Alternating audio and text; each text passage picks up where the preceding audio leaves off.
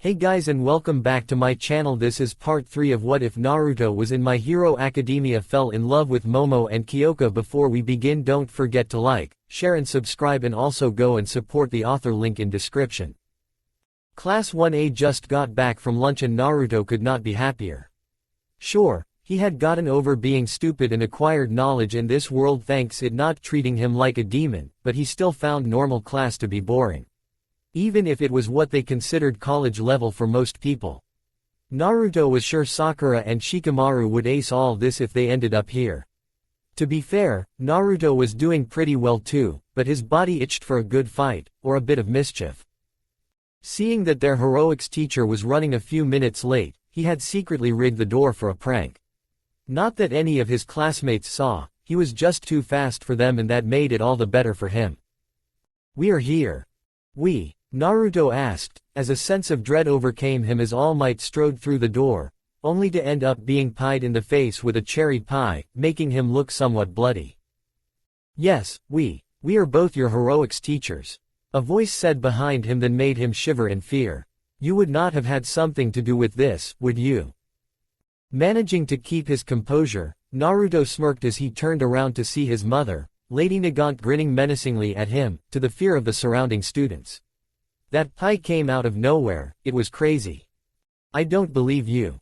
Naruto just smiled. "Did you or anyone else see it?" He knew too well how his parents worked. All Might was the show, while Lady Nagant worked from the shadows, always watching his back. At the tisk coming from her, he knew not even she saw what he did. But he also knew she had been looking into ways to up her perception. If he could pull one on All Might, then what about villains? This little game pushed each other and it was fun. "No, but I know you," Kana replied with a smirk of her own as she walked to the front where All Might cleaned himself up, but his smile never left. "You watch yourself. Then the game is still on." Naruto replied sardonically. However, he noticed the room had gone deathly silent. Looking around him, he saw all his classmates looking at him like he had grown a second head. "What? Dude, are you not fazed by anything?" Setsuna shouted to the amusement of the class. Kaminari and Kyoka were nearly blue with holding in laughter, while other students who weren't in the immediate friend group, were gaping at him. "You took my headless prank in stride like it was nothing, and now you are shooting the shit with a scary as hell Lady Nagant." Himiko giggled from her seat not too far away. "He's used it, you know, with her being our mom and all. That is so freaking manly." Eijiro commented and Itsuka had to agree. "Wait, you're her kids, this is freaking crazy. Speaking of, I knew you were going to be teachers here, I just did not expect you both to be the heroics teachers." Naruto comment. We wanted it to be a surprise." All Might laughed. "So I welcome you to our class of Heroics 101. Here you will learn the basics of being a pro. So, let's get into it. For our first lesson, we wish to see where you all are in terms of combat ability.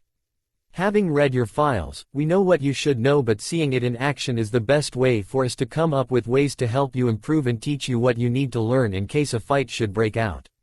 Lady Nagant explained. "Show us what you got. But one of the keys of being a hero is looking good." All Might announced as briefcases popped out of the odd metal portions on the wall. "Seems they actually had a function, neat. These were designed for you based on your quirk registration forms and the requests before school started." "Correct, while half the classes were made by a support company, the other half was created by our own Mei," Kiana explained, making the inventor really perk up at getting free advertisement. "Her creativity knows no bounds, and if you need adjustments or something better, Mei will be more than happy to help with that." "This is going to be so awesome," Setsuna shouted, much to the agreement of all of the class. "Get yourselves suited up and meet us at Training Ground Beta." "Yes sir. XXX. This is much more relaxed than Mr. Aizawa's quirk assessment test." Mina cheered in the girls' locker room as she changed into her leotard. Her costume was simple and to her tastes, but she could tell the others had something a lot more complicated. "Oh, no doubt," Himiko replied with a giggle. "Aizawa wanted to go all drill instructor and scare us into doing our best in exercises. Today, we get to fight, I think. What do you think of my cute outfit?" Himiko's outfit consisted of a full body, black catsuit with the thighs unzipped for breathing room. They were connected to stiletto-styled boots with the heels and zippers being a blood red. On her waist was a red belt that held a couple of black pouches for hold a few items for all to go. And on her back were a few other pouches, but they held durable tubes with a red liquid. Coming out the tailbone of her costume were two blue furry and almost flame-like tails. That flaming fur was also on her wrists and deep V-neck collar. It may have shown a little more cleavage than she was used to, but she could make her sexiness work for her. Next was a black animal collar around her neck and some furry cat ears just before her hair buns. Finally, she had two red clawed gloves with a concealed tube system for if when she was able to acquire new blood to consume. As for her weapon of choice, a deadly-looking kunai on a chain. The infamous kunai spear. "You looking cute and hot," Mina replied astounded. "Love the cat theme." "Thanks, got inspiration from Auntie Midnight and a friendly cat that hangs around my brother." Himiko replied cheerfully, with said cat being Matabi. She felt it right to bring to light that affectionate cat that was in her brother. Her and Hitoshi paid homage to a couple of Naruto's inner friends while Izuku used the name of another to make his costume. "Holy crap girl, you are as jacked as me," Toru shouted, her gloves showing her excitement for Kyoka. She had already complimented Itsuka's workout routine that paid off in lean muscles, but damn. She was not so self-conscious anymore, seeing a lot of the girls in her class actually took care of themselves. Not that anyone could see Toru, but still. "I kind of had to be when Mei said she was going make me some cool but heavy weapon," Kyoka replied as she shrugged, before walking over to what most of the group had assumed to be an overly large purple and black locker with straps.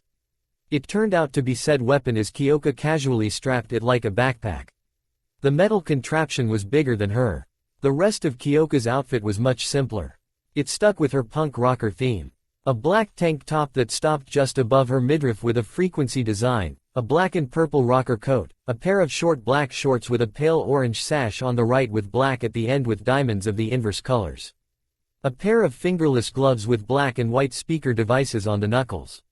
A pair of knee black high rocker boots with more speakers in it and with split skull designs acting as folded over flaps. On her head, she wore a pair of black and purple headphones that also attached to her earphone jacks as a layer of protection. Finally, under her left eye was a red markered on musical note. "Very punk rock. Love it," Pony replied cheerfully. While she was into a more country look, given her ranch hand look, she could appreciate that Kyoka made the punk rock look good. "Oh yeah, and Mei's mixture of cyberpunk and construction looks amazing as well." Setsuna replied with admiration of how good the class inventor looked. Mei wore a black and gray jumpsuit that showed off her body a little too well.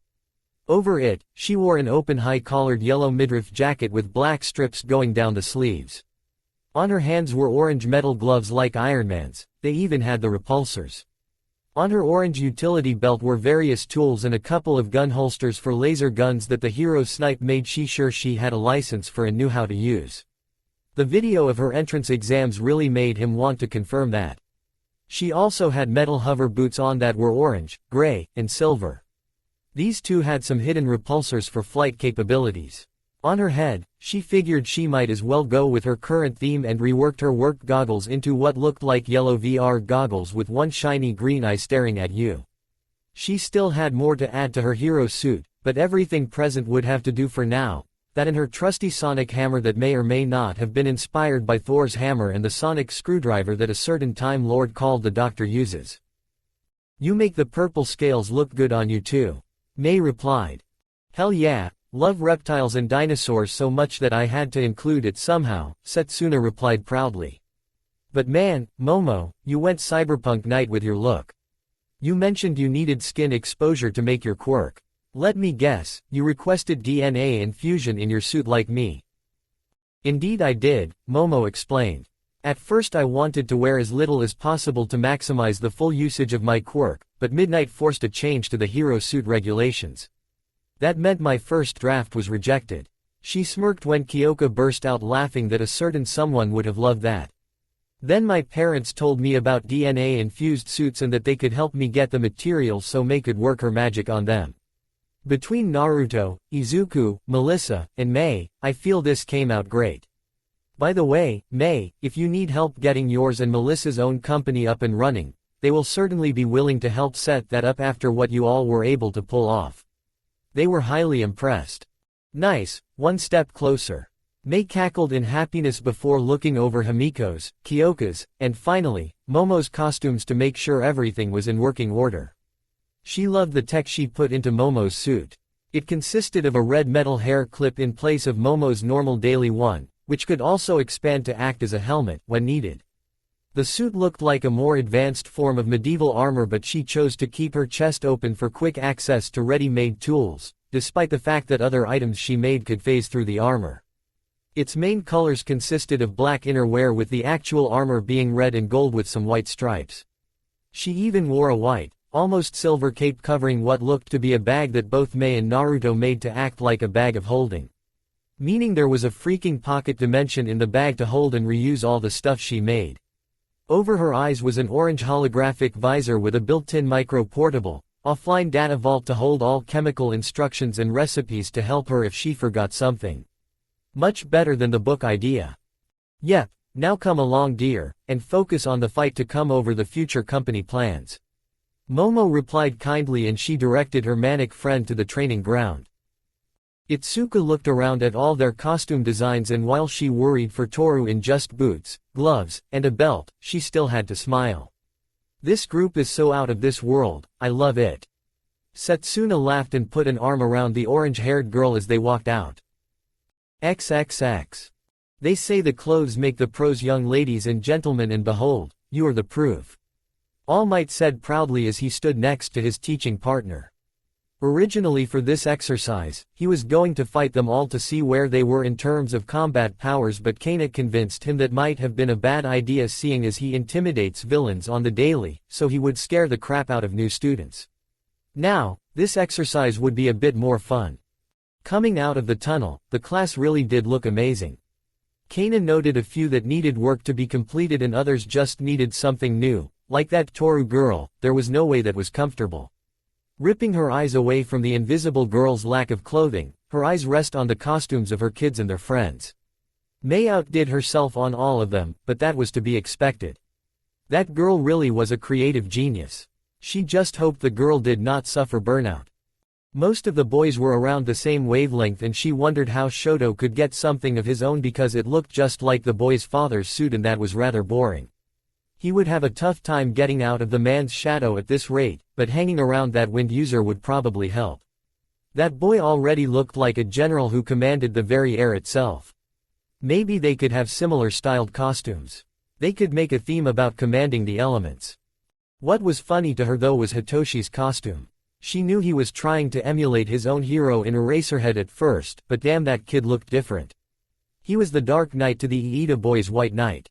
Sure, he had Aizawa's jumpsuit, but it was heavily padded to make it look like a muscle suit in the vein of Power Rangers or the Beetleborgs. He too had black metal boots on and she guessed it made a sort of sense to blend in with the shadows given his specific quirk. Speaking of said quirk, it worked with his helmet. The lower half looked to be a sort of voice modulator mix with an amplifier while the top half looked to be a techier version of the old knights used to wear with a grill view. Not to mention that horn of those horned beetles was on top. She guessed that was more for his wrestling moves he picked up. Along his wrists were the stingers he used during the entrance exam, but in his hands were a pair of tonfas that she knew packed a few nasty surprises. However, the thing that stood out most to her was the beetle shell backpack because it acted as a flight device if needed. By way of flight, she meant the 6 capture clothes coming from it that could turn rigid via some form of electricity. And one more capture cloth around his waist. That boy sure had his inspiration from Eraserhead and Naruto's seven-tailed friend. Then there was little Izuku, and she knew for a fact that Inko and May worked together on this suit. At first, they wanted to pull inspiration from an old comic book hero from pre-quirk times in a guy called the Flash with his increase in speed thanks to a discovery in his quirk, but opted to do something different. Given that one of Naruto's inner friends was called Son Goku, they went with the original Sun Wukong inspiration and it worked with his fighting style. His outfit seemed to be a techier version of Sun Wukong's outfit and was filled with plenty of shades of green and a bit of red and white. The jacket's arms had plenty of that along with his utility belt. He took a bit of inspiration from Momo's holographic visor and added green lightning bolts to the ears, both an inspiration to the Flash and All Might's hair horns. Finally, he had a long green bow staff with white clubbed ends.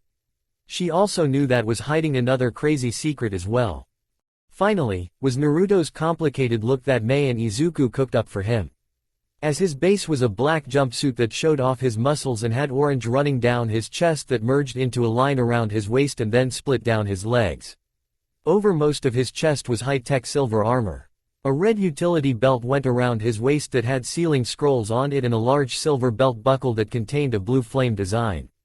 On his feet, he wore metal silver, red, and black boots as well.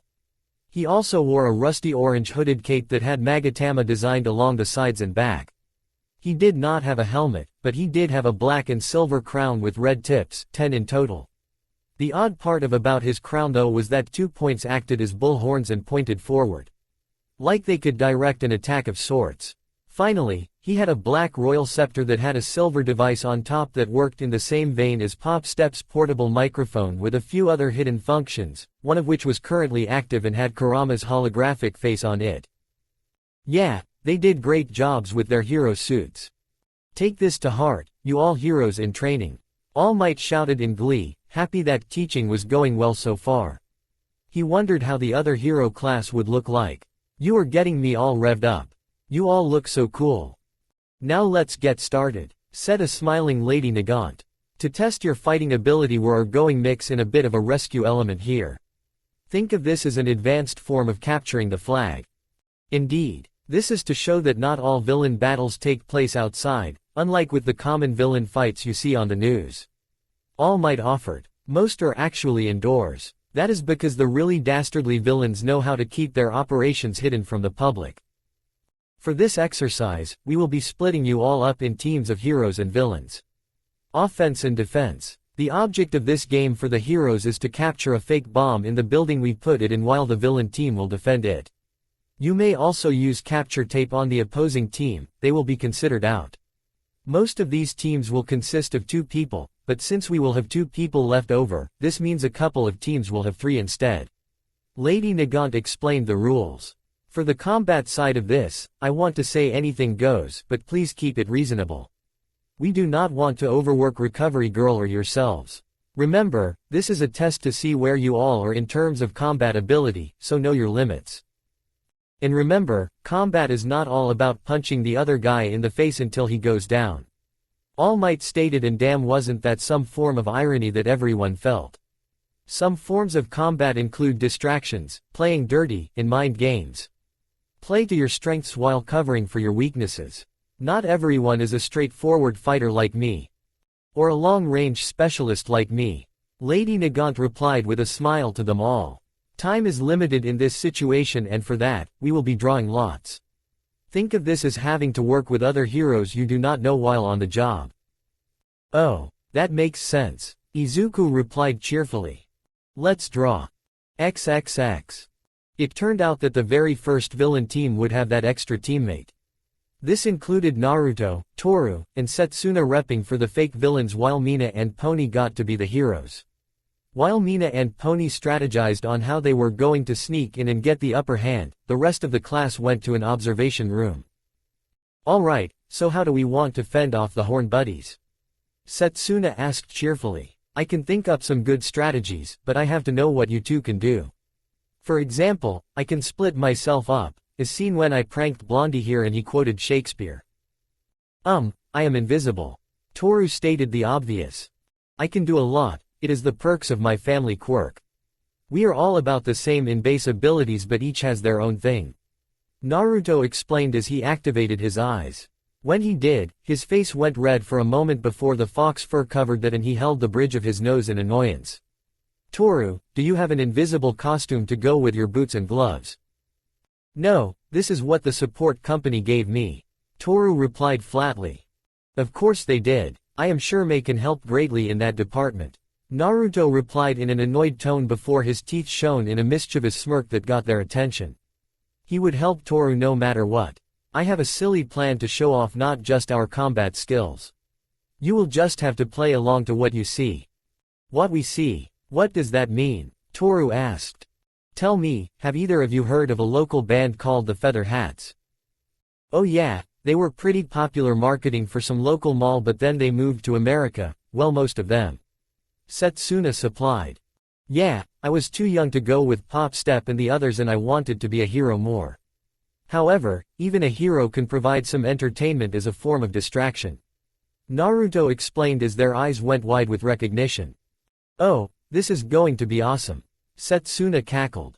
I can't believe you're that kid. Toru jumped with joy. Yeah, now let's Scooby do this shit. XXX. Back in the observation room, the students were chatting excitedly on who they think would win this match when All Might spoke up. Alright, planning time is up. Time to start the match. However, as soon as he saw Naruto push a button on his scepter, the TVs glitched as sound started pouring into the room. Forgive me, All Might, but I wanted to put on a show. Let's get wild, shall we? Naruto replied over the now functioning speakers. Wait, what? How is he doing that? Eijiro asked, a bit unnerved. Mei just cackled. Seems he is putting that hacking device I put in his scepter for a test run. Huh. Go baby go. Of course, you would do this. Lady Nagant sighed but was smiling nonetheless. This would be Naruto's plan. Mess with the students instead of outright fighting them, since he knew he was stronger. Ninja-like to the very end, plus he didn't want to be bored. Naruto, don't go too overboard. I do not understand. What is going on? Mezzo asked. A show. Just enjoy it. Kyoka replied with a huge smile. XXX, please play the song Hide and Seek from VoicePlay. As soon as a haunting melody began to play through the halls that Mina and Pony were traveling through, it began to change, twist, and turn. What is going on? Pony asked nervously and sadly. Mina had no clue, but the haunting melody was starting to affect her. It brought fear to them both. Messed with their minds along with their objective. Ding dong. I know you can hear me. Naruto sang with a deep baritone that sent shivers down their spines. The images of the building around them changed into a rotting sewer that had many doors throughout it. And every time someone sang, ding dong, the place would shake and drip water down from the broken pipes. Open up the door, I want to play a little. Ding dong, you can't keep me waiting, it's already too late for you to run away. Fuck this. Pony screamed as she ran to a door just to find a way out of this, because she was officially scared shitless and the way back was blocked by a wall. However, she played right into Naruto's hands, as when she opened the door, someone was indeed waiting for her and Mina. Gold and purple tinted smoke billowed out from the door as a person in a large red jacket with numerous straps and buttons, and a high collar that obscured his mouth and nose walked within and looked dead on his feet. He was so pale and bloody. Serpents and spiders. Tail of a rat. Call in the spirits, wherever they are at. Mina quickly slammed the door on the dead stranger before grabbing Pony and running through another door. Hopefully, it led to a set of stairs or the freaking exit. She did not care, she wanted out of this haunted house. That was how much fear overrode her brain. Ding dong, I know you can hear me. Another deep but creepy voice called out as multiple somethings slammed on the door they passed through, banging loudly. I only want to play a little. When the door burst open, another man with very familiar gold and black tendrils flailing around him stood before them as a hallway opened up for the girls to run through. This man was large and imposing with his bald head and creepy grin. He was dark in ripped up leather clothes, broken golden stylish goggles, and the dangling remains of a bandolier. Like the last man, he too looked dead on his feet, especially with a giant hole in his chest. Ding dong. You can't keep me waiting. It is already too late to try and run away. In their fear, they chose to run as fast as they could and only stopped when a window appeared at the end of the hallway that actually showed how normal it was on the outside of this hysteria-inducing illusion. However, what stopped them was a floating that if they bothered to pay attention would know it was Setsuna in a top hat. I see you through the window. She was joined by another woman phasing through the wall, floating in midair with a broken neck. She looked to be around Lady Nagant's age with a beautiful figure in a caped hero costume. Too bad she also looked dead like the others, as she locked eyes with the younger girls and smiled before continuing the song alongside Setsuna's and Naruto's baritone. Our eyes are locked together. I can sense your horror. Though I'd like to see it closer. Mina and Pony had a moment to breathe as Setsuna and the other woman's visage disappeared but had to use that new breath to scream at the top of their lungs when the ghastly image of the woman appeared before them in a ghostly wail. They were gone through another before she could react, and for that, she broke character for a moment by giggling like a schoolgirl as she disappeared. Two men then appeared to chase Mina and Pony through a seemingly never-ending hallway. In addition to looking a little bored, they too looked dead with ripped-up clothes and profusely bleeding scars. One man had short, spiky, ginger salmon hair and then red but bloodshot eyes. The scar across his face drained blood down his face, making his voice a bit gargled. The other man had ghastly silver hair partially tied up in a spiky ponytail with a blood-splotched black bandana around his forehead. One of his eyes was missing and bleeding down his face. Ding dong, here we come to find you. Hurry up and run. Let's play a little game, it will be fun. Ding dong, came the high-pitched voice of Toru as the girls managed to find a hiding spot, a broom closet with a viewing hole. Mina paled considerably when she looked through it to find that she could see Toru's true face, curly lime green hair and all, but he was dressed as a ghostly bride with missing parts of skin and deep gashes. Our game of hide and seek has just begun. Oh, I heard your footsteps. Pony pulled Mina away from the door as the floor gave way and they were forced to run down another hallway, desperate for a way out and not thinking straight. They even forgot they were in an exercise for heroes. Footsteps thumping loudly through the hallways. Naruto's loud voice rang all around them as the hallways twisted itself so that it seemed they were running on the ceiling. I can hear your sharp breaths. You are not very good at hiding. Just wait, you can't hide from me. A new voice rang out, scaring the girls even more as the face of another man appeared around them with two scar-like cracks stretching from the left side of his forehead to his chin and of course bleeding as well. I'm coming, Setsuna's creepily sang out. Just wait, you can't hide from me. Another new voice came from in front of them, making them turn down another hallway. Like the man before him, he too had pale white hair that only allowed him to show off one bloodshot eye and a sickly figure. I'm coming, Naruto wailed out. Just wait, you can't hide from me. Nana sang out, spooking the girls again, but she shushed them and then winked before disappearing again. La la la la. The men all snag hauntingly before the last la was belted out by Nana's high-pitched voice that turned into a scream. Soon the girls found themselves in a room with no exit because the door disappeared and they began to heavily panic. But Naruto's voice rang out again as the walls themselves were filled with knocking sounds. Knock knock, I am at your door now. I am coming in, you better hide. There's no reason to ask for permission. The voices of all the ghosts sang out. Knock knock, I am inside your room now. Where is it you've hid? Setsuna sang as her head appeared and played it looking for them. Our game of hide and seek's about to end. Mina and Pony backed up only to bump into the rest of Setsuna's body in a fancy three-piece suit just standing there, but it seemed that caught her attention and she smiled devilishly at them. I am coming closer. Naruto's voice rang out with glee. Looking underneath your bed. You're not here, I wonder. Could you be in the closet? Toru giggled out as she appeared in the room with them as well. Ding dong, I have found you. Setsuna cheered manically. Ding dong, you were hiding here. Now you're it. The voices of the 7 other adults cheered out as they too appeared in the expanding room with it starting to stop twisting around and become stable. Ding dong, finally found you, dears. Naruto said as he too appeared in the room with them. As the ghosts mechanically danced a bit, they disappeared as it seemed the song was coming to an end. Nana, once again breaking character, just waved at the 2 girls happily as life returned to her visage. Then the others disappeared along with the sewer hallways as the bomb room appeared along with the item they had been searching for as it all came back to the forefront of their minds. Ding dong, looks like we have won. Setsuna cheered. Ding dong, pay the consequence. Toru replied, invisible once again. Mina and Pony, despite the tears running down their faces, snapped back into action as reality hit them and what their objective had been. Or they would have if they could move because they were now wrapped in capture tape.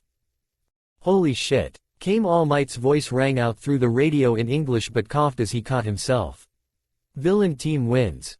Holy shit. Mina shouted in a panic as she tried to calm Pony down as well as herself.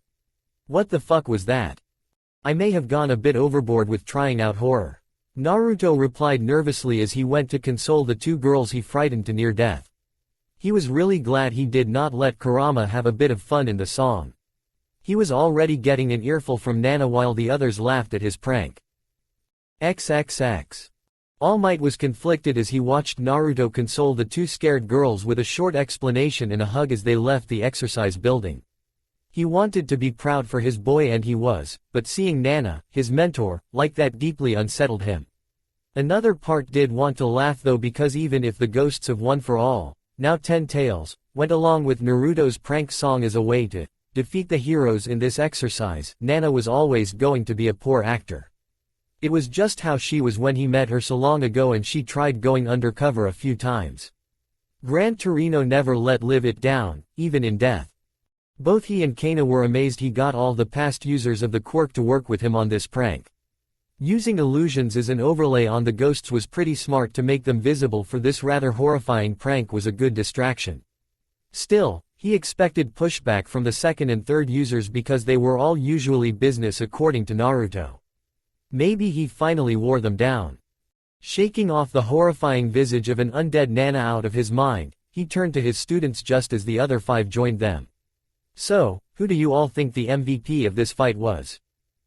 Naruto. Practically everyone deadpanned. True, Lady Nagant stated but pointed at Setsuna. But I believe that Setsuna should be the one to have that role.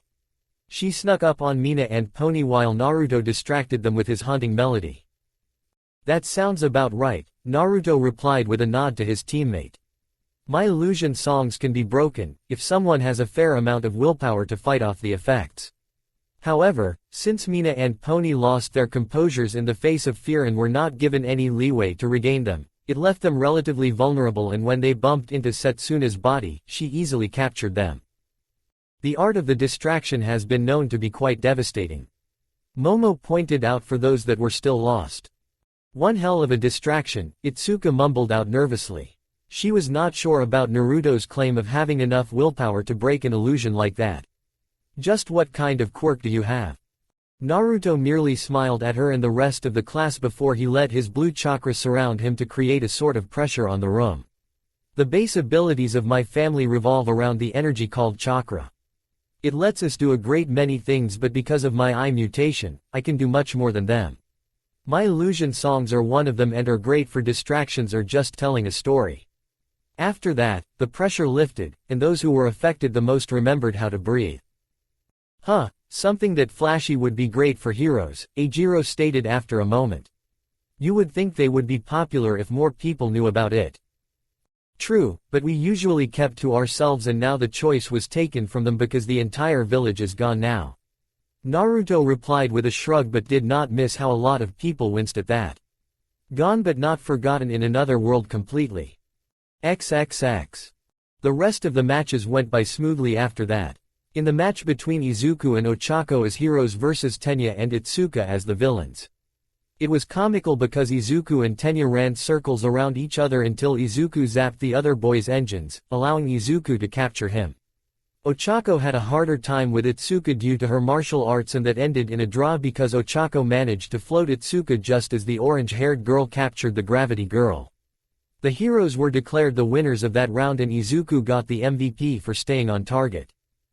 The match between Mezzo and Kota as the villains versus Shoto and Inasa as the heroes was rather one-sided.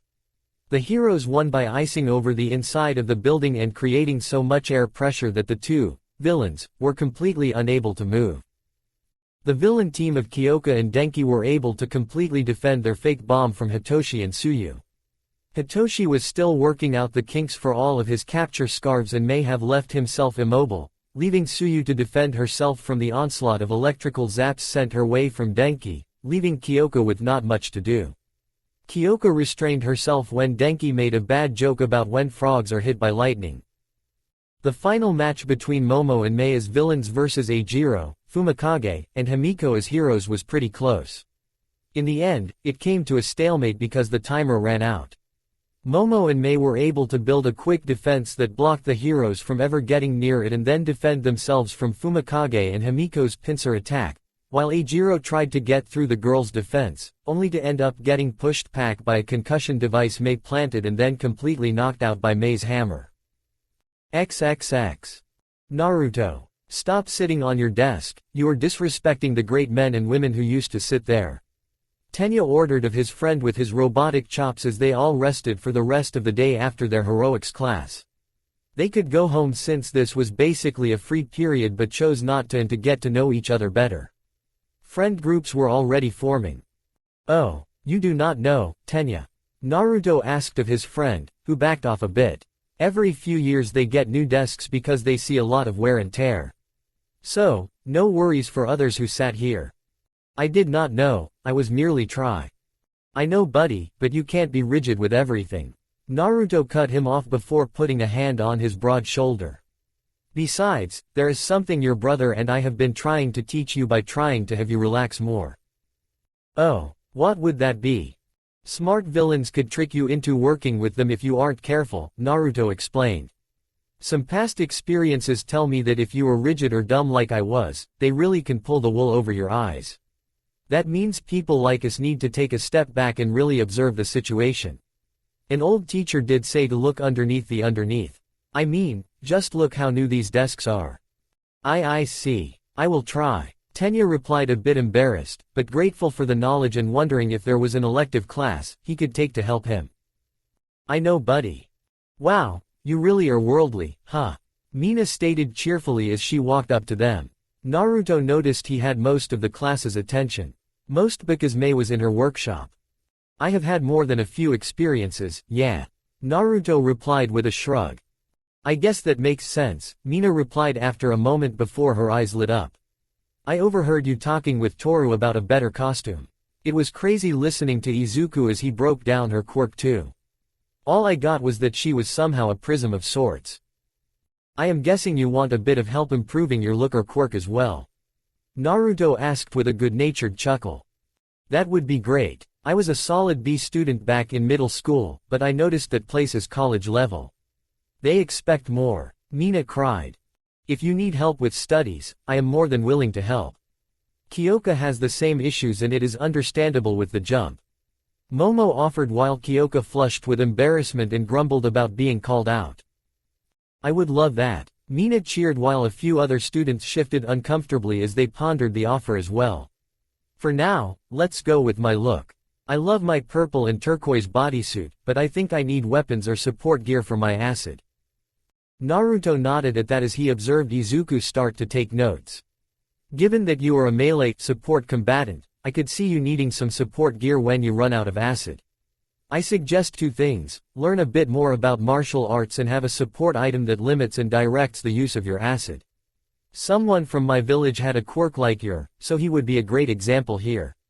Naruto used the transformation technique to turn into the Jinchuriki of Seiken the six-tailed slug, Utakata. Although he was not from Naruto's village, it got the point across. He pointedly ignored the comments of him turning into a pretty boy and continued. This was Utakata, like I suspect your quirk is, his was connected to slugs. The way he used his acid was in the form of bubbles he used from a smoking pipe. Now I doubt you would want to copy him, so I suggest you work with Mei for some support gear ideas. Like a bubble bazooka or something. In a poof of smoke, he was back to normal, but Mina had stars in her eyes at the possibilities. She wanted to run to Mei's workshop right now, but she also wanted to hear what he could cook up for others. Now for you Toru. Naruto replied as she turned to her, but a heavily annoyed expression came over his face. Having been in contact with Mei and another friend in Melissa's shield, I am really livid with what your support company did to you. Plus, as a warrior, I know they did you a disservice. You have no barrier in clothing for the elements and no armor to truly protect yourself. It was the truly lazy, and I doubt even my old friend Shikamaru would have found it troublesome to provide you with competent protection. With his mini tantrum over, he took a breath and smiled at the invisible girl. However, he noticed a few students were a little rattled at his outburst. He may have let out a bit of killing intent, he had been so angry. I apologize for my tantrum, Naruto commented sheepishly and continued. I have not known you for very long, but I suspect that you are fun-loving and mischievous as well. Pair that with your invisibility and I know you could be a great ninja-themed hero. Also, I noticed with my illusion overlay to make you visible, you have a lot of hair, and since May has been working with DNA infusion and material that could give Kevlar a run for its money, she can make something great for protection and stealth. As for the design, maybe May and Izuku could help you more there. That is so helpful, thank you. Toru cheered. But I have 2 questions. Despite my invisibility, how would you know I am great for stealth, and how did you know what I looked like for the illusion? Naruto cleared his throat with a bit of nervousness, so he decided to play this carefully. He did not want to get hit today. You learn a lot just by observing and listening. I have experience in that field, so I know you would work well for it. Matter of fact, you, me, Himiko, Hitoshi, and even Mina would make a great stealth and subterfuge team. I am sorry, me. Mina asked with a disbelieving giggle. I am bright pink. And I painted a monument similar to Mount Rushmore in broad daylight, while wearing a bright orange tracksuit. Naruto responded with a dry deadpan and matching look. Wait, what? Itsuka shouted in shock. Yeah, it had the heads of all the past leaders of my village. Naruto chuckled out. If I could do that with my knowledge of stealth, so can you, Mina. However, a stealth team is not the only team I would have you 2 in. I would have you 2 in an information gathering team as well. After listening to you gossip about stuff around school, I can tell you be great for it. In fact, Koji, Pony, Denki, and Kyoka would be there right with you. Koji because I am sure animals can tell you a lot about human actions and conversations. Pony because she listens to everything and translates it, plus you, Kyoka and Toru get along great with her. Denki is a shameless flirt and listens for the right time to talk to people and uses that info in a conversation. And Kyoka is a music lover that can attract people with her music, and people open up around that. Just listening to the blonde about this stuff amazed those who did not know him as well. His friends were just amused and a little worried for Naruto as he dove into memories of his past. Having been called out yet again, Kyoka sat down next to him as a show that she was there if he needed her. This did not go unnoticed by Mina. As the rest of the day went on, others in the class asked either Naruto or Izuku for some help on their quirks and/or their costumes. Momo would chime in on a lot of things she knew, while Hitoshi and Himiko watched on casually. It was entertaining for them, and it gave them hope for the future, as no one seemed to hate them or their quirks when they were asked about theirs. All seemed right, for now. XXX. Before the school finally ended, May and an amused Naruto took Pony to the Recovery Girls' Infirmary. Granny Chio, we have a request, May shouted excitedly. A request from you? I fear for my health. Recovery Girl deadpanned but was still smiling at them. May's old explosions did nearly get her when she worked with the girl on medical equipment after all. She had a right to be worried. Nothing like that. I do not make that many explosions anymore. May replied a little too cheerfully. There was the odd explosion, but the kind nurse did not need to know that, or else she'd be hit with her walking cane again, and she did not want that. We were wondering if you would approve and supervise a small surgery, Naruto explained quickly for May's sake. We want to help Pony break through the language barrier with another upgraded version of May's cyberpunk translator. Patent still pending, May said automatically, as if having said that a lot. Chio gave the two a deadpan stare before looking at Pony and asking in English, is this something you really want? For a moment, Pony smiled and said, it could be fun and I would not be so behind everyone.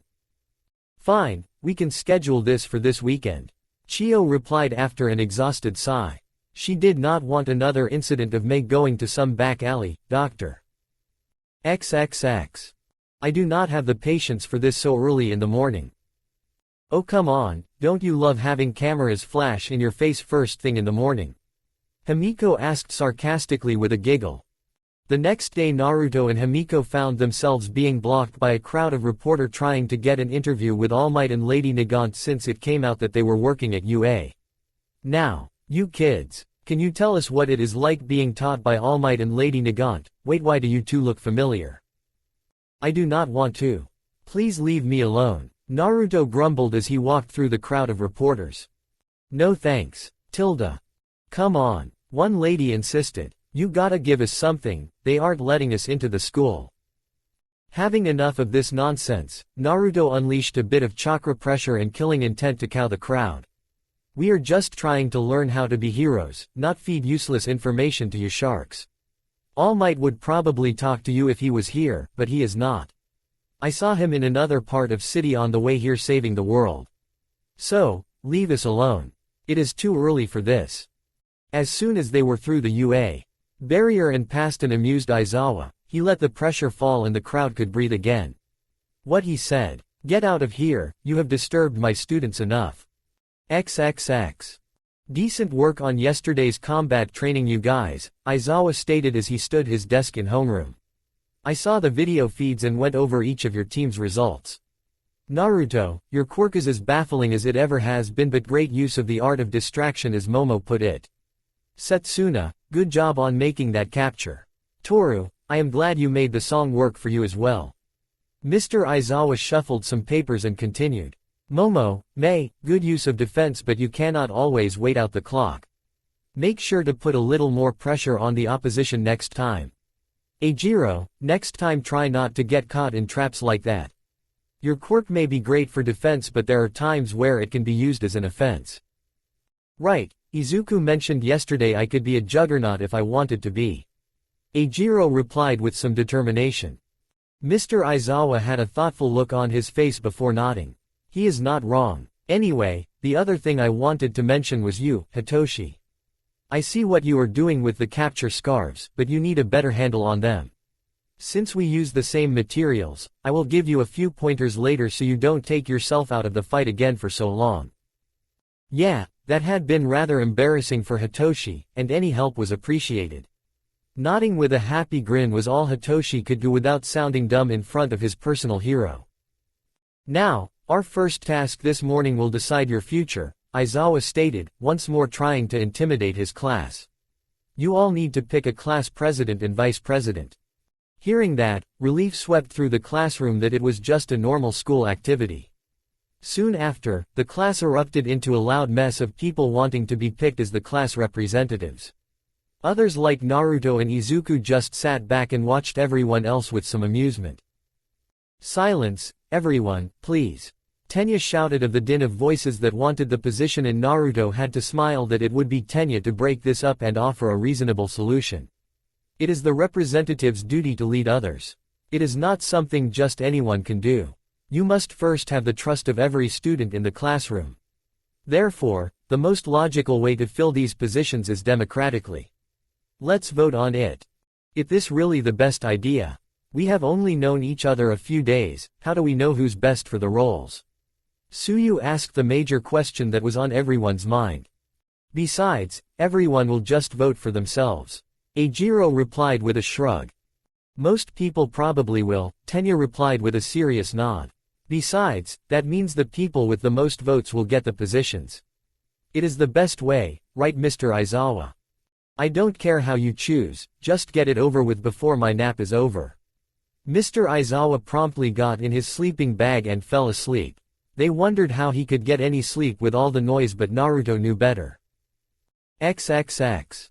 To make sure the votes and results were fair, Mina and Pony counted the votes, and it seemed even they were happy with the results.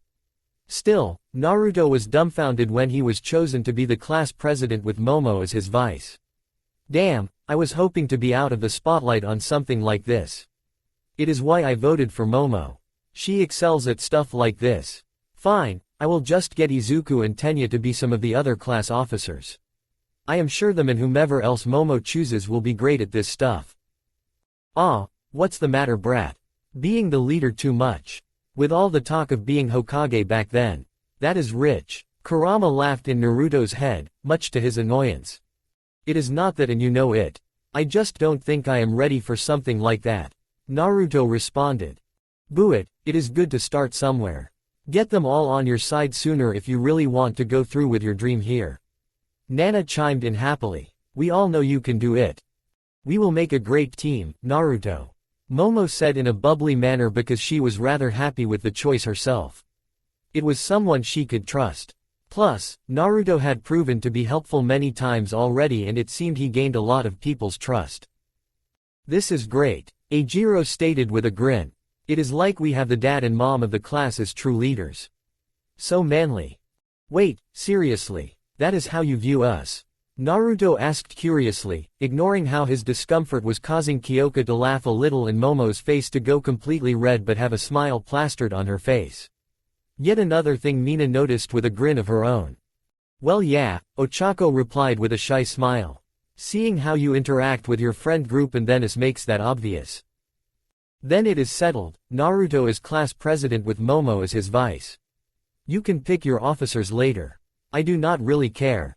Mr. Aizawa stated as he walked out of the classroom to let the next teacher in.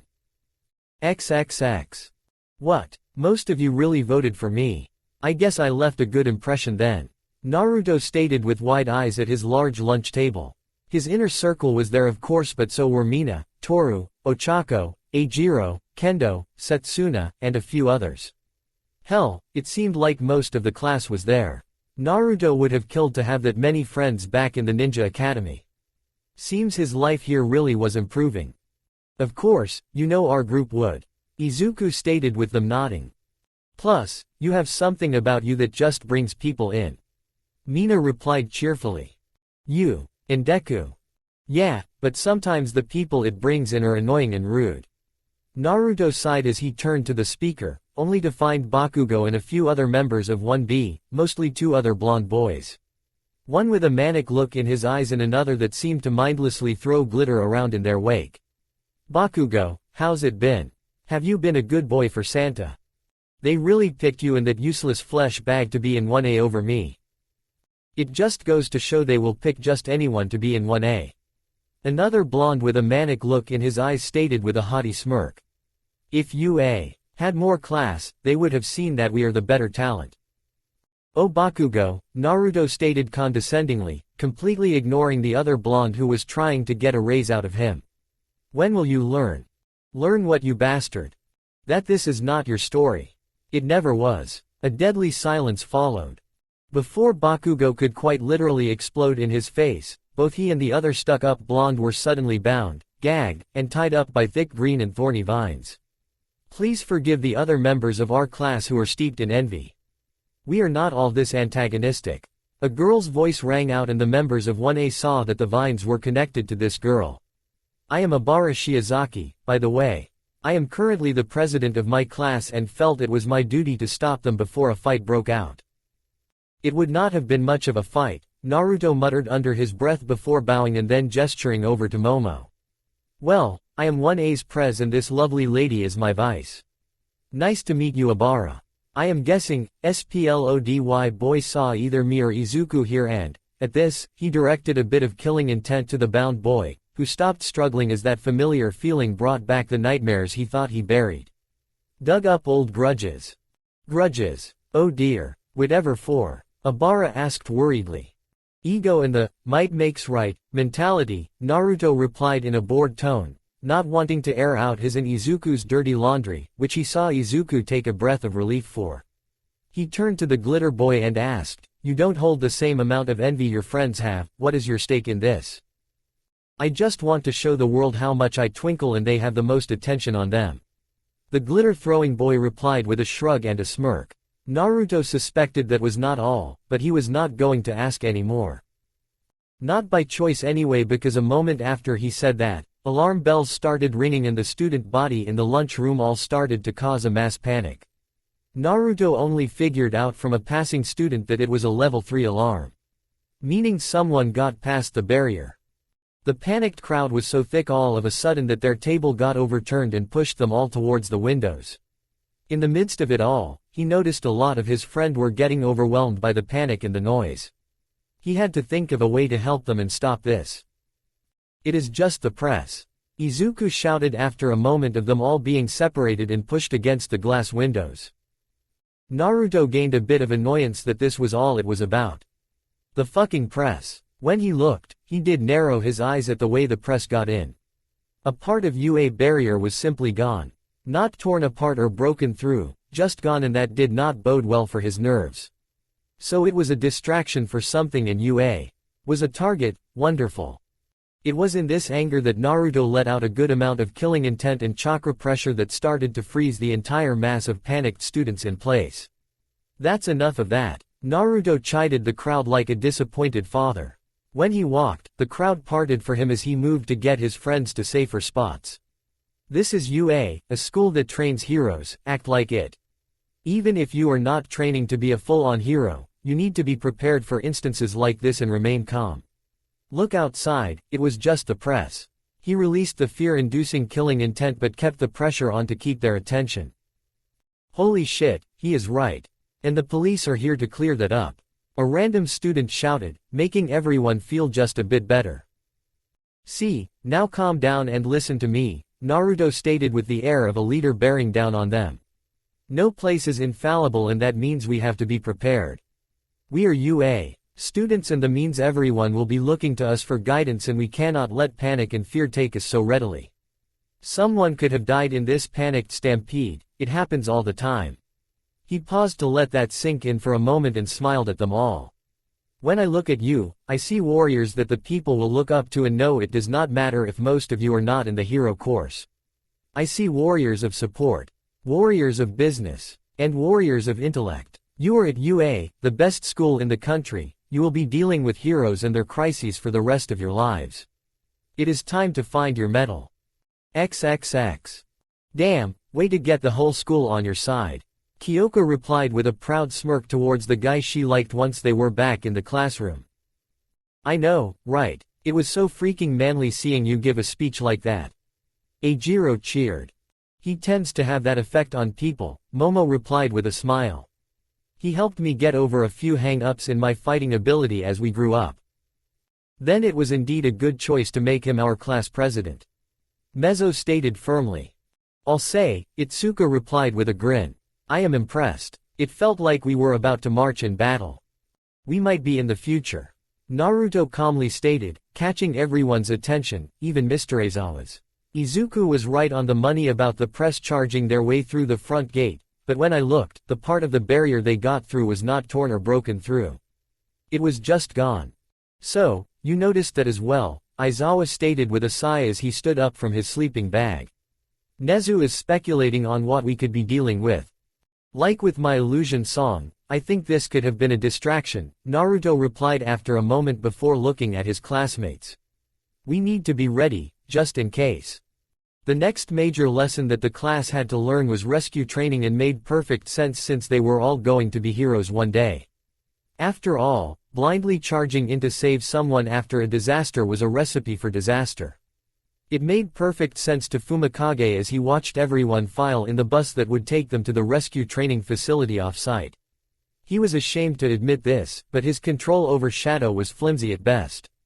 Do not get him wrong, he loved at her as a sibling should, but she was still his quirk. He knew she got egotistical with more darkness and had learned to keep a flashlight or two on his person at all times, including extra sets of batteries. However, with Dark Shadow's fluid form, she was perfect to get into all the nooks and crannies that trapped people. Fumikage knew he and his quirk were great for combat-related hero work and rescue as well. He just wished it was easier to control his darkness.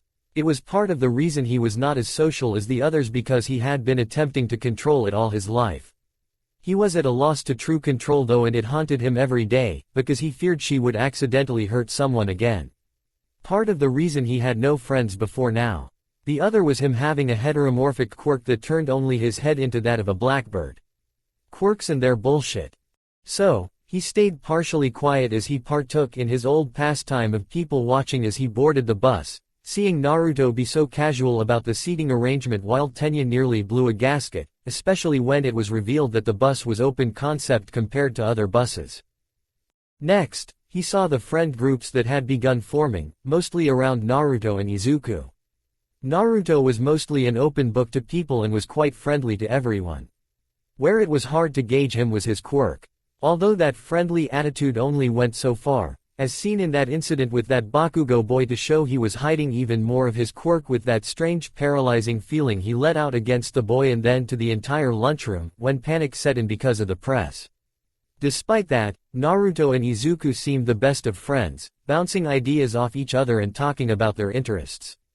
Tenya was also a friend, but it seemed Naruto was helping the boy try to relax more than anything while trying to get Shoto to open up more, with help from Inasa. He was close to Himiko too, in that sibling relationship he knew too well with Dark Shadow and that seemed to extend to the perpetually tired Hitoshi. He wasn't sure how Mei, the maniacal mechanic, fit into his friend group, but even they were friendly to each other, and like with Tenya, Naruto knew how to work with her personality. Denki on the other hand, he just so carefree that Naruto vibed with it easily. What really intrigued him was Naruto's relationship with Momo and Kyoka, who decided to sit on either side of Naruto. If even he could see that there was something more going on there, he was sure others, like the ever-cheerful Mina, could see it too. But who was he to call that out? He valued his privacy to know others valued theirs just as much. There is something that makes me curious, and excuse me for being blunt, Tsuyu called out, getting Naruto's and by extension everyone's attention. It was not hard to get Fumikage's, because he was sitting right next to her and Mina. Mutant types often do gravitate to one another, even if personalities clash. But what exactly is Ten Tails supposed to be? It does not act like most quirks, even Shoto's double quirk. Oh yes, asking the big question that was on everyone's mind. Naruto merely smiled gently at the frog girl, much like how an older sibling would when they knew something the other siblings do not, and was keeping quiet to protect them. What? Fumikage did not have siblings in the traditional sense, but because he did not have many friends growing up, he watched a lot of TV and was very observant. Now that would be telling. Naruto replied cheekily, which earned him more than a few unamused looks from the others, while those of N. Okay, I will tell you some of my abilities. Chakra is versatile, you saw that with my transformation technique, which is illusion-based. That feeling that triggers your fight or flight instincts is something I learned how to do a long time ago, from a guy who tried to kill me as a kid called the Demon of the Mist. I will not say much more about that. If you were there in my testing area, you would have seen what I did with the zero-pointer. Indeed, Mezzo stated from his seat. Seeing you summon a giant toad from black and green energy to confront and slice it in half was quite the sight. So freaking manly. Eijiro whispered in awe, making Itsuka and Setsuna giggle at him. Yeah, but it was not always like that. It was just another power related to my ringed eyes, but it was put through an evolution of sorts that makes my animals pure energy and more malleable for transformations into other things on a whim. Naruto explained as roughly as he could, but he did notice that Koji seemed to lose interest because the animals were not real. You can't forget about my illusion songs, but I will say, my favorite power is this. Naruto transformed into his half-fox state he used when singing but did not stop. No, he shifted into that of a full-on fox the size of a Maine Coon cat. This is fun to use and is connected to one of my most powerful abilities, something I'm not going to reveal anytime soon. Man, you can do a lot of flashy stuff with your quirk, Eijiro stated before hardening his arm. My hardening is super strong and could destroy bad guys in a fight, but it doesn't look all that impressive. Oh no, you're wrong about that. It is really awesome looking. Izuku replied with stars in his eyes. Besides, your quirk does not have to be flashy, get the job done and catch attention. You can save so many people and get attention that way. You are definitely pro material with a quirk like that. You really think so? Eijiro asked, a bit unsure of himself. Hey, trust me, Izuku could think up ways to help if you want flashy. Denki replied with a snicker before calming down. My quirk was flashy, sure, but it had no control. Just went everywhere and wasted time, especially after I went stupid. Kyoka burst out laughing at this, annoying him just a bit, but he was used to it and knew he would never live that down. But he, Mei, and our overseas friend, Melissa, helped me a great deal. He held out a hand and created a small barrier between himself and everyone else with just electricity. It was a great way to make a shield. We can make our protection flashy if we want, dude, we just have to have style. I may have learned that through watching the hero crust rise through the ranks. There are ways to improve your quirk. Momo input. I learned this while learning about my own quirk because what I create passes through my skin and I was interested in learning all I could. Technically there are 7 layers of skin, but I think you would be able to manipulate the first 3 easily. Showing mastery over those will also net attention. Wow, thanks. I will look into that later. Eijiro said excitedly before he went quiet with a contemplative look.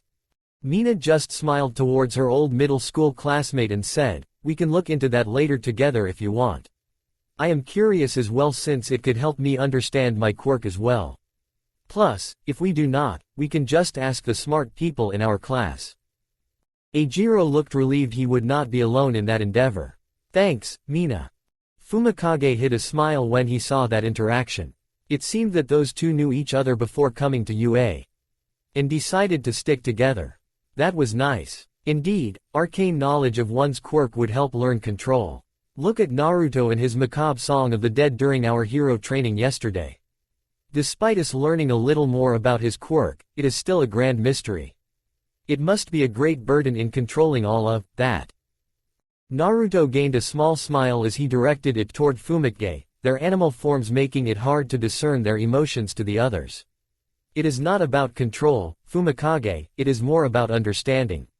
The more you try to control something sentient, the more a pit of resentment will form and you lose any control you were working towards because you lost their trust. Quirks are smarter than we give them credit for, and yours has proven to be sentient. Learn to trust and work with Dark Shadow and you will be unstoppable together. And how do you know this? Fumikage asked after a moment of silence throughout the bus. Naruto gained a toothy smile as he went golden for just a moment and grew a second tail. If anyone paid attention to the rest of Naruto during that moment, Kurama appeared over Naruto protectively. Once both tails were out, he grew them a bit because he knew Kyoka and Momo liked how warm they were. When you gain an understanding with your quirk, you learn to trust it and it will help you along in progress if you let it. As Fumikage watched Momo use one of Naruto's tails as a fancy scarf and Kyoka just snuggle up to it, he looked to Dark Shadow, who formed next to him, and it spoke for him. If I gain too much darkness, I tend to get cocky. I sometimes stop listening to Fumikage. Naruto shrugged. Dark Shadow, you are intelligent like us, and for that, you must learn like us. Remember, darkness is not inherently evil, it is what hides in the dark that what makes people feel fear. He thought he would pull from his sage training a bit here. Take a little at a time and get used to the power and how it feels for you. Power can corrupt, and if you take too much, you might be lost to it. I knew a guy whose quirk was to absorb the power of the earth and it made him stronger. However, he took too much and became an immobile stone. He would never move again, and soon the earth took its power back and him along with it. Fumikage and Dark Shadow, learn balance and understand how much that is for the two of you. Naruto realized by the looks on their faces he might have scared those two with the consequences of taking too much nature chakra and the toad statues that he had to add that last part. They did not have an old and grumpy toad to whack them every time they took too much. The concept of turning into darkness and losing themselves to their element did scare the shit out of the two patrons of darkness. Through their mental link, they vowed to find a way to understand their power so they did not end up lost within the dark. So manly, with that type of understanding, I could see Naruto going pro, or ending up as a teacher here at UA. Eijiro stated before gesturing to Izuku and Shoto. Izuku with his own quirk and zest to learn about all quirks would make for a good pro and possible quirk analyst. Shoto would make for a good pro as well, would probably surpass his old man too. You know, Eijiro has a point. I guess I will work just as hard to understand my quirk better and become an awesome pro myself. Itsuka replied with a determined smirk alongside Setsuna. Alright, we are here. Stop messing around, Eraserhead announced, but hid a smile at the conversation he overheard. It seemed he really did have a good batch of kids this year. XXX. As soon as the class got off the bus, they were greeted to the sight of a giant building and another pro-hero teacher in the form of 13. Someone who was covered head to toe in a futuristic-looking space suit, so it was hard to determine who was under the suit. Naturally, Izuku knew all about this rescue hero who specialized in rescue efforts in all sorts of disasters all over the world. What was a surprise to Naruto was that Ochako was a huge fangirl of 13 as well, matching Izuku with her knowledge. It was funny to watch those two in stereo.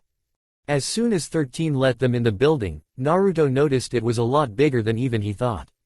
Sure, the entrance was at ground level, but everything else descended into a large dome arena with multiple disaster zones like a flood zone and one that was perpetually on fire. It was a sight to behold, that was for sure. I created this training facility to prepare you for different types of disasters. 13 excitedly explained. I call it the unforeseen simulation joint, but you can call it the USJ. I really cannot get over how excited you get for this. Your passion for rescue work is no joke. Lady Nagant replied as she walked in smiling at her fellow teacher. Lady Nagant, I thought All Might was going to be our third teacher. Aizawa grumbled. Right, I was going to be the third for Class 1B tomorrow, but Nezu had a switch due to a major villain breaking out of prison before they could end up in Tartarus and they needed a heavy hitter. Lady Nagant replied with a shrug before walking over to Naruto and Himiko and hugged them from behind. Now I get to watch their first rescue training too. Oh right, I forgot about that major convoy happening. It was illogical for them to have so few major heroes as security. Aizawa grumbled in annoyance but nodded to Lady Nagant, grateful to still have a third hero teaching with him and 13. Clock's ticking, let's get started then. Before we get started, let me just say one thing. Well, maybe two things. Possibly three. 4 or 5 now that I think about it. 13 started before Lady Nagant cleared her throat. The students understood there were caveats to rescue work. Listen carefully. I am sure you are aware that I have a powerful quirk called Black Hole. I can use it to suck up anything and turn it into dust. Yeah, you used it to save people from all kinds of disasters before, haven't you? Ochako blurted out excitedly. That is true, but my quirk could very easily to be used to kill. 13 replied somberly before she turned her to Lady Nagant and then nodded. Something unspoken happened between them and Lady Nagant stepped forward with a somber look. Even in a superhuman society, it is still too easy to end a life, especially with a powerful quirk. Kana replied as she turned her elbow into a sniper rifle. Understand that we as heroes save lives and there may come a time where death is unavoidable. Be mindful of your quirk and those who wish to exploit it. Combat is not the only place death can happen though. Sometimes, you are too late to save someone and death can be a mercy. 13 picked up somberly. Aizawa had a far-off look on his face as he too thought about death in underground hero work. Heroes try not to kill for moral reasons, but there are villains that would rather take death than be captured for what they did. That is why we must be quick unto the scene and efficient with our powerful quirks to make sure everyone survives. Please do not forget that if you lose focus or make the wrong move, your powers can be deadly. Even if you are trying to do something virtuous like rescue someone. Thanks to Aizawa's fitness test, you have a solid idea of your potential. On the other hand, thanks to All Might and Lady Nagant's combat training, you likely know how dangerous that potential can be when used against other people. Carry those lessons with you to this class. Today you are going to learn how to use your quirks to save people's lives. You will not be using your powers to attack enemies or each other. Only to help. After all, that is what being a hero is all about. Ensuring the safety of others. With that, 13 bowed dramatically. That is all I have to say, thank you so much for listening. As the class chatted excitedly about their potential lessons on rescue work, Naruto got a chill up his spine as the lights in the stadium flicked before shutting off entirely. Naruto knew this feeling all too well. He learned about it on his first C-rank mission and many other missions after that. This class was about to go foobar, and it was his job as class president to make sure they all got out alive. No pressure. Guys, be on guard. I do not think this is part of the class. He's right. Eraserhead growled out as he and the other teachers saw a massive purple portal forming near the fountain. It seemed to be made of purple mist. 13. Protect the students. Nagant, can I count on you to have my back as well? Always. Kana replied with an edge to her voice. Wait, what's going on? Eijiro asked nervously. What I feared would happen after that press incident, Naruto stated as calmly as he could. This was his first time acting as a team leader after all. He kind of did his own thing during the war. Trial by fire and all that. Both for him leading and the others in the class who have never dealt with a villain attack. Arg, this is probably a dead end, but Izuku, Denki, can either of you reach the outside? No, the boys said in a panic as they tried using their radios in their headgear. Figured would not be that easy, Naruto replied with a frown, especially when he saw a few of his classmates tremble in fear. As Lady Nagant and Eraserhead made their way down the step to the villains, Naruto spoke up again, "Don't worry, our teachers are here to protect us." Even so, I will not let my comrades die. He then looked between Izuku and Tenya and made a decision. Tenya, make your way to the exit. Your speed will get the other teachers here sooner. I cannot leave you all behind. Tenya replied, scared but resolute. Do not worry, we got this. You are just bringing in the cavalry like your brother does with his many sidekicks. Naruto replied encouragingly, making others smile. If there was one way to get Tenya to do what you wanted in a heroic situation, it was to mention his brother. Tenya frowned and nodded before making his way to the door. XXX. The only real heroes, a voice echoed from the purple portal as many villains poured out from it. However, it was not addressing them, it was addressing its boss as he stood behind the assembled villains. A pale blue-haired man with severed hands that clutched every part of his body. And behind him a giant black creature with rippling muscles, large red scars, a beak-like mouth, and an exposed brain. R13, Eraserhead, and Lady Nagant. Perplexing, according to the schedule we retrieved from UA, All Might should have been here instead of Lady Nagant. Perplexing and concerning given her reputation. Where is he? The hand-covered man rasped out in annoyance. I went through the trouble of bringing so many friends who were eager to meet him. Oh well, maybe if I kill a few kids, and his girlfriend, he will come out to play.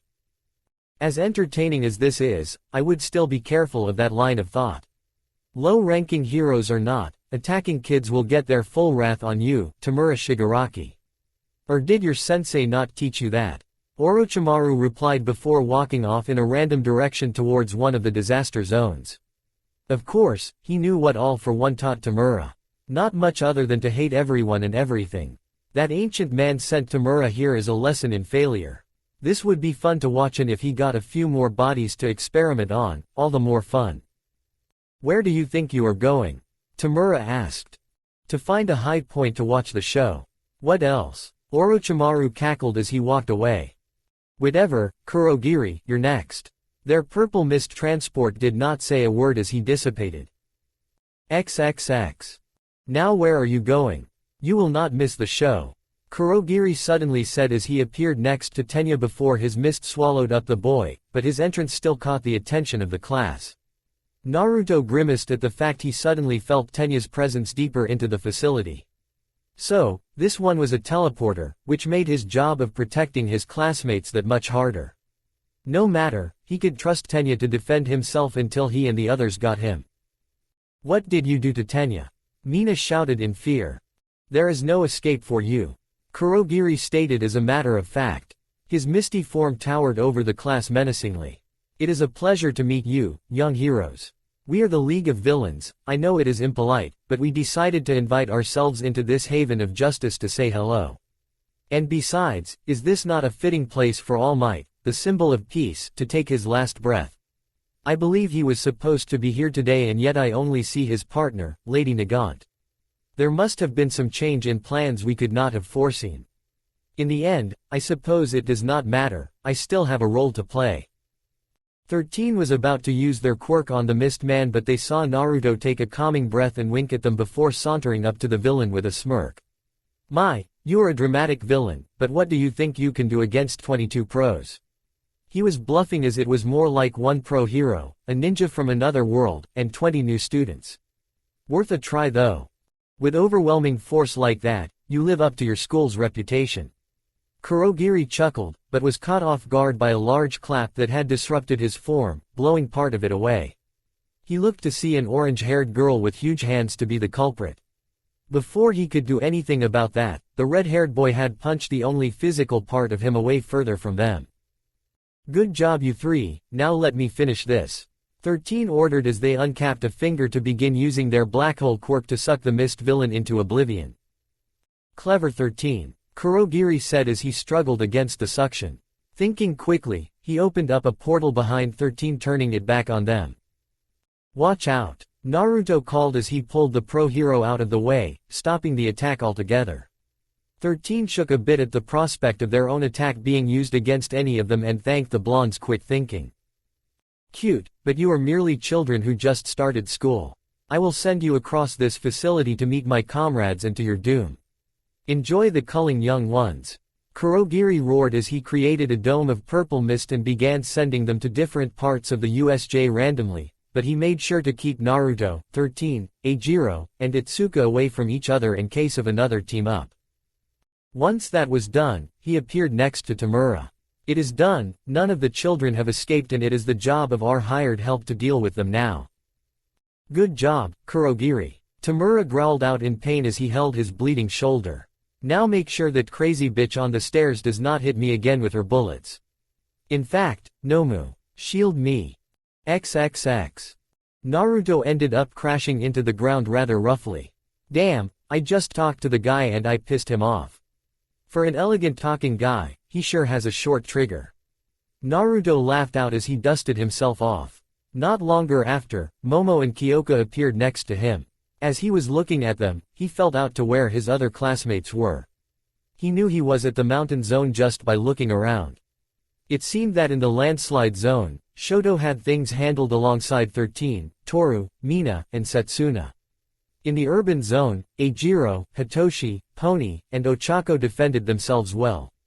In the conflagration zone, Himiko, Mezzo, Itsuka, and Koji were handling things well enough.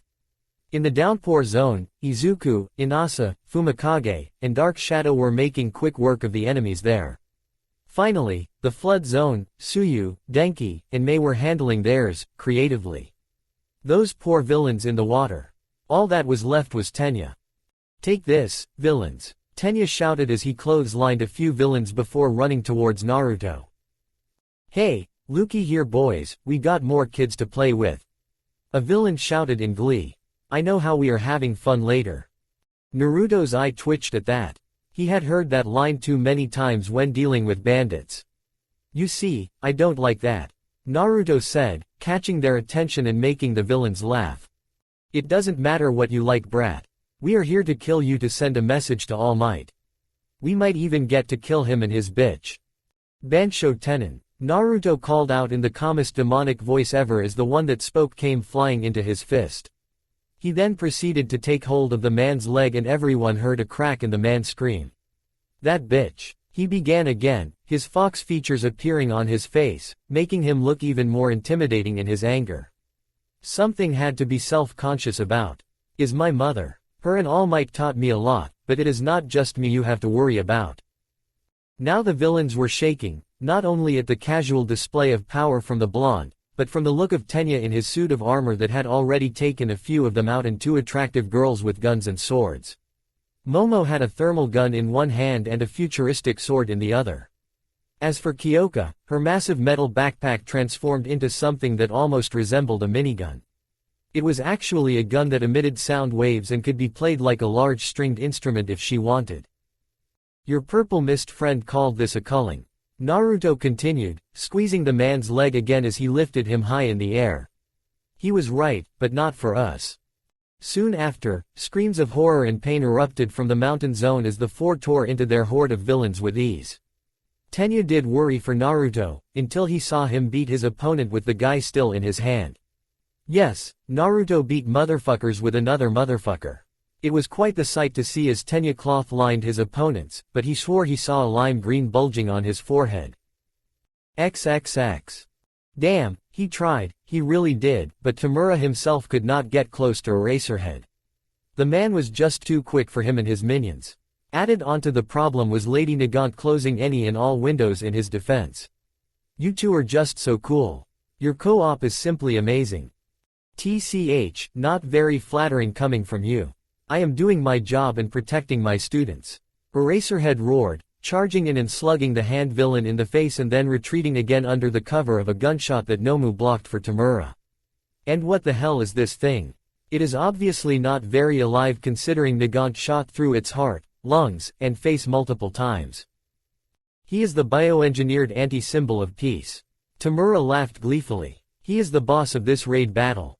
He will whittle down your stamina and HP for either myself, him, or any of my other friends to finally take you down. Then it will be quick work to take down the long-range player. After all, in a raid battle, once you take down the heavy hitters, the rest will fall shortly after. Ah, an MMO player, terrific. Eraserhead grumbled as he dodged out of the way of Tamura's hand coming out of a portal, only to be backhanded by the Nomu. I can still fight. Yes, but for how long? Tamura cackled at the sight of Eraserhead's broken arm from the hit. It is too bad you don't have a tank or even a healer for those hits. At the sound of another gunshot, the Nomu actually screamed as the bullet went through his brain before regenerating again. So, he has a bit of a weakness, good thing he has regeneration and shock absorption. Ha ha. XXX. Gotcha, you cocky brat. The voice of another villain roared out as he grabbed Naruto from behind and put a knife to his throat. Now you three have to do what I say or I will kill this brat. Wait, why do you all look bored? He's your leader, right? You should be panicking. Because, Naruto replied in a bored manner as he took hold of the man's knife hand and squeezed, crushing the bones in his arm before an unseen force took the man out of the way before sending him crashing to the ground on the other side of the zone. There is always more than one of me running around. I can handle myself. Seeing some of the villains trying to get back up to either attack them or escape, Tenya asked, "What is the plan, Naruto? We need to make sure the others are safe." "That's where you come in, Tenya," Naruto replied with a smirk. "While Momo and Kyoka make sure these guys stay down, you are going to run around to make sure everyone else is okay and round them up." "What will you do?" Momo asked, but she had a sneaking suspicion as Kyoka snickered at the question. "I am going to do what I do best," Naruto replied with a smile and twirl of his scepter. "And put on a show." It was a gamble, but it seemed that did take out the villain that was jamming their communications. With a press of a button, he once again hacked all the electronics the USJ. He mostly took over the sound system for some music and sent a ping to Nezu for help. "Naruto," Kyoka called out after getting her amusement with the situation under control. She gave him a concerned look. "Please be careful. You know what happens when you go too far in your anger and use too much power." "Right." Naruto grimaced a bit at that. The price he paid for going into Sage mode before he had his anchor. But right now, he was too angry at himself for letting his class get separated like this to care. "I will try and be careful, but I will use whatever I need to keep my classmates safe." Please play Welcome to the Circus by Five Finger Death Punch. Fire Style, Shenron Emergence. Naruto roared out a Chinese dragon made of fire and as it ascended, he grabbed the tail and began running the length of it. "Welcome to the circus," he sang as the beast broke through the domed ceiling, twisting and coiling as it made its way up. Once the beast was sufficiently high in the sky for all to see, and he was sure it was quite the show for all those still in class, he stuck his specter into the head and yelled. "Intruders!" Shenron's deep baritone shook the air before it descended back into the USJ. "Welcome to the shit show, just another freak show. Hang your hat at the door." Naruto almost tripped and stopped the song when he saw the smiling form of Orochimaru on top the mountain looking at his power in awe. Seeing the man who took Sasuke and made him into the man he was at the end of war, filled him with rage and he was seeing red and green. How was he here of all places? Naruto directed the fire dragon after the snake man, he would end this. Now, it's a game of torture. Souls are made to order, everything you wanted and more. You gotta kill somebody to thrill somebody. Everybody's got a reason to bleed. You've gotta fuck somebody to know somebody, that motherfucker ain't me. Naruto roared as the top of the mountain exploded when the dragon passed through it, but Naruto noticed Orochimaru using wind split to the beast in half. Using chakra to keep the beast together, he made for another pass, ignoring the stinging in his arms. However, while smiling, the snake man looked very confused as to why Naruto looked at him with such hatred and so he ran away by using his Ouroboros portal. The only problem was that in his panic, he did not set a destination, so he appeared in the next zone over. Seeing Naruto attack one of the four big wigs of the League of Villains, the minions on the mountain zone chose wisely to just stay down. Shoto, over in the landside zone, was staring at the dragon of fire coming his way and wondered who the hell pissed Naruto off to use that. It was when he saw a pale, snake-like man appear out of a portal and start to run away in a panic. He should not know me. I am just a scientist. Orochimaru said quickly, utter confusion taking over him. It was not going how he planned. He was going to reveal himself as the man who kidnapped and altered his street-fighting friend much later, even if this was data. Unfortunately for him, he had no clue of his past life, so he was forced to run. Am I the only one who doesn't buy into the lies? Am I the only one that doesn't wear a disguise? Naruto roared as he dodged a purple lightning bolt that the snake man shot his way. Seeing the confusion on the snake man's face made Naruto question a few things. He and the beasts were the only ones to pass through that portal. Thinking back, he saw another from his world on the leaderboard in the entrance exams. So how were they actually here? Maybe Nezu would know. "'Cause if I can't break it and I can't change it, then tell me, how will I know? Am I the only one that isn't just here for the show? Welcome to the circus. XXX. So how did my fellow reptile piss him off?" Setsuna asked nervously. Naruto had not known this much power before and was insane to watch. "I would rather not know," Shoto replied, glaring at the fire dragon before sighing. It was a good attack to use, he could not fault Naruto for using it, but knew that much power would have him start to act differently. XXX. Oh fuck me. Orochimaru used his portal power to appear in another zone, this time the urban zone. He ran along the top of the buildings, dodged fireballs and uprooted concrete as Naruto and the dragon followed him and plowed through concrete. Below, Tenya was frantically getting his classmates out of there. "Grab your favorite stones. They came for broken bones," Naruto sang, kicking large pieces of concrete at the immortal snake. "That's what happens when you sign on the line. There's no need for excuses, everybody loses. Only way you'll ever win is to die." Hitoshi took one look outside and threw up his hands with a tired look. "Not at this time. XXX.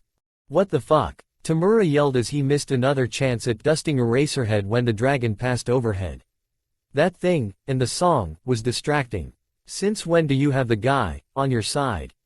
"The guy?" Aizawa questioned. He was grateful to Naruto for causing this much chaos to give him a bit to rest, but what the fuck was he doing and why did Lady Nagant look worried?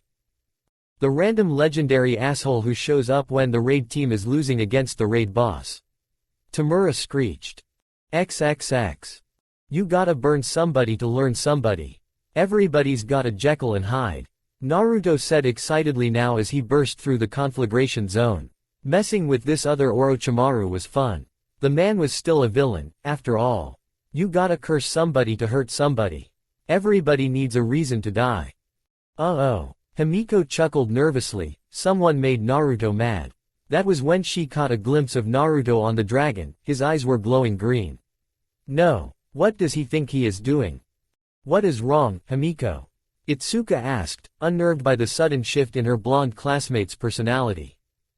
He's endangering himself using too much power.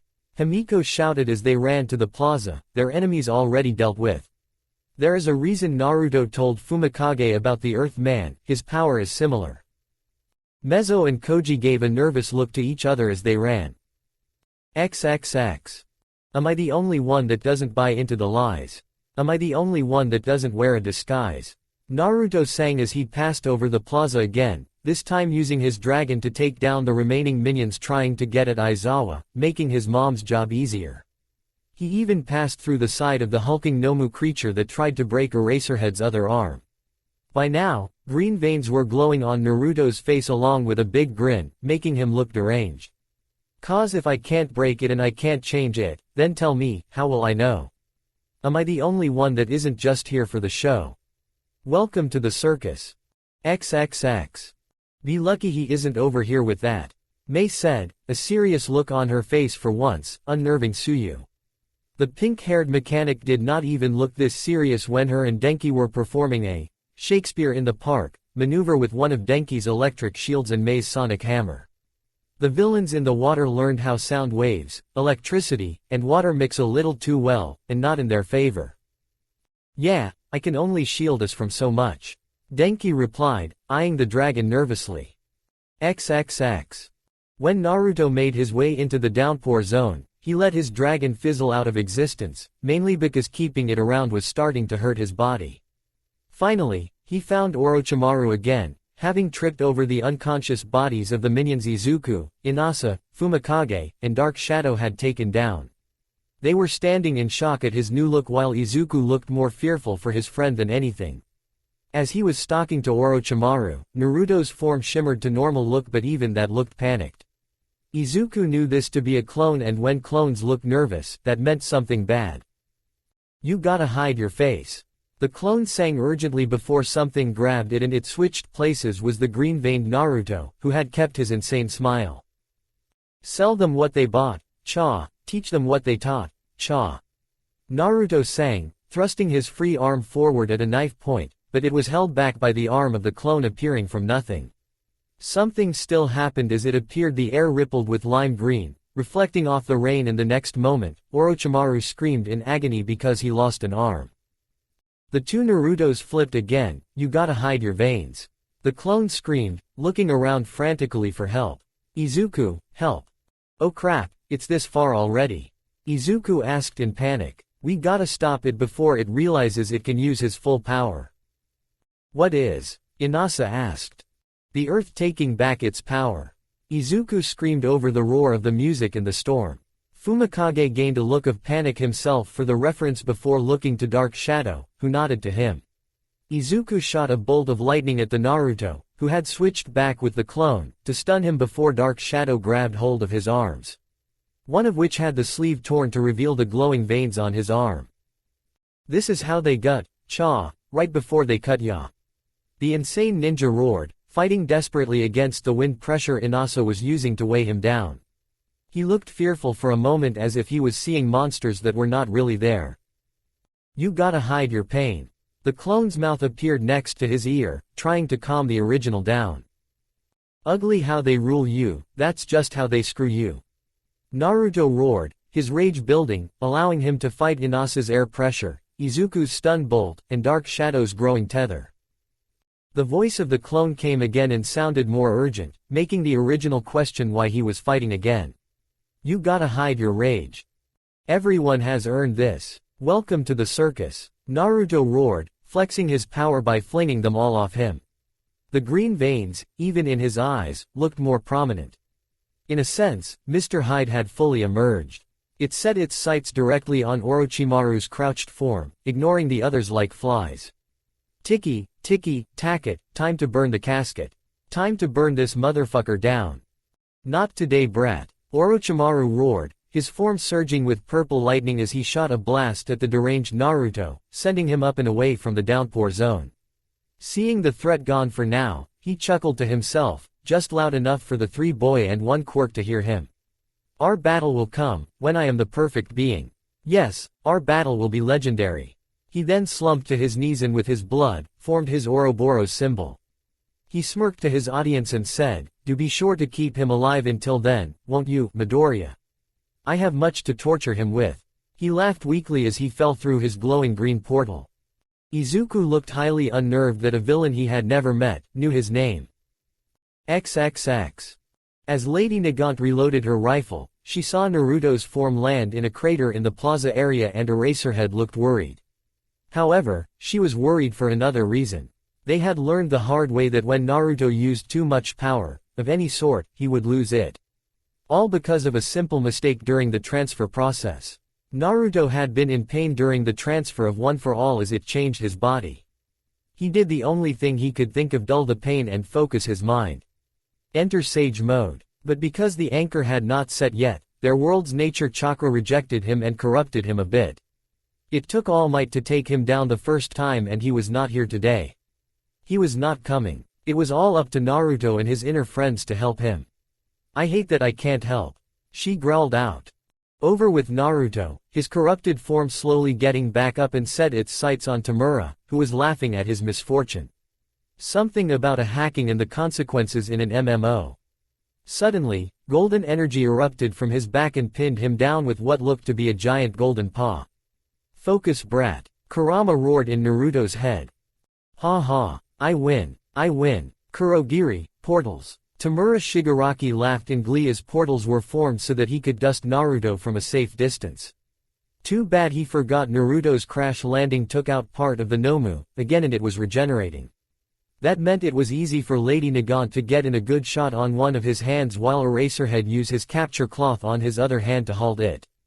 Ah, damn it, I was going to game later with that hand. As Tamura tried to get at Naruto to dust him, Naruto was struggling with the giant paw keeping him down and he could hear Kurama in his head, yelling at him to focus. Naruto, you can get through this. Nana calmly said next to him, her ghostly form only visible through his eyes, which caused one of them to turn normal. Soon after Yoichi appeared before him as well in a crouch, his one visible eye showing kindness despite Naruto's rage-filled face.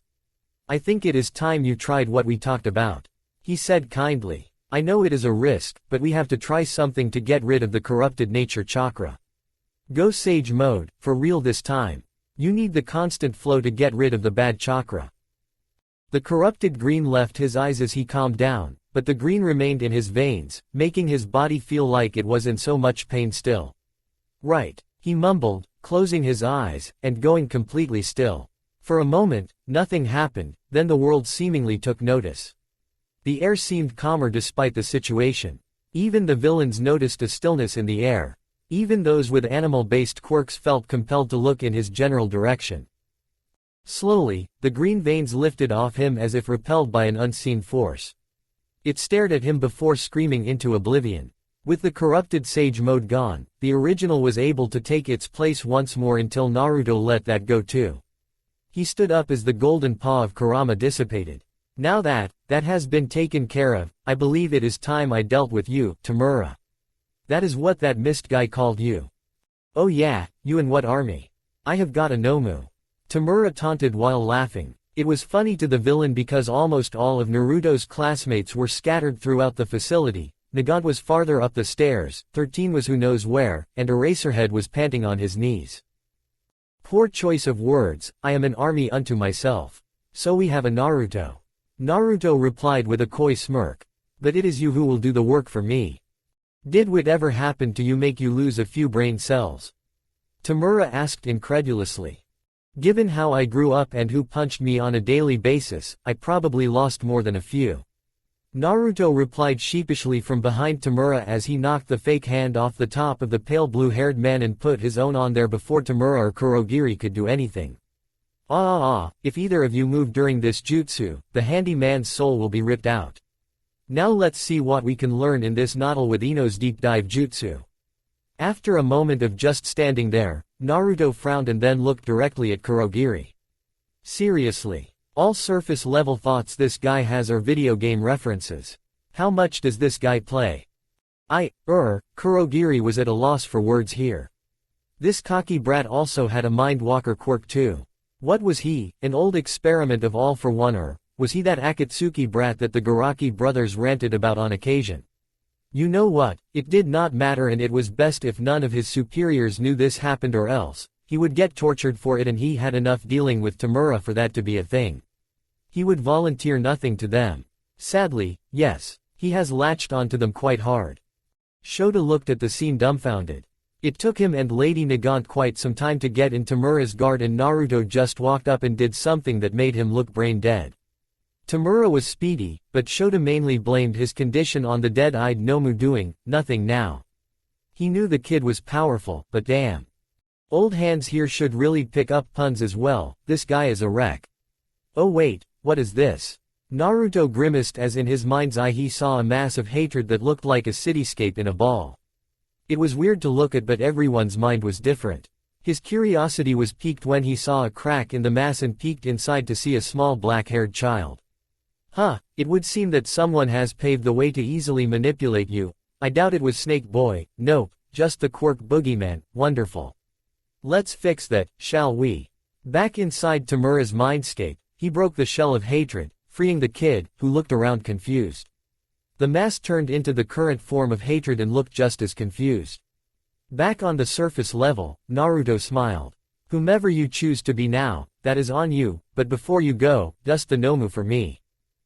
All eyes widened to comic proportions as Tamura, like a zombie, muttered for Nomu to come to him. Shakily, the hand-covered villain turned the Nomu to dust with his bloody hand since the other was broken. The beast screeched in agony before as it crumbled to dust. Well, that was something. Naruto replied in a bored manner as he kicked Tamura away from him. Kurogiri wasted no time in swooping over and teleporting the both of them out of there. After all, it was his job to keep the young master safe, and if something strange came out of this that made Tamura more tolerable, so be it. I am beat. Naruto replied as he sat down. just as the entrance doors burst open, revealing Nezu and the rest of the teachers. A few seconds later, All Might crashed through the ceiling, looking around for the class in a panic. Dealing with the corrupted sage mode for 6 years and finally being free of it has left me far more tired than I care to admit. You certainly showed more power than you did in a long time. Shota replied as he too sat next to Naruto, exhausted and nursing his broken arm, keeping it in a makeshift sling with his capture cloth. I have to admit, when I saw you go crazier than the last time you did as a vigilante, I was worried. You mentioned it was something called corrupted sage mode. We are really going to have to go over what your quirk is later in private. Most of your friends already know, but if I am to teach you, I have to know more. Yeah, that sounds fair. Naruto replied with a yawn and promptly fell asleep. XXX. After the police and paramedics came to make sure everyone was okay, Nezu addressed the students, including a still drowsy Naruto, being held up by his mom and Himiko. I am delighted to see that you are all well and mostly uninjured. You all fought valiantly in the face of evil. I am proud to call you students of UA. However, you are still students who just started and I understand these events can be traumatizing. If you need any help or just want to talk through your experiences, our resident guidance counselor, Hound Dog, is always willing to lend an ear. Nezu smiled at the class, happy they had made it through this villain attack. A lot of them had become closer because of this ordeal, shared experiences, and all that. One more thing before I send you home. School is cancelled for the rest of the week as we implement more security measures so this never happens again. XXX. Kyudai has having a decent day working on his next nomu when a portal opened up, spewing wind and water all over his lab. He was about to give his brother a piece of his mind when the man fell through said portal in a bloody and burnt heap. With a missing arm. What the hell happened during Tamura's invasion, brother? No clue for the brat. Orochimaru said weakly and he was propped up against a wall. His little gaming session is still on. I ran into little Akatsuki. Orochimaru made a choking noise before a hand burst out through his mouth. Then another as they pulled a new body out of the damaged old one. We are really going to need to accelerate our projects. Akatsuki's power has grown in the years he went dark. Kyudai was poking and prodding at Orochimaru's old body with inquisitive eyes. Grown to such a degree to force you into using your new Hydra region quirk, it seems. Concerning, but we can work with that new data. Indeed. Orochimaru chuckled, wondering if he would see Naruto's green power again that made him so savage. When we see each other again, I will actually be ready. Coo. Also, why didn't you bring your experiments with you? That would have made for great guards. Kyudai asked after a moment. Orochimaru gained an annoyed look at that. I forgot. XXX. Damn, my body aches all over.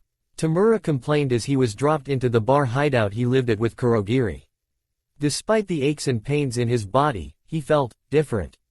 He was Tamura Shigaraki, but he was also Tenko Shimura.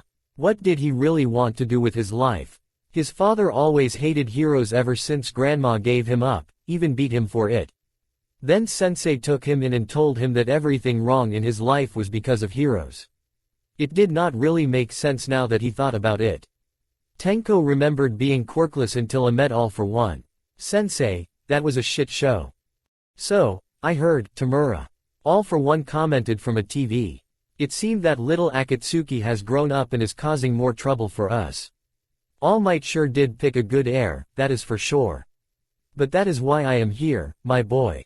I will pick you up and keep teaching you until you get it right.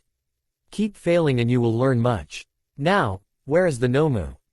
It would appear, Kurogiri started, that Akatsuki had some sort of hypnotism power as well. He forced the young master into dusting the creature. You do not say. The more I hear about Akatsuki's powers, the more I want them alongside One for All. But this outcome is preferable over the heroes capturing the Nomu and learning our secrets. The Garaki brothers won't be happy to hear that their work was dusted, but I hear they are already hard at work on something better. Sensei, Tamura stated as he sat himself on a bar stool. If I am to make this work, I am going to need more than just the quirk you gave me.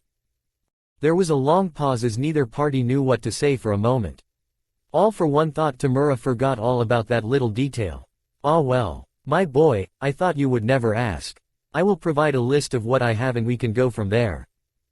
Tamura just nodded before promptly falling asleep on the bar. Memories of Tenko Shimura resurfacing. Neither Tamura nor Tenko knew quite how to deal with this. Our investigators are trying to learn everything they can about this so-called League of Villains. Detective Tsukauchi presented to the group of hero teachers and the principal himself, Nezu. The other hero course teachers being All Might in his relaxed form, Eraserhead with his one broken arm, Present Mike, Vlad King, Midnight, Snipe, and 13. We have made some progress, but we cannot find anything on this Shigaraki so far. We have searched our records for men in their 20s and 30s who are registered as having a disintegration quirk, but so far, we have come up empty. The same for the Warp Gate villain, Kurogiri. That means they are not citizens or they are using aliases. They will be hard to find either way. So, we do not have any information to work on. Vlad King or Khan asked gruffly. I would not say that. Tsukauchi commented with a grim tone, getting attention back on him. Sure, we arrested 72 from that group and nearly all of them spoke about how this Shigaraki was a natural leader to them, however, they spoke in hushed and rushed tone of fear for another among their group that we did not pick up. The only thing we have of him is the arm he left behind and the blood of that Nomu creature that their leader was directed to disintegrate. Starting with Nomu, we have information that he is part of an old missing persons case a few years back. He was a known low-level street fighter with a rubber quirk and his last known battle was against a child known as the Vigilante, Akatsuki.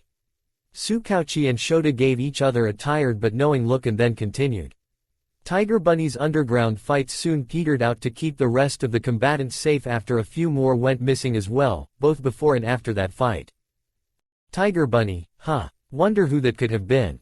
Midnight asked sarcastically with a smirk and Shota sighed again. Of course, they knew who that was. If there was one thing they knew about Rumi was that she was both reckless and responsible, a real contradiction that one. Do we? 13 asked curiously. Yes, but I would not worry about that right now. Nezu replied with a giggle. No need to ruin her career with that silliness. Tell me, detective, was there anything more about this Nomu other than this person's modified appearance multiple quirks? Unfortunately, no, we are still researching that and who the other quirks could belong to. Tsukauchi replied while shuffling his papers. As for the arm, that was more concerning to me. He showed off a picture of a pale snake-like man that unnerved a lot of the group, but what concerned him was Nezu. The normally put-together principal was breathing heavily with a look of shock on his face. Nezu looked to be having a panic attack. Nezu, are you alright? Do you know this man? It should not be possible. Nezu quietly, before jerking violently when Midnight put a hand on his shoulder with a look of worry on her face. A look he registered, became self-aware, and forced himself to calm down but he still looked visibly shaken. That monster is known as Orochimaru Garaki, brother to Kyudai Garaki, who coined the quirk singularity in his thesis. He was a known experimental scientist before he too disappeared. Only, he did not. He was the head research scientist in Australia that dealt with animal experimentation, where I was born. Once he found out that I had a quirk and it made me intelligent, then the experiments came. He made the others be a lot more through and harsh with him. He even did a few on me and looked delighted that he was causing me so much pain. He called the other animals boring and loved the way I reacted to his experiments. He called it prime entertainment. In my many attempts to escape, he thwarted them all. In my traps to kill him, he always sent another scientist to their death with a look of sick glee. I know the only reason I was able to get out of his trap was because he was away from the facility when I escaped. Nezu was dumb enough to let them how he escaped. His traps killed everyone there and then, before he blew up that research facility for good measure. That monster may not have been there, but he, Nezu, revealed in the fact he destroyed whatever Orochimaru had been working towards. After all, those experiments were leading up to something horrible. He would have become the first animal Nomu if he had not escaped. The monster's musings to himself about how he could start with Nezu in his quirk experiments by giving him another. That he, Nezu, had nearly run out of entertainment value that he would not care if the rat would die like the human subjects had when given another quirk forcibly. Everyone looked pale at the thought of this monster getting so close to their students if Nezu had such a dark history with the man. Tsukauchi looked uncomfortable as he continued to speak. I supposed his eternal snake quirk mentioned in his profile was no joke, but from eyewitness accounts from the students, he too had a warp quirk of his own in the form of an Ouroboros symbol that he can jump into. Not to mention that fact that Naruto almost single-mindedly started attacking him on sight. Naruto knew of him. That certainly painted a far grimmer picture in Nezu's mind. He knew Naruto was from another world entirely. So, how is it there he knew the monstrous snake in his world or by running into the man during his time as a vigilante? If the latter was the case, then all signs pointed to monsters walking with each other. Who was to say Kyudai was not dead and both Garaki brothers were working with All for One and that Shigaraki and Kurogiri were among the same troop? Most concerning. Looking to Tsukauchi, a dark look in his beady black eyes caused the man to gulp. Good, even in his frazzled state, he could still instill fear in the humans. Then to ensure the safety of all my students, I will be adding anti-warp security to the school's defenses, amongst other things. I will have it calibrated not to harm our soul warper in Izuku Midoriya, but all other unsanctioned warpers are not welcome. I will also be pushing far more harshly for my dormitory's demand to the school board. Them and the commission will not dissuade me otherwise. XXX. Naruto found himself meditating in the middle of the waiting room. The class was waiting to be called into the sports festival arena. He found meditating and letting this world nature chakra flow right through him to be relaxing now. When he had taken it to stabilize his pain from the one-for-all transfer, he had made a mistake and it made him go all Jekyll and Hyde at times. His training to use 10 tails had been slow at first, but they found a way. Not to mention Gran Torino would smack him down much like Patoad had. Now that he had fixed the issue, with it being as simple as entering Sage mode to release the corruption, he was better. Still, that just showed that none of his mentors in this world knew much about chakra worked and he was an idiot too still. It was so simple. This line of thinking was angering the otherworldly blonde, so he shifted his thoughts back to his current predicament. The Chunin exams, no wait, that was the sports festival. Same difference in his mind, but whatever. After being attacked at the League of Villains, most places would cancel a big event like this, but Nezu wanted to a show of power to show the world that they were okay and that it was a challenge to any villain dumb enough to attack them again on live TV, with the place being protected by the top 10, not to mention all the other heroes in attendance watching for potential interns. Villains weren't that dumb, but then again, the original Orochimaru had attacked Konoha with the sand and sound villages near the end of the Chunin exam, so maybe he was rightfully paranoid with the man being in this world too. Then again, this version of Orochimaru was a mystery, so he was keeping up his guard. When Nezu asked him how he knew Orochimaru, the principal was rattled that another version was from his world and this world, making them speculate some form of reincarnation since Naruto's entrance into this world was from a very specific portal. It still did not make either comfortable with the idea of that man. Shaking those thoughts away, Naruto's thoughts traveled to his classmates. These last few weeks, they put their all into training for this. Shota encouraged Izuku's quirk analysis when Mina brought it up one day, curious on how it was going for Toru, and the girl showed off her true form, getting the class excited to learn what Izuku thought about their quirks. The main group already had their quirks heavily analyzed growing up with him, so they let the other members of the class occupy his mind. It was very enlightening for both the students and the teachers who overheard Izuku go on in the gyms one day. Izuku certainly had a bright future ahead of him in both hero work and quirk analysis if he chose to do both. Hell, Present Mike encouraged they do something similar since he had a radio show. Most heroes had a side gig after all. Another uncomfortable thought at reincarnation explained the other person he had seen at the entrance exam scoreboard and then recently after class one day, when war had been declared on the class by 1B and all those trying to get into the hero course. X flashback X. Class was over for the day and they were trying to go home. Trying being the keyword here because the door to the hallway was being blocked by a group of students staring at them. However, what had tipped off the class to something being wrong was Naruto looking pale as he stared at someone, like he was seeing at a ghost. Given who it was, it made sense to the blonde. In front of the gathered students was someone with silver eyes and two distinct wings along with an "I am better than you" expression. Only the eyes were not that pale white Naruto had once known, they had slit pupils almost similar to Naruto's old Kyuubi transformations. This was Neji Hyuga, just with different eyes and having wings. Wasn't that gut-wrenching? Neji got his wings of freedom he wanted in the end after all. In case you were wondering, we have come to see the hype around Class 1A. The more vocal of my Class 1B have not stopped complaining about your sudden fame gained from the USJ attack. I must say, I am unimpressed with what I see. It must have been luck that you survived. Damn, even the way he spoke was the same. I am surprised you did not run for help, Iida. Even at Some, you were the fastest one around despite your ridged tendencies. Of course, they would both go to the same high-class school too. Naruto wanted to hug Neji, glad to see he was alive and well, but he did not. There was no familiarity behind those silver eyes for Naruto, which meant he did not remember, and it gave credit to Nezu's reincarnation theory. Damn it. Or it was showboating like 1A is known to do. A blonde-haired boy shouted alongside another boy with long silver eyebrows. No, Manama, that is all you're doing in your strange beef with 1A. I have seen them and find them lacking. Good day, Neji replied before walking off. Damn Neji, you were supposed to do this, not me. Manama growled before rounding back on Class 1A with a crazed smile.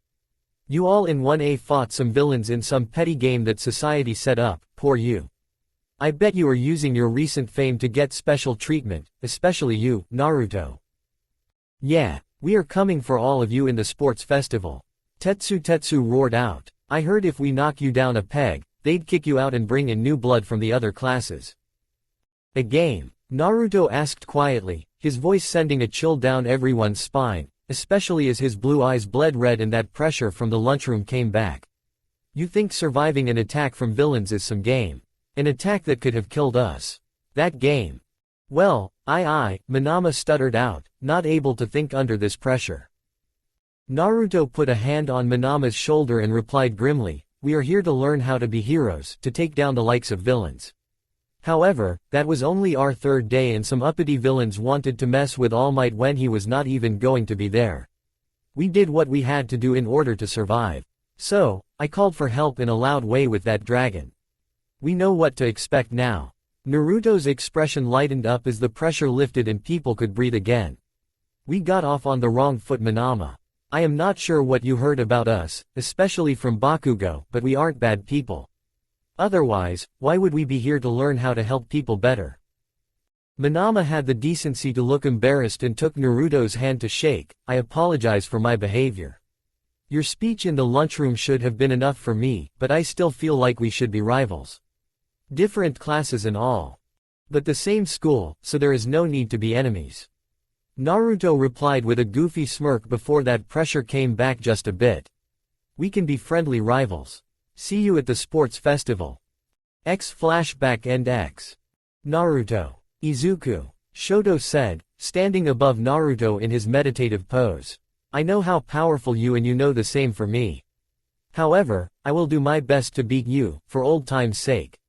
As you once said, our rivalries push us to be stronger. Hey, I look forward to the challenge. Naruto replied with a smirk up at his friend while Izuku laughed nervously from his seat. Even after all this time, Izuku still have some anxiety, which is why he just did not care for Bakugo. Ah yeah, these challenges are getting my blood pumping. Inasa shouted happily. The sports festival was his favorite event of the year. I will make you work for it too, Shoto. Bring it on, windbag. Shoto replied with a small smirk towards his taller friend. Inasa threw his head back and roared in laughter. Yes, that's the spirit. I will make you use your fire on me. Shoto's grin faded as he sighed. I would rather not use the man's quirk on anyone. Not the point I was getting at, man. Inasa replied exasperatedly. Like Naruto, he too was trying to get Shoto realize his fire was his own. Man, they are always so intense. Hitoshi mumbled through a small smirk. They wouldn't be his friends if they weren't intense. Speaking of intense, he eyed the scepter in Naruto's hands and the gadgets Mei brought along with her to test out. He was glad he had the foresight to register his tonfas from his hero suit. Otherwise, he would be kind of bored. He was good at hand-to-hand combat, but he was still learning how to use these things. He too wanted to challenge himself if and when he got to the final round of the sport festival. "Ah, you love us," Mei replied cheekily with own challenging smirk. "He really does, or else I would not have had a chance." Himiko giggled as she hung off his shoulders with a fond smile. She really was grateful to Naruto and Kana for giving her this chance at a better life. She turned and watched with a small measure of pride as Naruto and Momo gathered the class to make their way into the arena. XXX. Hey, make some noise all you rabid sports fans. Present Mike, the stadium's announcer, shouted to the crowd of excited viewers both in the stadium and at home watching live. He was the hype man after all, and it came easy to him. Get those cameras prepped, media hordes. This year we are bringing you some of the hottest performances in sports festival history, guaranteed. I have only got one question before we start this show. Are you ready? Good God, why am I here again? You do not need me and I could use the nap. Shota grumbled in annoyance at both his best friend and the crowd being overly loud. Present Mike aka Hizashi smirked at his friend and lowered his voice only for him. The commentator's game, my friend. I am the overly supportive optimist while you are the ever-grounded realist. Shota just grunted tiredly as they watched the students arrive onto the field. For all those tuning in, welcome back to this year's first-year sports festival.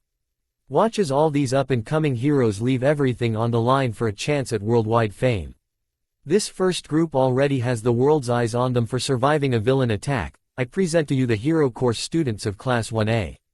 The next group has not been given much screen time, but they have already declared themselves the eternal rivals of 1A. I present to you Class 1B. Everyone noticed the tension in the air as the two classes stared each other down. Next up are General Studies C, D and E. Then we have the support classes of F, G, and H. Finally, we have the business classes of I, J, and K. Give it up for all of UA's first-year students. I expect all students to give it their all despite not being as hyped by Present Mike. Eraserhead announcing menacingly to the crowd. Now turn your attention down to the stage. It is Midnight's turn. Geez dude, not that grounded. You freaked out more than a few people. XXX. Now for the introductory speech. Midnight announced to the crowd, getting people excited that the R-rated heroine herself was talking to them. For the student pledge this year, we have Naruto Uzumaki since he came in first during the entrance exams. The blonde ex-ninja woodenly made his way to the stage. He may have forgotten that he was to do the student pledge, and judging by Midnight's unimpressed frown, she already figured it out. Oh well, once he started talking, it would come to him. Naruto took the mic and smiled at the other students and then the crowd. We all know the school's motto of Plus Ultra, but I am adding another meaning to it, one from my home village of Konoha. The will of fire. It meant something different to many people, but to me it was the ability to protect those precious to you. When you have those you deem precious and fight for them, that is when you become truly strong. For an old leader, it meant gaining peace through love. And the reasons varied for all in that old village. So for all in this competition, I challenge you to find your reason to get stronger. I have mine. Find your will of fire and go beyond, Plus Ultra. For a long moment, the stadium was eerily silent, and then suddenly, sound boomed from every direction and the crowds cheered for a very heroic speech. It seemed they liked it. Not bad for an improvised speech. Ever the way with words, huh, Naruto? Momo said as he walked back down to the class. Naruto chuckled nervously. I did not have a speech prepared, so I just winged it. Sometimes it works because not even I know what is going to come out of my mouth. I just spoke from the heart this time. Momo, Kyoka, and the others around them that were listening just stared at him dumbfounded before Kyoka burst out laughing. It must be a blonde thing. Typical Naruto, that's why we all love you. As the others laughed as well, Midnight continued on with what the first round would be through a randomizer. It ended up being an obstacle race. In a bid to get rid of half the contestants, something like this would work wonders. All 11 classes will participate in the treacherous contest. Midnight started with an ever-increasing smirk. The track is 4 kilometers around the outside of the stadium. I don't want to restrain anyone, at least in this game. As long as you don't leave the course, you are free to use your quirks. Have fun. XXX. As soon as everyone took their place on the starting line, which was right in front of a tunnel. Naruto smirked. I see their game. Momo, Kyoka, either of you want a ride? As much fun as that sounds, no thanks. Kyoka replied with a faint blush. Indeed, this is a contest and I intend to win without much help. Momo replied with a challenging grin. Thanks for the offer though. At that, the horn went off for the race. Alright then, good luck. Naruto smirked, especially when he saw that everyone was getting stuck in the tunnel and then Shoto froze the ground, further complicating things. Naruto just chuckled though as he put his scepter in his teeth and turned into a dog-sized fox to nimbly run over the top of everyone's heads. Oddly enough, Mei had accounted for his transformation and the scepter turned into a sort of headset for his fox form. Nifty. In the next moment, he was next to Shoto, with many large zero-pointer robots blocking the path. A second later, a crack of sound happened next to them and Izuku appeared on the other side of Naruto. Allow me to take care of this. Naruto commented as he jumped high into the air, grew to the size of an elephant with 4 fox tails, and started rotating violently. Out of limbo came another rotating storm. Kiba and Akamaru's fangs. The resulting jutsu tore through the giant metal blockade. Show-offs. Shoto smirked as Izuku disappeared in a thunderclap and Naruto had torn through the giant metal robots. I guess you could say we are two, right Inasa? The giant teen roared in laughter as Shoto used his fire and Inasa used his wind to part the debris like the Red Sea. After all, he wasn't in combat. This was just an obstacle race. As the two elemental students ran through what was left of the robots, they created a mini blizzard for the rest to try and get by. A little while after, Setsuna came up to the spot panting but with stars in her eyes. I need to figure out how Naruto did that attack. I'd call it, Dino Meteors. XXX please play Finish Line by Skillet. Geez Eraserhead, what are you teaching your brats? Present Mike shouted in a near panic. Teens were not supposed to be this strong, were they? They have already faced danger once, so they are not hesitating anymore. Eraserhead commented before putting his feet on the console. However they do it, is all on them. I gotta say, wait, why can't I hear my voice out there? Why is there music playing? Present Mike asked numbly. Shota smirked as he watched the console go haywire and one of the screens zoomed in on Naruto's fox form. This kid is making my job easier as why. Just enjoy the show Hazashi. Shoto smirked to himself as he put his feet up and closed his eyes.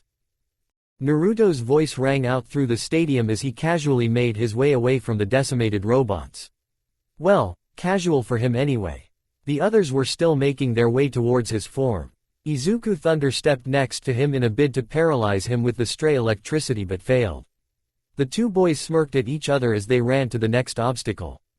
Izuku sent lightning Naruto's way while the fox boy slammed his tails where Izuku had been before Thunder stepping away. Present Mike managed to wrestle some control over his system to announce the second obstacle called the fall and it was pretty self-explanatory enough that Naruto took back control in the next moment. All the students had to do was make it across a man-made valley with tight ropes as the only land-based way to get across. Naruto's nimble fox form easily jumped from rock to rock above the chasm so he paused to see how his friends and classmates. As expected of Mei, she used the thrusters on the gloves and boots she brought along to fly like Iron Man cross the entire obstacle with ease. Sue and Himiko used their animal-like reflexes to crawl and flip over. Momo and Kyoka did end up working together, with Momo creating a zip-line trolley device and then a speaker backpack for Kyoka so they could easily and quickly make it across with no trouble. And speaking of ziplines, Toru brought the experimental hook shotgun that Mei had created for her new costume and she was using that to swing across. Tenya used one engine to propel his way across. It may have looked silly, but it worked and that was what mattered in the end. Even Hitoshi and Denki working together with Hitoshi's tonfas acting as a hook of sorts and Denki creating electric constructs to propel them away across. It was about what Naruto expected, their class would not be stopped by some chasm. Up above them, Neji flew but kept to the middle of the pack as he had a feeling there was a sort of trap for whomever placed first. Turning back to the rest of the course, Naruto found the last obstacle to be a non-lethal minefield. Now this could be fun. Well for him anyway. Turning back into a cat-sized fox with one tail, He zipped his way across, not even flinching when Izuku Thunder stepped in only to set off a good number of them all around him. The result was him being launched across the field toward Naruto. The blonde knew he had to time this right, especially when he saw Bakugo, Shoto, Insana, Momo, and Kyoka quickly making headway across the mined field. Not to mention all the others scattered throughout. Naruto jumped up as he shifted to his half-human, half-kitsune form, used a tail to catch the falling Izuku so he would not hurt himself, and then slammed a foot into the ground, Tsunade's heavenly quake. The result was fairly comical, the use of a bit of one-for-all strength mixed with his set off every single mine, blanketing the entire field in pink smoke, and knocking everyone about. Good job, Naruto. Izuku replied with a sly smirk of his own. Suddenly, both of them were enveloped in electricity from the ground itself instead of the air. I finally mastered the geo-electric part of my quirk. See you at the finish line. Izuku raced to the finish line with afterimages following along in his wake. I knew he was always smarter than he let on. But it will not be that easy, Izuku. Naruto giggled excitedly. He was known for his speed back in the old world, so they made final stretch way too easy in his opinion. With a brief glow of gold lightning, Naruto made it to the finish line in a sonic boom. Naruto Uzumaki wins first place with Izuku Midoriya coming in second place a few seconds later with their faster-than-light speed. They were fast but not that fast Mike. Eraserhead droned but he was basically ignored in favor of present Mike being able to hear his voice all around them now that the song was over. One by one the qualifying students trickled back to the stadium looking blown up, windswept, and pink. It was kind of funny to see. XXX. Now that everyone qualifying for the next round is here. Midnight started and suppressed her giggles at how a lot of them looked. We will now begin the second round. When the randomizer landed on the picture of a maze, Nimori looked pale. Well, this was unexpected. Looks like you students have to make it out of Nezu's labyrinth. All I can say is good luck as I hand off the explanation to Nezu himself. Thank you, Midnight. Nezu cheerfully replied over the intercom system, popping up between Present Mike and Eraserhead into the commentator's booth with a chilling smile on his face. Like the great architect of the infamous Greek labyrinth himself, Daedalus and the one who commissioned it in King Minos, I too have commissioned my own labyrinth with help from my island. Once students venture forth, we shall see our students travel its depths and figure out of the many puzzles within. It could be anything from a simple door puzzle to a whole dungeon full of chaos. Or someone will have to reenact the same labors from ancient Greek myths. After all, to be a hero, you not only have to be strong, you have to be smart as well. Only the first 16 contestants to make it out will go on to the final round of the sports festival. After Nezu's speech, a large tube system rose up from the middle of the field. Nezu's instructions were very clear. They were to enter one at a time with Naruto going first. As soon as the blonde stepped in, he felt his body being pulled through the tube system and then his world went white. XXX. Naruto woke up a moment later to the smell of the forest. What in the world? He had found himself in an old temple that seemed like the forest itself had taken it back at some point in time. Is everyone there? We are here, Kit. Kurama rumbled through their connection. This labyrinth of Nezu's is a strange one. I can sense your classmates all over the place and then the stadium high above us. This temple has strong nature energy in it. However, not everything is as it seems. There is a strange chemical that is making you see this place as a one thing, when it is another. Be careful. Naruto grunted in annoyance and then jumped back when a sign popped out of the ground. Welcome to the Forest Temple. To pass you must push through your fears and guilt. That's not ominous at all. He grumbled but widened his eyes as the sign was shredded and two undead wolves also popped out the ground. Naruto let out an annoyed groan as he grew a second tail, only for both take on a shine as the fur stood on end and he took the heads off the wolves. Their bodies decomposed quickly in a blue fire much like his fox fire. Strange. Naruto looked at the entrance to the temple and then to the trees high above him. A plaque above the door said, Legend of Zelda's Forest Temple. He had no idea what that was but he was here now. Naruto jumped up into the trees to see if there was another way in because the entrance felt like a trap, only to find a wooden box with a key inside of it. That would probably come in handy later. Since he saw no other entryway into the forest temple, he walked in through the front door. XXX. Momo woke up to Kyoka shaking her awake. What? Where are we? Nezu's test for the both of us apparently. Kyoka commented while pointing to a sound system that she could jack into and a keyboard built into the floor next to it. I see, forced cooperation to make sure we can get to the next lever. Good thing we already have that experience. So, there is no problem there. Momo deduced. Wah oof. Another voice rang out as Mina was unceremoniously dropped on her ass into the same room as them. Ah, I see the challenge now. Kyoka snickered as Mina got back up, rubbing her backside to get the smarting pain to go away. Before either one could say another thing, a sign dropped from the ceiling and started to glow in neon lights. Figure out the correct song from the sort list provided and then play to the crowd. Interesting, I wonder how challenging this could be. Momo murmured. Oh, Mina shouted in a glee. My mom showed me this really old pre-Quirk movie called Big and it had one of these ground pianos. It looked so fun. Maybe we have to play the song on this thing. Interesting. Do you know how to play piano? Momo asked while Kyoka wandered off to the sound machine. Not really, Mina replied sheepishly. But I am really good at the dancing video games. Maybe this time, it is just like that. Possibly. Momo replied with a shrug. Since I have played piano for many years, I can give you a quick lesson while Kyoka figures out the song what we must play. Yeah, about that. It is pretty obvious out of the 4 songs of wide variety that Nezu wants us to play. Kyoka shot back with a deadpan stare as she showed the list to them. XXX. What in the fuck is this shit? Target practice. Bakugo asked as he saw targets hanging all over the place but no bow and arrows. What the hell was he supposed to do, use his quirk? Well, this was the sports festival and Nezu wanted them to use brains and brawn here. Maybe it was a form of training as well. XXX. Interesting, I know I am not in the sky but underground. It would seem there is more at work here than I anticipated. Neji replied with a twitching eyebrow. His test was rather insulting, having to fly through rings in the sky. XXX. Interesting. Izuku muttered aloud as he inspected the various light fixtures in his area and then the general-purpose machines that were connected to them. And you understand what we are supposed to do here? Denki asked. Yeah, connect the circuit. Izuku replied happily. XXX. A shadow theater. Not something I was expecting. Nito Manama said to himself as he was inspecting every inch of the contraption that this shadow theater presented. I think I have an idea on what this could be. Now let's see.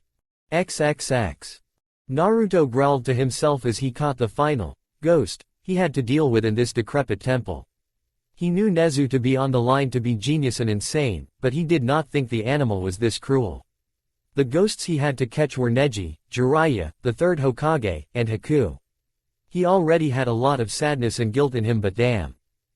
Once all 4 ghosts had been caught, an elevator popped up from the ground in the center for 4 lit torches. When he stepped on it, it took him deeper into the temple. XXX. Have you figured it out yet, Shota?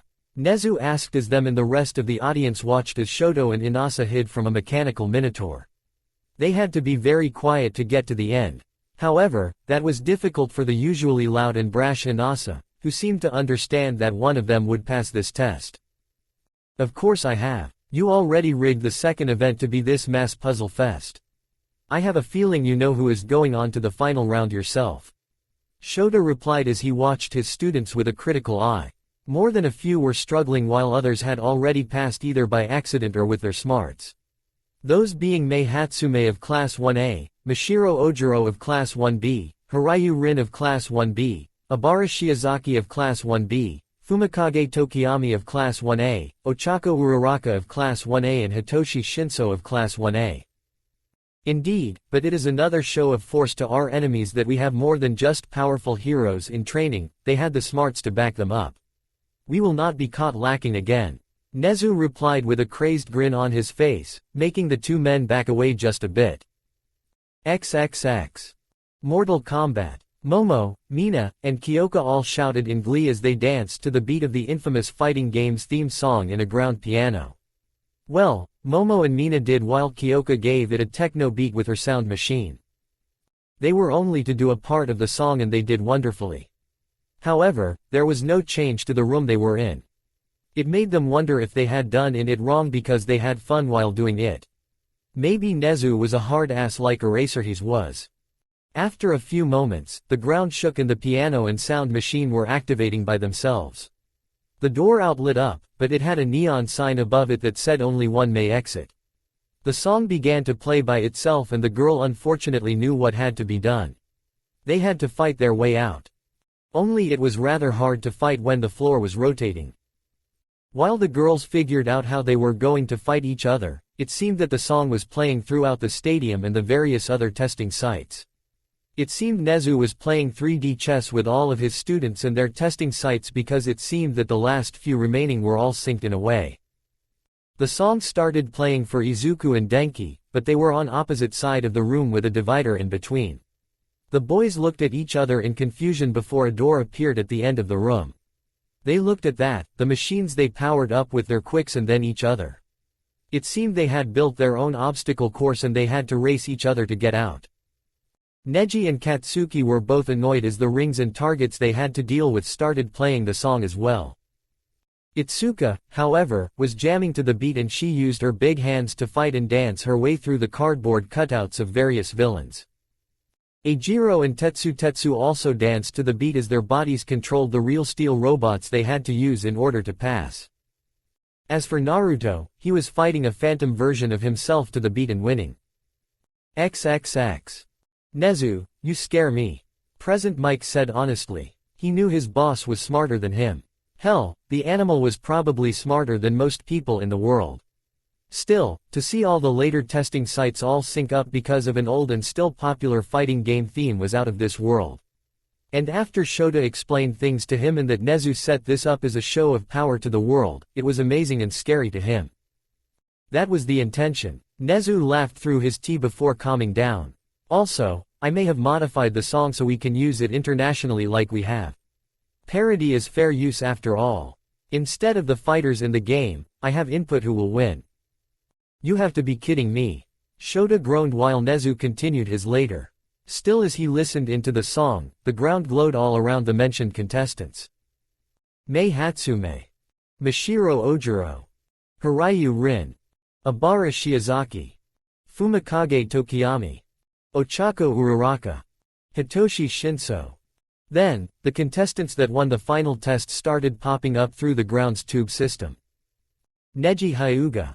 Shoto Todoroki. Itsuka Kendo. Eijiro Kirishima. Nito Manama. Katsuki Bakugo. Izuku Midoriya. Momo Yaoyorozu. Naruto Uzumaki. Excellent. Test your might. XXX. The next round was not right away. It was around lunchtime and people were exhausted, so having lunch always helped with that. While others ate lunch or participated in fun events since not everyone got to the tournament, Naruto took a walk through the stadium to let his mind wander and be ready for the tournament. He wondered how he should be about this. He had the power to beat everyone here. The only ones that would give him a challenge were Izuku, Shoto, and maybe Neji given his guilt at how he died. He was also curious on how well Momo would do given he helped train her. Yo, long time no see, Endeavor. All Might's voice rang through a nearby stairwell. All Might. Endeavor rumbled out and the area got that much hotter. It showed all that the flaming hero did not like All Might at all. I have not talked to you since the gala 6 years ago. Been a while. I saw you and thought I would say hi. Did you now? Well, if that is all you wanted to do, then we are done. Endeavor growled before continuing down the stairs. Chatting like we are all friends, what a joke. The only people around you I can stand is that brat of yours and maybe your woman. Ah ha ha ha. All Might laughed as he flipped down the stair to get in front of Endeavor again. Come on, why the cold shoulder? You should be thrilled. After all, your son is doing very well out there. You must be a great teacher. Tell me your secrets. I am learning bit and pieces here and there with Kana, but another perspective would help us train the next generation. Do you really think I would tell you anything I have taught the boy? Endeavor angrily asked before continuing to walk down the stairs and shoulder checking the other bulky man. You are all flash and no brains like usual. Outta my way. Okay. Thought asking for help was innocent enough. All Might grumbled a bit at being brushed off like that. Endeavor still heard it and glared at that blonde man. Let me assure you of one thing, All Might. Whatever it takes, that kid of mine will beat you someday. I will make sure of it. That is why I made him. You did what? All Might asked, hoping the number 2 hero wasn't implying what he thought he did. He is in a rebellious phase right now, not using his fire for combat and parading around with your brat, but he will take your place. I will make sure of it. Endeavor promised before he walked away and down the rest of the stairs. However, he was put off to see Naruto leaning against the wall, giving him a stare. Oh, it is you. Be sure to give my Shoto a decent fight after he wipes the floor with anyone else he has to fight before you. Your strength is a good test against All Might's after all. Are you planning on him fighting All Might? Is that what this is? Naruto asked, catching All Might's attention when he heard his son's voice echo in the stairwell. I don't understand what you are implying. Endeavor rumbled menacingly. That is why you will always be second best. Naruto replied evenly, unaffected by the sudden rise in temperature. You do not understand that Shoto is not you. You do not understand that I am not All Might. You do not understand what All Might is to people. They want a symbol of peace that makes them feel safe and happy, not a symbol of victory in a perpetual bad mood. What your tongue, boy? Or what? Are you going to make sure I cannot fight? It will be sad to see that the great second best is threatened by a child. Naruto replied with a smirk before he brought his pressure down on Endeavor that made his choke on his fear. Making the giant man even fall to a knee. Because I know what you did, but it is not my place to rat you out. Not like you could stop me anyway. Tell me, is your way of being number 1 by beating All Might in a fight? That's rich and even you know that is doomed to fail. Naruto pushed off the wall and began walking away while lessening the pressure, letting Endeavor breathe and think again.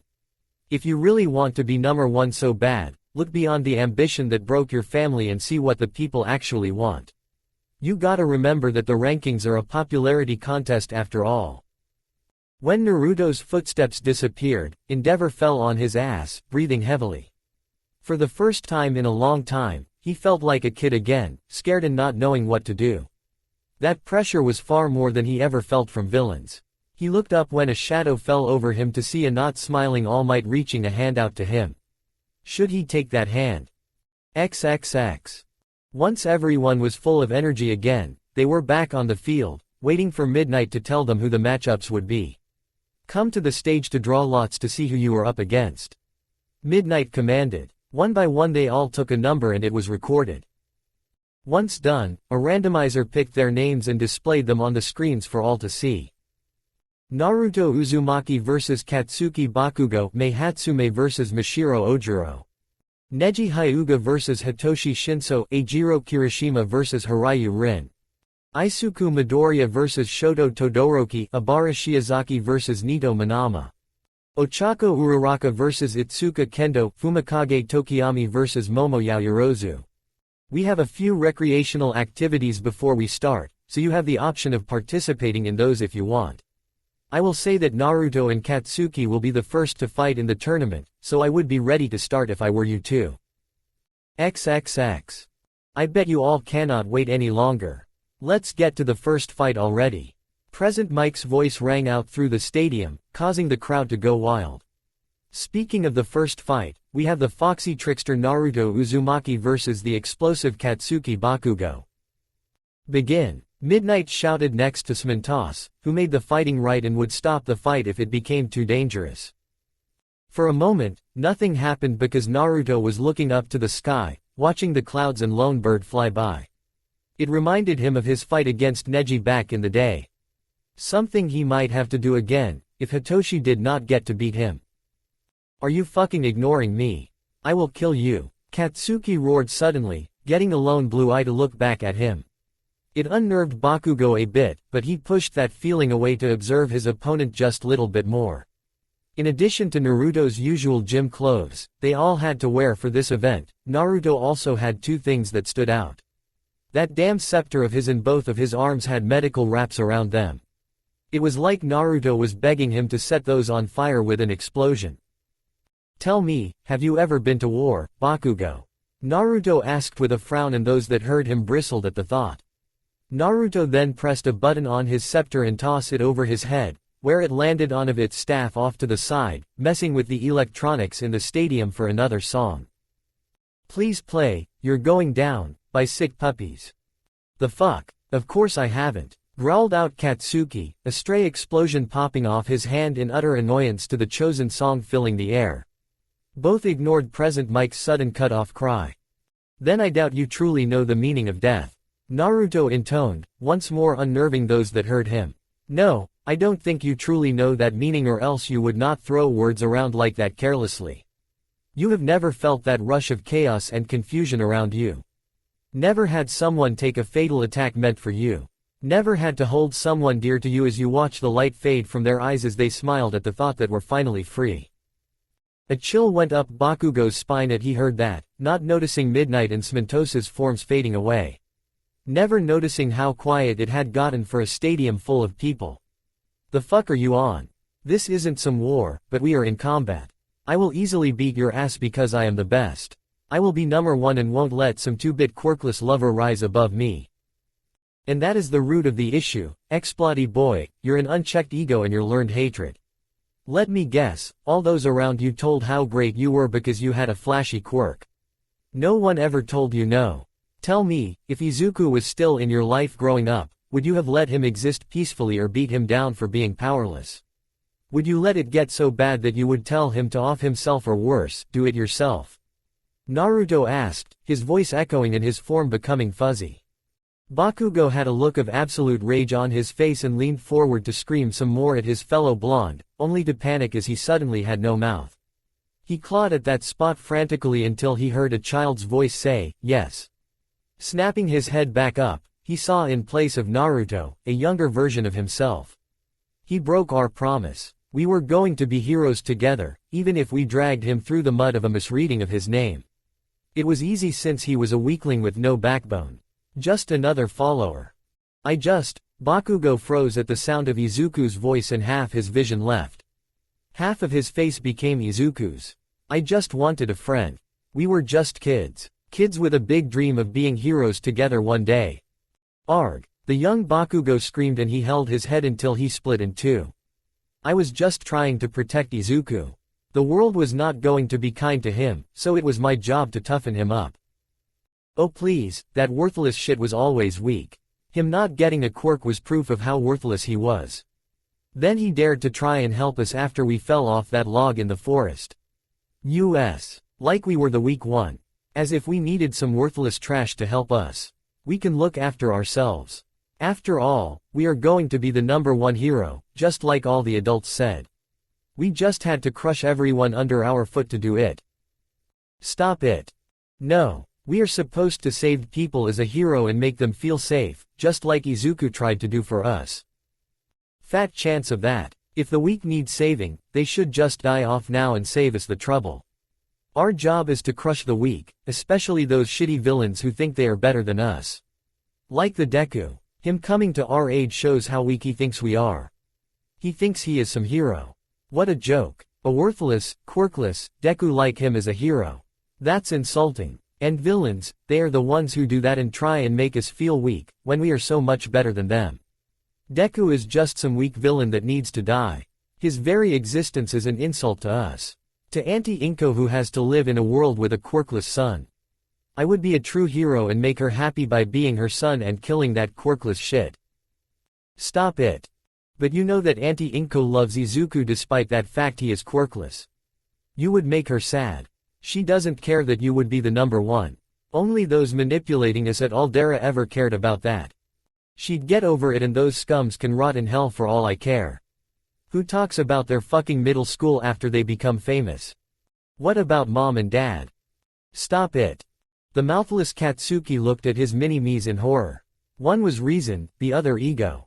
Good and evil. Izuku's voice kept asking him why. Why hurt him if he was trying to protect him? Would he really kill him? Was Katsuki the actual villain here? It was maddening. Then to his horror, both Masaru and Mitsuki appeared, coming out of his shoulders, looking at him with pity. Looking at him with contempt. Masaru said nothing, just like always, but Mitsuki spoke. We tried, Katsuki. We really did, but you have my temper and it is never easy for us to just talk. We are always at each other's throats about something. We tried teaching you right from wrong, but the teachers at Aldera corrupted you right under our noses. They gave you your ego. Taught you to bully others because you have a flashy and powerful quirk. That might makes right. That the quirkless are nothing, but trash. Inko is and always will be my best friend, my sister. And you tore away Izuku's spirit just to make yourself better despite the fact you knew you were being manipulated. Inko and Izuku are our family and you destroyed that bond. Stop it. Boom. Katsuki looked back up to his mini-me's to see the voice of reason prone on the ground, bleeding profusely and looked almost dead. The ego jumped on Katsuki and began to strangle him with an almost psychotic grin on his face. Face it. We are monsters and we will force the world to bow to us. Stop it. Stop it. Stop it. Stop it. Katsuki roared out in agony as his mouth tore itself open in his blind rage and the pain in his face and arms, then flew forward in the biggest explosion he could make toward the falling form of his little ego. Get out of my head. That was when all the sounds the stadium came rushing back to his ears and the person he was flying towards was Naruto. He was so shocked, Naruto managed to grab hold of his arm like it was nothing. The anger burned at his senses and since his palm was still facing Naruto, he let another explosion out in front of his face to get free. Only, that is not what happened. Naruto's speed was unreal and if he were honest, it unnerved him even more. Naruto moved Katsuki's palm back into his own face, however, since Naruto never let go, Katsuki's arm was dislocated from the force of his body being violently moved and forcefully stopped. As he hung there, Katsuki's eyes were wide in both pain and shock. This asshole, the rumors are true. He does have realistic illusions. Did I only see them or did everyone else? He peeked a glance at Midnight and Smintos through his hair as he caught his breath. They looked, only a little concerned since he had a dislocated shoulder. They showed no reaction to his mental breakdown. Inside his mind it was. Allow me. Wah-ah. Katsuki roared in pain at the sudden re-entry of his arm being put back into place before Naruto causally tossed him away.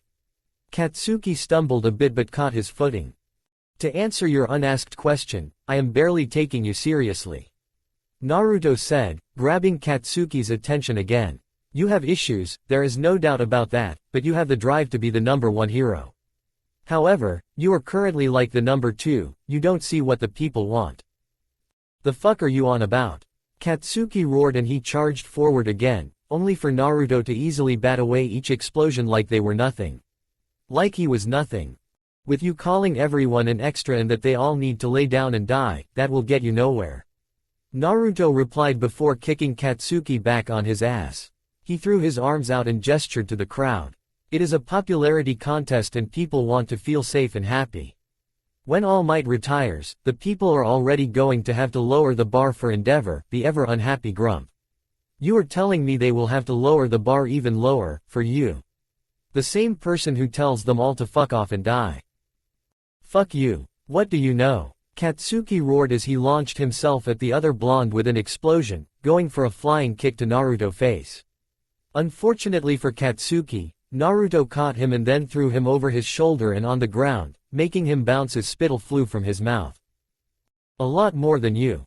Especially since you have not even noticed, beyond the illusion that you're surprisingly broke free of, I have not once used any power over you. I have been fighting you quirkless. Since they bother you so much, I will beat you quirkless as well. Naruto replied with a smirk as he took Lee's strong fist stance. One arm behind his back while the other pointed at Katsuki like a knife's edge. Don't fucking mock me. Why not? You are making it so easy. Naruto laughed as Katsuki ran at him once more.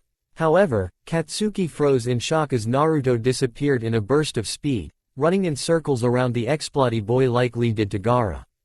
You do not like it when we fight back.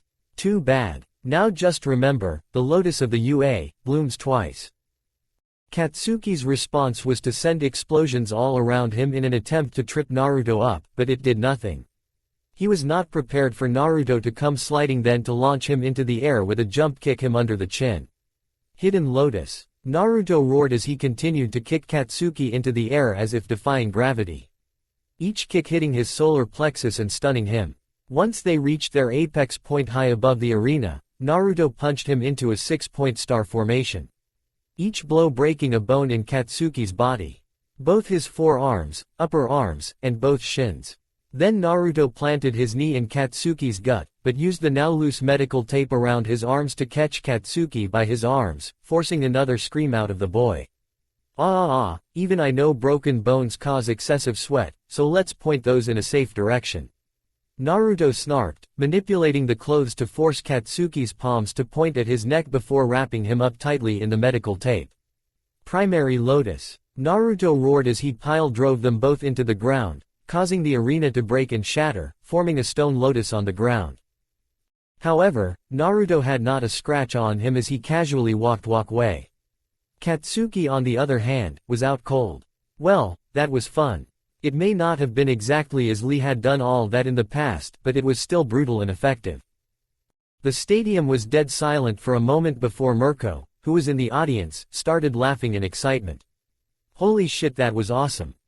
Holy shit is right, I barely kept up with that speed. Midnight grumbled next to a visibly sweating Smintos. Katsuki Bakugo is unable to continue. Naruto Uzumaki is the winner of the first round. Kyoka smirked as she sat in seat along with the rest of the class that did not make it in the final round of the sports festival. The Mortal Kombat song had been fun and Mina agreed, but she was not mad that Momo got to advance and she did not. While it would have been fun to try her hand with small sonic blasts in the middle of her martial arts style, it would have been exhausting and she would rather have the comfort of her equipment if she were to actually fight. Speaking of fighting, the first fight of the tournament could barely be considered as such. It was more of a one-sided slaughter. It was pretty metal that the high and mighty Bomb Boy got served like that. Thinking about what she heard made her frown though. First about the war aspect, and she knew a lot of Naruto's past after he told them some years back, but it still made her worried for the blonde ninja. For the Bomb Boy to remind Naruto of his past, especially about Wei, it was worrisome. The other thing that worried her was the call-out of Endeavor's attitude toward heroism and by proxy, Bakugo's. She knew she was not the only one to hear, as several pro-heroes heard it and agreed. That word would spread soon and she was worried for her crush. His reputation could take a hit if the wrong people, most Endeavor himself, took it the wrong way. No matter, she would be there for him alongside Momo. They made a great team after all. Such a good team, that Momo and her talked about it a while ago. After this tournament was over, they would wake the blonde up about their feelings for him. While they remembered about the Hinata girl almost dying after a confession, they felt they need to wake him up again that people did like him. However, another thing was bothering her. She chanced a glad over in the 1B area to find Neji stilling there calmly, chatting with Ibara about something before leaving. It spooked her that he was also from Naruto's home world, but reincarnated here. That made two they knew about. Orochimaru and now Neji. How many people from Naruto's past were they going to see, and would Naruto be able to take it? Only time would tell. They had a battle soon, but Neji still had to win his fight against Hitoshi. XXX. Alright folks, I finally have the mic back and the next match is set to go off. We have Class 1B's Imperial Flyboy, Neji Hyuga vs Class 1A's Eraserhead Copycat, Hitoshi Shinso. How does that make you feel, Shota? He may emulate me, Hitoshi is his own person and we are about to see that in action. Impartial as ever. Are the participant ready? Midnight asked to the two boys staring each other down. The silence was deafening to her, but the intensity was setting her off. With a nod from both boys, Midnight grinned excitedly as she called for them to begin. You should give up now. Neji stated as he going into a hauntingly familiar fighting stance. That's my line. Hitoshi replied with a smirk as he rushed forward to exchange blows with his tonfa. Neji shook his head with a small smile. Monarchs of the air such as I can even see you are doing this to impress that cat girl. Impressive footwork, but it will only get you so far with me. Neji ducked and dodged a few strikes from the oversized tonfas. The bulk would surely hurt, if connected, but he doubted the purple-haired boy could keep this up forever. Not to mention, he still had not used his quirk. Neji had done his research and was wary to answer questions. Monarch, huh, you got a high opinion of yourself. Let's see if this sloth can clip your wings. Hitoshi taunted, but Neji had gone quiet with a knowing smirk. He figured that was going to be the case, so when Hitoshi feinted a kick, he was barely surprised when Neji took to the air and then dove towards the tired boy with an attack of his own. Neji just did not expect Hitoshi to pop tasers out of the short ends of the tonfas and shock him, causing Neji to crash back down to the ground and almost hit the edge of the arena. What an underhanded trick for a potential hero, but it is valid. Using all the tricks you have to come out on top. Seems I was wrong about your class. Neji grunted out as he held his chest where the tasers hit. Hey, like you said, using what I got gets the job done. Good thing I planned ahead to take care of flying types. No one ever suspects a normal type like me to be packing a thunder punch or two. Hitoshi replied with a cheesy tire grin. Seriously. Pokemon references. Neji deadpanned. Hey, you got the reference, didn't you? Hitoshi asked cheekily, and Neji almost answered the conversational trap. Almost. Instead, Neji shifted his feathers to his arms and rushed forward. The action caught the voice hero off guard, not expecting the feather to be able to shift like that. Neji got in his guard, to bat Hitoshi's arms to his sides before going in for the strikes. Using 2 fingers, Neji hit a couple spots on Hitoshi's arms, rendering them useless. Hitoshi was put off by this but refused to quit now, so he went in for a kick, only to be caught and poked again, making that leg useless as well. He was left looking foolish hopping on one leg, unable to do much else. Yeah, that is it for me. I cannot do much else, and he already knows what my quirk can do apparently. I am done, Hitoshi announced with a sigh. At least I got to the final rounds and put up a good fight. Neji Hyuga is the winner by forfeit. Midnight announced to the entire arena, who were excited to see a fast-paced battle, but were a little disappointed it went too fast for their liking. Indeed, I can say I enjoyed our fight. Neji relied as he poked his opponent a few times, so he could move again, with Neji giving him a hand up to show he was a good sport. Despite my high society living, I do enjoy an actual fight now and again. It was how I came up with a similar fighting style to the vigilante Akatsuki. He used electricity as a form of Kai blocking. Both are certainly efficient, I can agree with that. Hitoshi grumbled as they made their way out of the arena. He had been on the receiving end of the shocks a few times. Right, he could not decide which was worse. Indeed, and answer to your question, I come from a family of heroes myself. Neji stated with a shrug. We are a family of flyers, but truth be told, all the new blood is being taken up by the hero Hawks. If I manage to impress him, I can see what his game is. Could just be a rivalry in the field. Hitoshi replied with a shrug.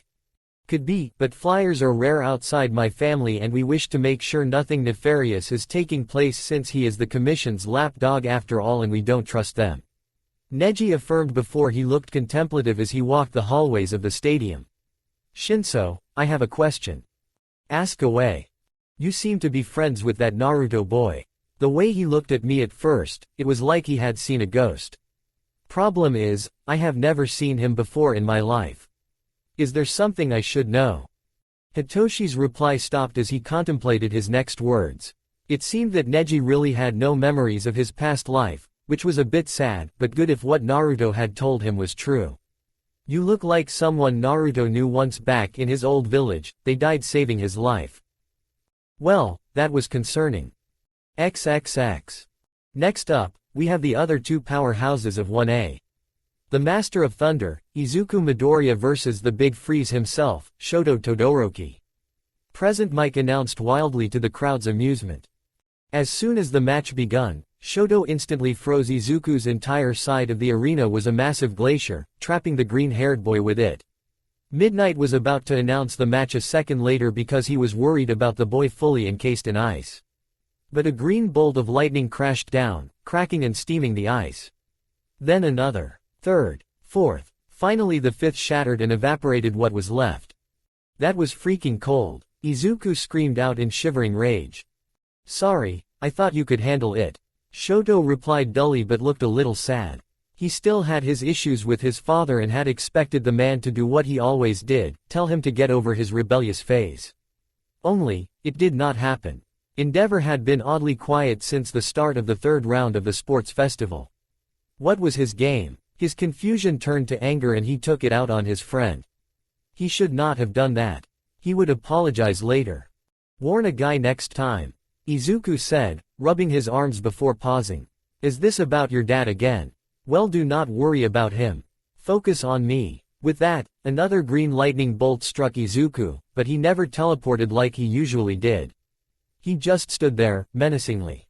Then 5 more lightning bolts Izuku and he started sparking with electricity streaking around his body like a Super Saiyan 2's. I am trying a new technique to push you further, Shoto. With that, Izuku started zipping to other parts of the arena as lightning fast speeds. Shoto would send blocks of ice his way, but Izuku would quickly run away. There was a goal here, there always was. He could have easily pushed the half and half boy out of the arena with his speed but didn't. He wanted friend to use his full power. I am not using his fire for combat. Shoto shouted angrily. This is not about your father or your mother. Izuku roared, punching Shoto in the gut before zipping away again. This is about what kind hero you want to be with your power. If you could save someone with your fire where your ice would not help, would you do it? Would you become better than your grump of a dad?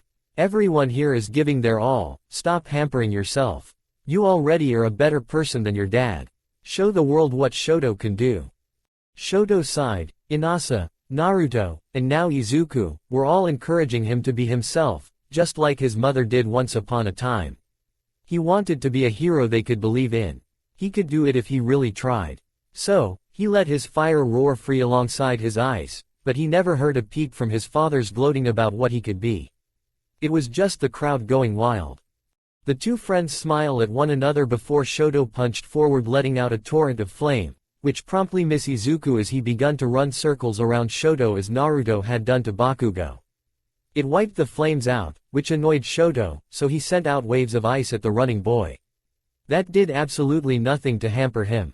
Shoto tried something else then. He kept a steady stream of fire out, hoping to hit his opponent but it was not strong enough.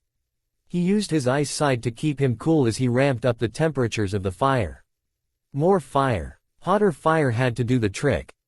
But it was not. Izuku's running was getting faster with each lightning strike and soon, a cyclone formed. The fire fed into it as it became a fire tornado above him.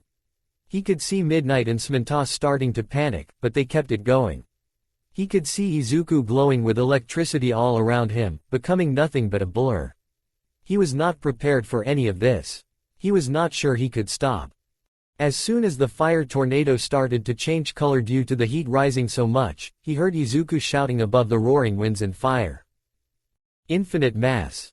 The fire turned blue. Smash. Suddenly, Izuku's lightning cover fist was in his stomach again and he felt the elements disrupt each other as he started flying back. Thankfully he had the wherewithal to create more ice to cushion his fall, but by then, he was already out of the arena. His head hit the ice and he was out like a light. XXX. Ochako was psyching herself up the next fight, her fight with Itsuka. But it was hard and the wait between this fight and the last was longer because what they did to the arena. The blue fire tornado had melted the freaking concrete. And either her or Itsuka was supposed to fight the person who beat that. Neither had much of a chance. No, she could not think of that right now. She had her fight with Itsuka and that was all she had to worry about. Well, not all she had to worry about. She also kind of wanted to fight Setsuna because she also seemed to have a thing for Izuku. Ochako had a crush on the guy who saved her, sue her. Wanting to fight Setsuna was petty, she knew that and more she thought about it, she honestly wondered how that fight would go. Floating body parts versus the girl who could also make things float. That would be difficult in her mind. Shaking her head, she focused back on how to fight Itsuka and came to the conclusion that she did not know any martial arts like a lot of her classmates did. That was certainly an error on her part, but her family was poor and she was not going to bother them for those lessons when they cost money. Still, books could help. Her name was called over the intercom, making her sign in frustration. Overthinking in a room by yourself was certainly not good. As she made her way out to the arena, her thoughts of trial and error would have to do. XXX. Alright sports fans. Present Mike's voice boomed over the roaring crowds. Our 4 match of the day is underway. We have the gravity-defying, Ochako Uraraka versus the martial arts mistress with the hand technique, Itsuka Kendo. When the match began, they did not immediately run at each other, instead sizing the other up like thin their own fighting stances. Well, Itsuka was in a martial arts fighting stance and Ochako was more in a brawler's stance. Itsuka grinned at the other girl. You know, Izuku's advice on our quirks is pretty invaluable. Did he analyze anything good for you? Ochako blinked before tilting her head. A few things, but a lot of it is still experimental. Same, but there is one thing I just had to try for this tournament. It means I will be coming at you hot. Keep up, gravity girl. Itsuka replied with a cheesy grin as she enlarged his fists, giving Ochako the finger guns. Before Ochako could comment on that, Itsuka shrunk her fists. Instead of shrinking them down from fingers to wrist, she went the other way, effectively pulling her forward in a rapid movement that put her right in Ochako's face. The unexpected action made the gravity girl stumble back a bit before she could right herself. Itsuka punched her in the gut with an enlarged fist, sending her opponent to the edge of the arena. Ochako only managed to save herself thanks to a quick application of her quirk on herself. Now floating, she caught herself in a good position fall back down safely. Don't think you are the only one with tricks. Ochako roared as she strode forward, keeping low to the ground. She tried to tag Itsuka, but the orange-haired martial artist was quicker. Not to be deterred, Ochako planted her hands on the arena floor and smirked as a section of it rose into the air weightlessly. As Itsuka's brain was registering the arena's floor floating and possibly being used as a weapon against her, Ochako punched forward, sending the block of concrete hurtling towards Itsuka, who punched it as a reflex with her enlarged fist, turning it into a fine powder. Using the dust and debris, Ochako used her quirk on herself again and floated above the martial artist, tagging her in the pass. Thinking up a backup plan, she dropped and tapped a few more sections of the arena, making them float as well. Ready to give up. I may be out of gravity, but I am not out of options. Itsuka roared as she used her dash option to get into Ochako's guard again, plowing through any and all pieces of floor the gravity girl sent her way. However, with the dust becoming so thick, Itsuka missed by a few inches and Ochako took full advantage of that. Itsuka was tossed to the right and lazily floated above the out-of-bounds area. It was funny, but she could get out of this easily with her new dash action. Only, it was not meant to be because Ochako turned off her zero gravity before Itsuka could position herself to get back in. She fell on her ass with a start. The shock of it all caused Itsuka to start laughing as Ochako was announced the winner. She fell due on her hubris, something a lot of martial arts were warned not to do. Go figure. Good match, Uraraka. We kicked each other around enough now that it just seems right. Ochako replied, making the orange-haired girl laugh even more as they made their way back to their seats. XXX. Naruto was happy as he sat in between Kyoka and Momo, enjoying the fights. While he understood Kyoka's appreciation for long-range fights, he wanted to see what she could have pull off in this tournament. Ah well, there was always next time. And as Lee and others learned during their first Chunin exams, sound attacks were a bitch to fight. So far, the battles after his had been decent, if not similar to what he remembered doing. Sasuke had copied Lee's dance of the hidden leaf to make his lion's barrage, and he made his Uzumaki barrage off that. So, it was only right that Izuku had used the circle technique he took from Lee. It was only right. The next few battles were pretty entertaining as well. Mei showed off her babies to the audience while actually fighting the 1B student, Mashiro Ojiro. Like Itsuka, he relied on a specified form of martial arts and added his tail into the mix. However, while using her neural implant, originally translator, baby to upload a few martial arts programs into her brain, she was still smart enough to throw out a few Mei originals here and then, knocking Mashiro out of the ring in a major upset. The next fun fight to see was 2 defensive walls. The Rock vs the Dragon in Eijiro Kirishima vs Hiryu Rin. However, Eijiro proved he could be a juggernaut in the end, especially when he threw Hiryu bodily off the area. Then came the battle between 1B students. It was not even a contest. Abara Shiozaki won swiftly against Nito Monoma. No doubt her manhandling him and Bakugo back during that lunch was proof of her practice. However, it was the final match of the first round that interested Naruto. Momo vs Fumikage. Creation vs Darkness. XXX. These matches have been going by quickly, folks, and we are almost done with the first round of the tournament. Give it up for the Lady of Creation herself, Momo Yaoyorozu versus the one steeped in darkness, Fumikage Tokiyami. As soon as the match started, Momo created a shield on each arm. Both of them were reflective mirror shields that could be combined if needed. She used the reflection of the sun to catch an unsuspecting dark shadow of guard and make Fumikage nervous that he would have to fight hand to hand. A momentary weakness of his. As soon as dark shadow was reflected back by the light, Momo crouched down, showing the other side of her arms that shot off Matryoshka dolls all around Fumikage. The bird boy glanced at them for a moment and grew annoyed that they were just a distraction while Momo created something else to hamper his chances moving to the next round and took a step forward to have dark shadow fly out of his chest to knock Momo out of the area. He should have closed his eyes. Multiple flashbangs went off all around him, putting the bird boy in a daze, mumbling about coming too close to the light. Momo would have got caught in that too. She had not shielded herself with her special mirror shields, which made Fumikage's problem with light that much worse. What madness is this? Overdosing a dweller of the dark with so much light. Fumikage groaned out while Dark Shadow just cried. Sorry Tokiyami, but I intend to win this fight. Momo announced as her own body began to emit light as well. Having generated a multitude of photons. I learned this while experimenting with my quirk with my best friends that I can create more than just objects. I see, this battle between darkness and light has already been foretold. Outcome already decided by fate. Fumikage grunted as he struggled to see anything. Sorry dear. Momo replied with a soft smile as she rushed over to the stunned avian of the night and thrust out a palm of glowing light. A pulse was felt and Fumikage was sent out of the arena onto his back. Hammond pulse. XXX.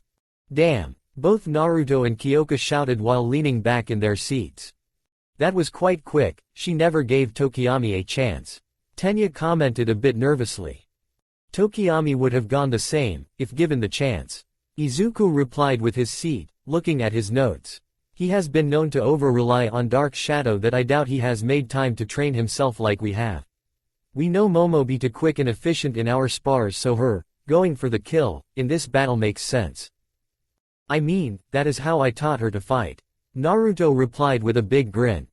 Look at that, a proud sensei. How cute. Himiko snickered. How's that teacher-student relationship?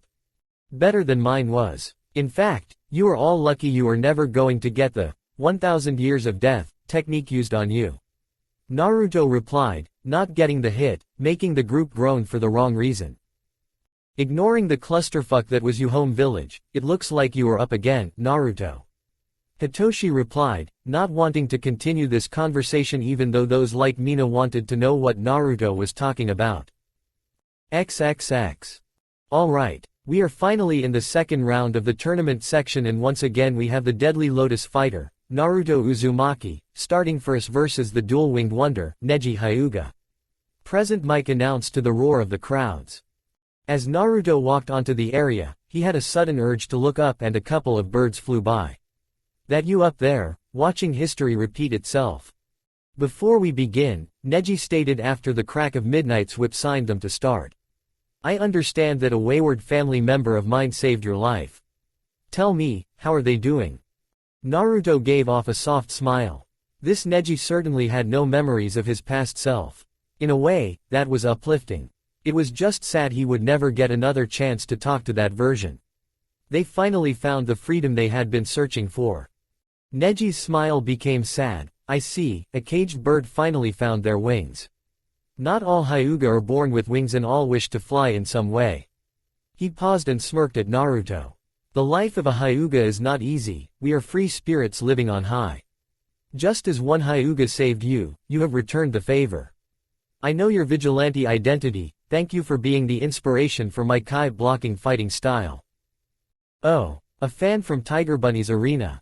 I am flattered that a high roller such as yourself chose to attend. Naruto replied with a bow. Like I said, we Hyuga are free spirits. Neji replied before rushing Naruto, the feathers on his arms flying in a swift pincer maneuver to catch the blonde off guard. Naruto grinned as he watched Neji poke his arm before he pushed the silver-haired boy away with the other. And that is one arm down. Funny how the one who used the same technique with electricity got caught in it. You would think so. Naruto replied as he let his fox features free and then a golden light briefly flare over himself. But no. Fascinating. Neji replied somewhat excitedly. Your class left much to be desired upon first glance, but you are something else. The silver-haired bird boy rushed in once more, but each attempt at a strike was batted away as if he was moving in water. Naruto was simply faster. He felt some irritation, but she should have expected an underground fighter to just be better. I was hoping to reveal this later in the tournament, but if I wish to win, I must pull off all stops. Would not be much of a fight if you held so much back from me. Naruto replied cheekily. Very well. You are a worthy opponent. You are in my range. Neji replied excited, which made Naruto's eye twitch at another flashback of that fight came to him. Naruto was shocked to see two more wings made of blue energy fold out from the original two wings that had moved back to their original position. Then, every single feather exploded off Neji's back to form a dome of sharp-looking feathers around the blonde ninja.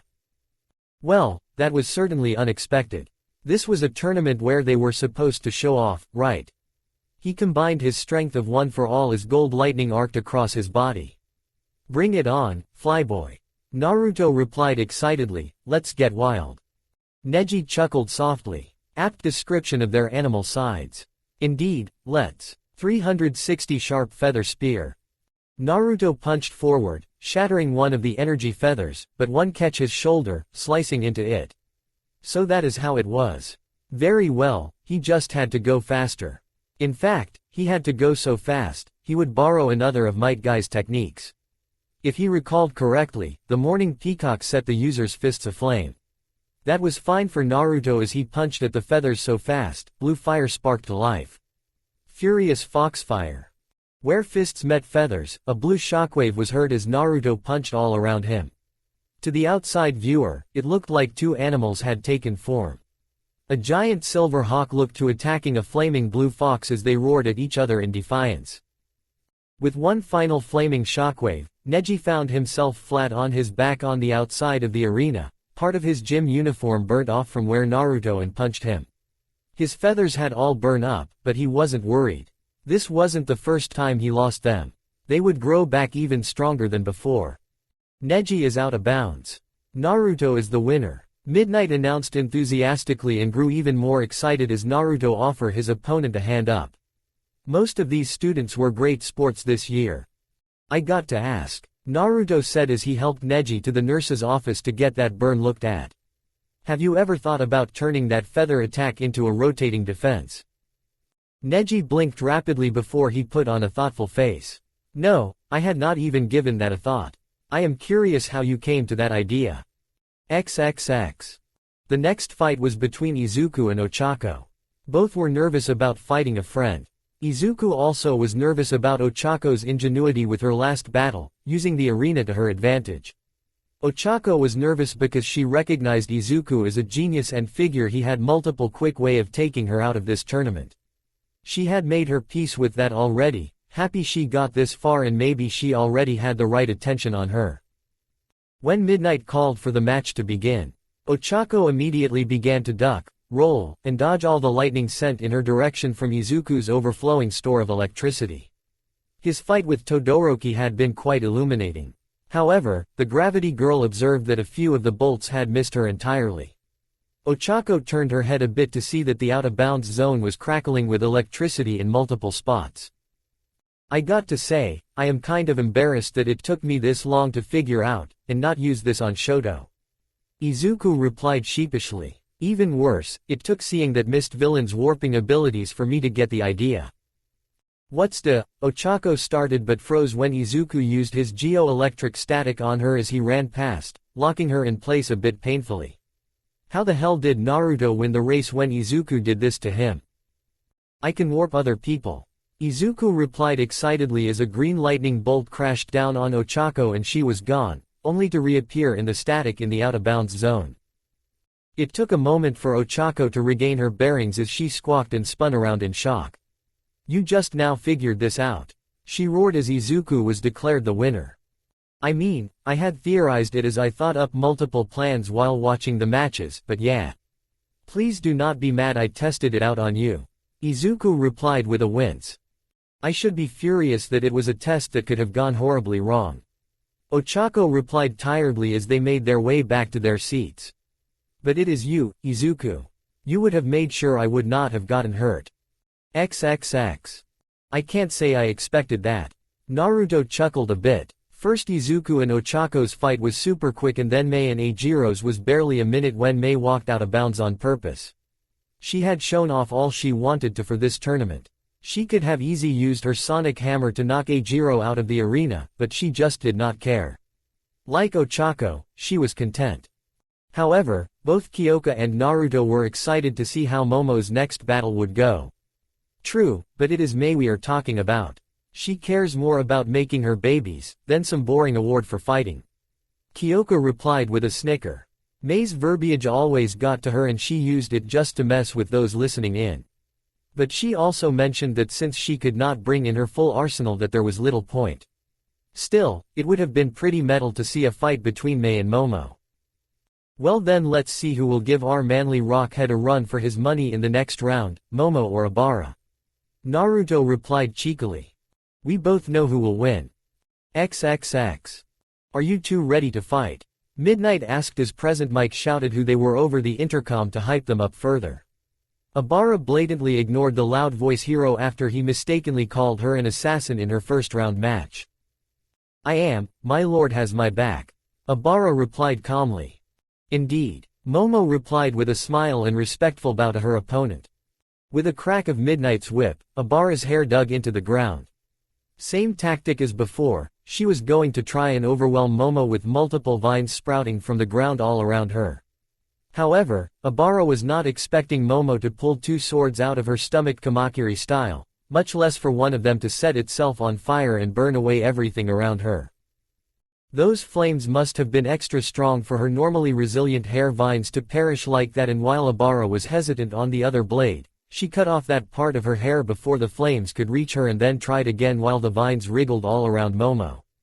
Ibara learned the hard way that the glistening liquid on the other sword was some sort of herbicide that absolutely stung and shocked her that she was forced to retract everything as she backed even further from Momo, a bit of fear on her face. I do apologize, Shiozaki, but I need to see this battle through and make it to the end. I made a promise to meet someone at the end. Momo replied calmly as she begun to walk forward, forcing Ibara back in fear with each step. For she saw war and pestilence on either side of Momo, giving her power, and it was terrifying. Ibara Shiozaki had stepped out of bounds. Momo is our winner for this round. Midnight announced to a roaring crowd, some noting that Momo's battle was rather short. Quick and efficient but still rather short. Ibara put a hand to her chest and she tried to rest her rapidly beating heart. She did not expect to feel such fear from the high school student, but it was still there. In the end, she graciously bowed to Momo and tried to leave, but Momo's caring side would not let her leave alone, and that further confused Ibara on that duality of Momo. The vine-haired girl shook her head though as she chatted with Momo all the way back to their seats. If I may, Yaoyorozu, but I would like to see that flame sword you made. Oh, sure. I made it after seeing an old pre-Quirk movie called How to Train Your Dragon 2. I researched the mechanic behind such a blade and well, made my own. Momo replied sheepishly as she handed over the blade. Such a brilliant mind you have been gifted. To be able to make an Archangel's holy flame blade from a children's movie, simply wonderful. Ibara replied kindly as she took the blade. She had a sudden urge to bow her head with the flat of the blade against her forehead. After a moment, she raised the blade high above her head and lit it on fire for a moment. It was rather picturesque in her mind. She turned it off before she turned to Kamakiri and bowed. I now know my calling. Please, Kamakiri, will you teach me the way of the blade so that I too may one day wield the blade of an archangel? Class 1B all looked to Kamakiri with weak smiles. Obara was already one of the strongest in their class, and the situation was made worse when the blade-obsessed boy nodded eagerly and started laughing manically like TFS Mr. Popo. A boy with a speech bubble head started shaking uncontrollably as he said, "Oh man, this is freaking me out." Kamakiri stopped and gave a chilling grin. I can tell what her villains are not going to be safe. This was the birth of Crusader Shiozaki. XXX. Give it up for the first fight of the semi-final rounds. Present Mike's voice boomed throughout the stadium. In one corner, we have the physical powerhouse that has shown us what the old martial artists were capable of with just their bodies. Naruto Uzumaki. And in the other corner we have the master of all lightning himself, Izuku Midoriya. Let's see how a battle between these two powerhouses goes. Now boys, I want to see a nice clean fight. Nothing too dirty. Midnight replied with a smirk, making Izuku blush and Naruto to just chuckle. But Midnight-sensei, they all wanna see how I use my body. Naruto rebutted, causing Midnight to giggle pervertedly as she cracked her whip to start the match. Come on, Naruto, that is not what she meant. Izuku replied good-naturedly. Isn't it though? I am sure making it this way. Naruto replied cheekily as he once again took a hold of his scepter to take control of the sound system. Is Mike right? You all wanna see me move my body. A lot of the crowd laughed, but a good many just roared for them to fight. He pressed the hacking tool on his scepter before let it go to stand on its own. Eraserhead Head just smirked at his friend, telling him he brought this on himself. Please play Move Your Body by Eiffel 65. A bit of throwback, but this is to be enjoyable, especially if you play the AMV version. Come on, a gimmick fight. Izuku deadpanned but started to back up when Naruto began to dance aggressively towards him, snapping his fingers all the way. Up in the class section, Mina squealed in excitement as dance fighting was being shown off and she was inspired to create her own version. Much to the amusement of Kyoka. You know, every fight for me is a gimmick fight. Got to entertain myself somehow. Naruto replied, swinging in motion as he went into his half-fox form again. With the momentum of the swing, the blonde brought out two tails in rapid succession. As Izuku dodged and weaved between the two, he cracked a smile. You are stronger than most of us even though we have been training together since we met. I probably cannot beat you, but I can sure try or knock you out of the ring. That's the spirit, Naruto yelled, his tails throwing Izuku into the air, who proceeded to summon a large bolt of lightning and then chuck it right at Naruto, Zeus style.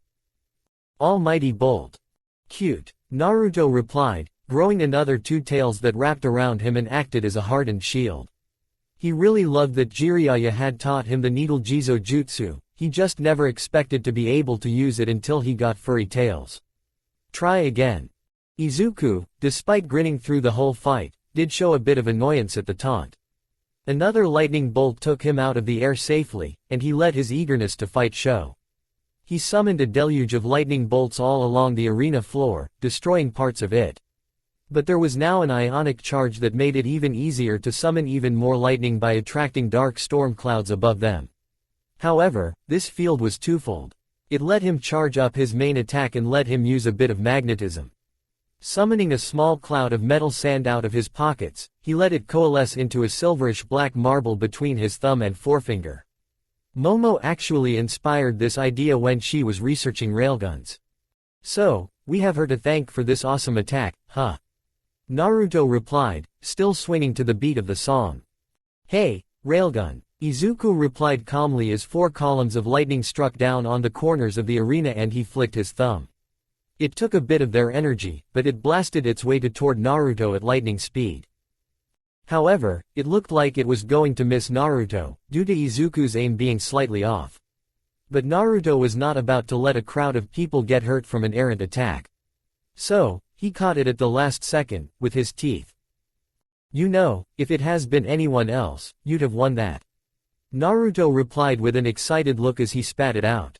Not for the railgun, but for what Izuku had been building up. He knew this technique was going to drain Izuku and put him out of the fight. Naruto wanted to test himself to see if could overcome nature-based attacks just like Might Guy did with his daytime tiger. Suddenly the 4 pillars of lightning converged onto Izuku as Naruto danced to the beat around them. Once absorbed, he let off a brief flash of light, showing a bit how it all actually worked for him. In another flash, Izuku had teleported to above the stadium where he absorbed 10 huge bolts.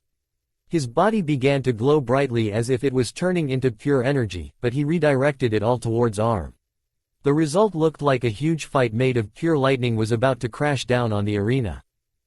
This has gone too far. Midnight shouted in awe, but felt powerless to be able to do anything. Not much we can do about it now. Smintos replied over the roaring winds and lightning hum in the air. Best I can do is shield the audience. That won't be necessary. Naruto replied with a disarming smile, having stopped dancing. He acknowledged that his and Izuku's rivalry created a messy challenge. Allow me to clean up my mess. Nezu contacted both teachers through an earpiece to allow Naruto's action. After all, what better way to show off to the villains that attacked them that they were not to be messed with? By handling massive attacks such as this.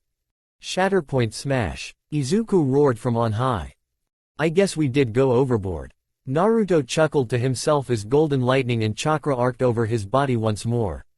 After that, he brought his hands skyward in a quick motion with a strange set of hand signs. Ending with them looking like a fox. High noon kitsune. Naruto's chakra-infused voice intoned high above the roaring noise of everything. In the next second, a giant fox made of violent silver wind shot upwards from Naruto's point of origin. The size of it caused the stadium to groan and made it seem like a train was nearby to everyone else. When the two elemental attacks collided, the shockwave blew away the clouds as the two seemed to fight for dominance for a second, but the fox merely closed its jaws and continued upwards to the bright blue sky. For a moment, all were quiet. No one had expecting to see an All Might level attack change the weather. Soon though, someone shouted that they could see Izuku falling.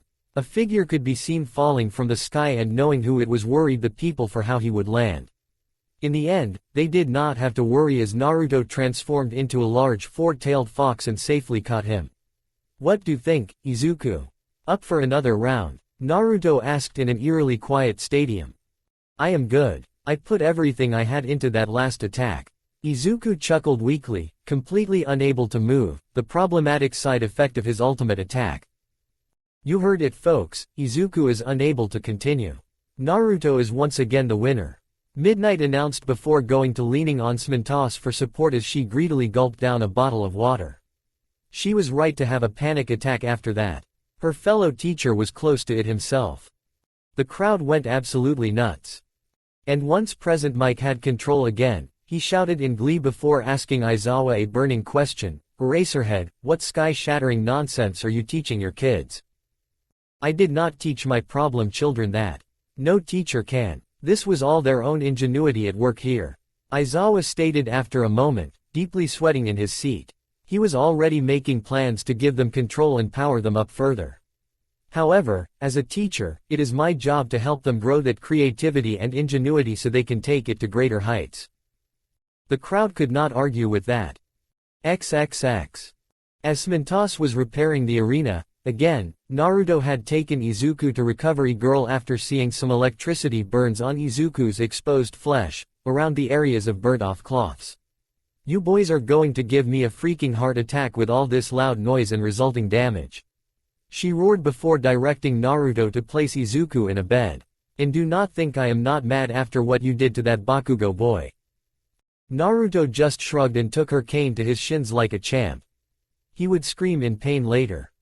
Midoriya, how in the world does a lightning user get lightning-shaped wounds from their own element? Chio said rhetorically while bopping him on the head. He overdoes it, that is how.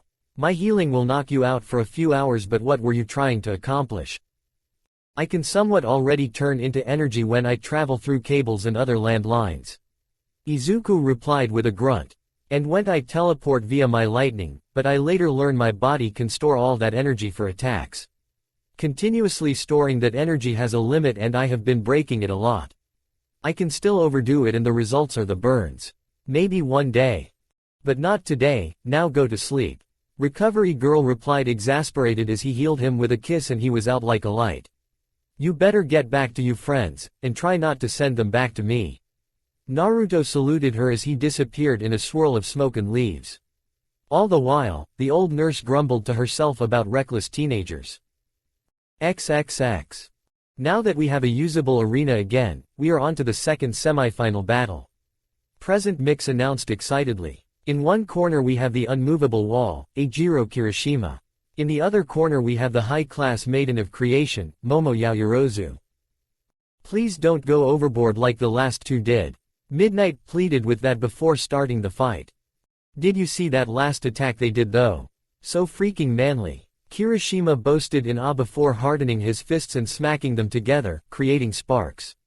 Sorry, Yaomomo, but I got to get in on that action. Momo had a thoughtful look on her face as it seemed she was chewing on something. She swallowed the superfood pill and said, if you are so eager to show off your manliness, then let's have a little contest of our own to prove you are worthy of even beating me. Mei may not have used her sonic weapons on you, so I will follow her lead. If you can tank an attack from my strongest creation, then I will concede. Tank. Oh man, you wanna see how hard I can get after Izuku's advice. Manly. Bring it on. I will show you my unbreakable form. Eijiro shouted excitedly. As Eijiro started going as hard as he could with his entire body, two giant butterfly wings made of Momo's sparking creation energy burst from her back. They flapped once, kicking up dirt and dust before twisting and turning in on themselves to create one giant weapon. She swung it around and let it crash into the concrete, cracking it underneath the weight. What was it? It was the length of a buster blade but shaped into a giant Y. In between the three massive blades was a wicked-looking cannon. This was simply known as the Buster Cannon. As it charged up, it sounded like a jet engine getting ready to go off. Oh yeah, bring it on. Eijiro cried out in joy, the flames coming off the weapon sparking back in his eyes in excitement. Pulling on the handle like a shotgun, Momo fired off a concentrated blast of heat and energy right at Kirishima. To his credit, he withstood the collision for about 10 seconds before he was blown into the stadium wall, shaking the structure from the force. The area between them torn asunder, causing Smintos to groan, his complaint ignored. Whoa, let's do that again. Eijiro cheered before he noticed where he was. Hey, next time I guess. Good luck with Naruto. He paused as he tried to get out of the wall. Any advice on getting out of this wall? Turn off your quirk. Momo supplied cheerfully. XXX. Man, Smintos is being put to work today. But you are all here for the final fight of the day, aren't you? Present Mike cheered to the crowd and inwardly hoped he could commentate the fight, but was not going to hold his breath. Hisashi knew Aizawa was getting a kick of his pain, proud of his problem children. No matter who comes out on top here, they both will be winners in my eyes. In one corner we have the foxy boy who can rival Hercules, Naruto Uzumaki. In the other corner, we have the one-woman factory herself, Momo Yaoyorozu.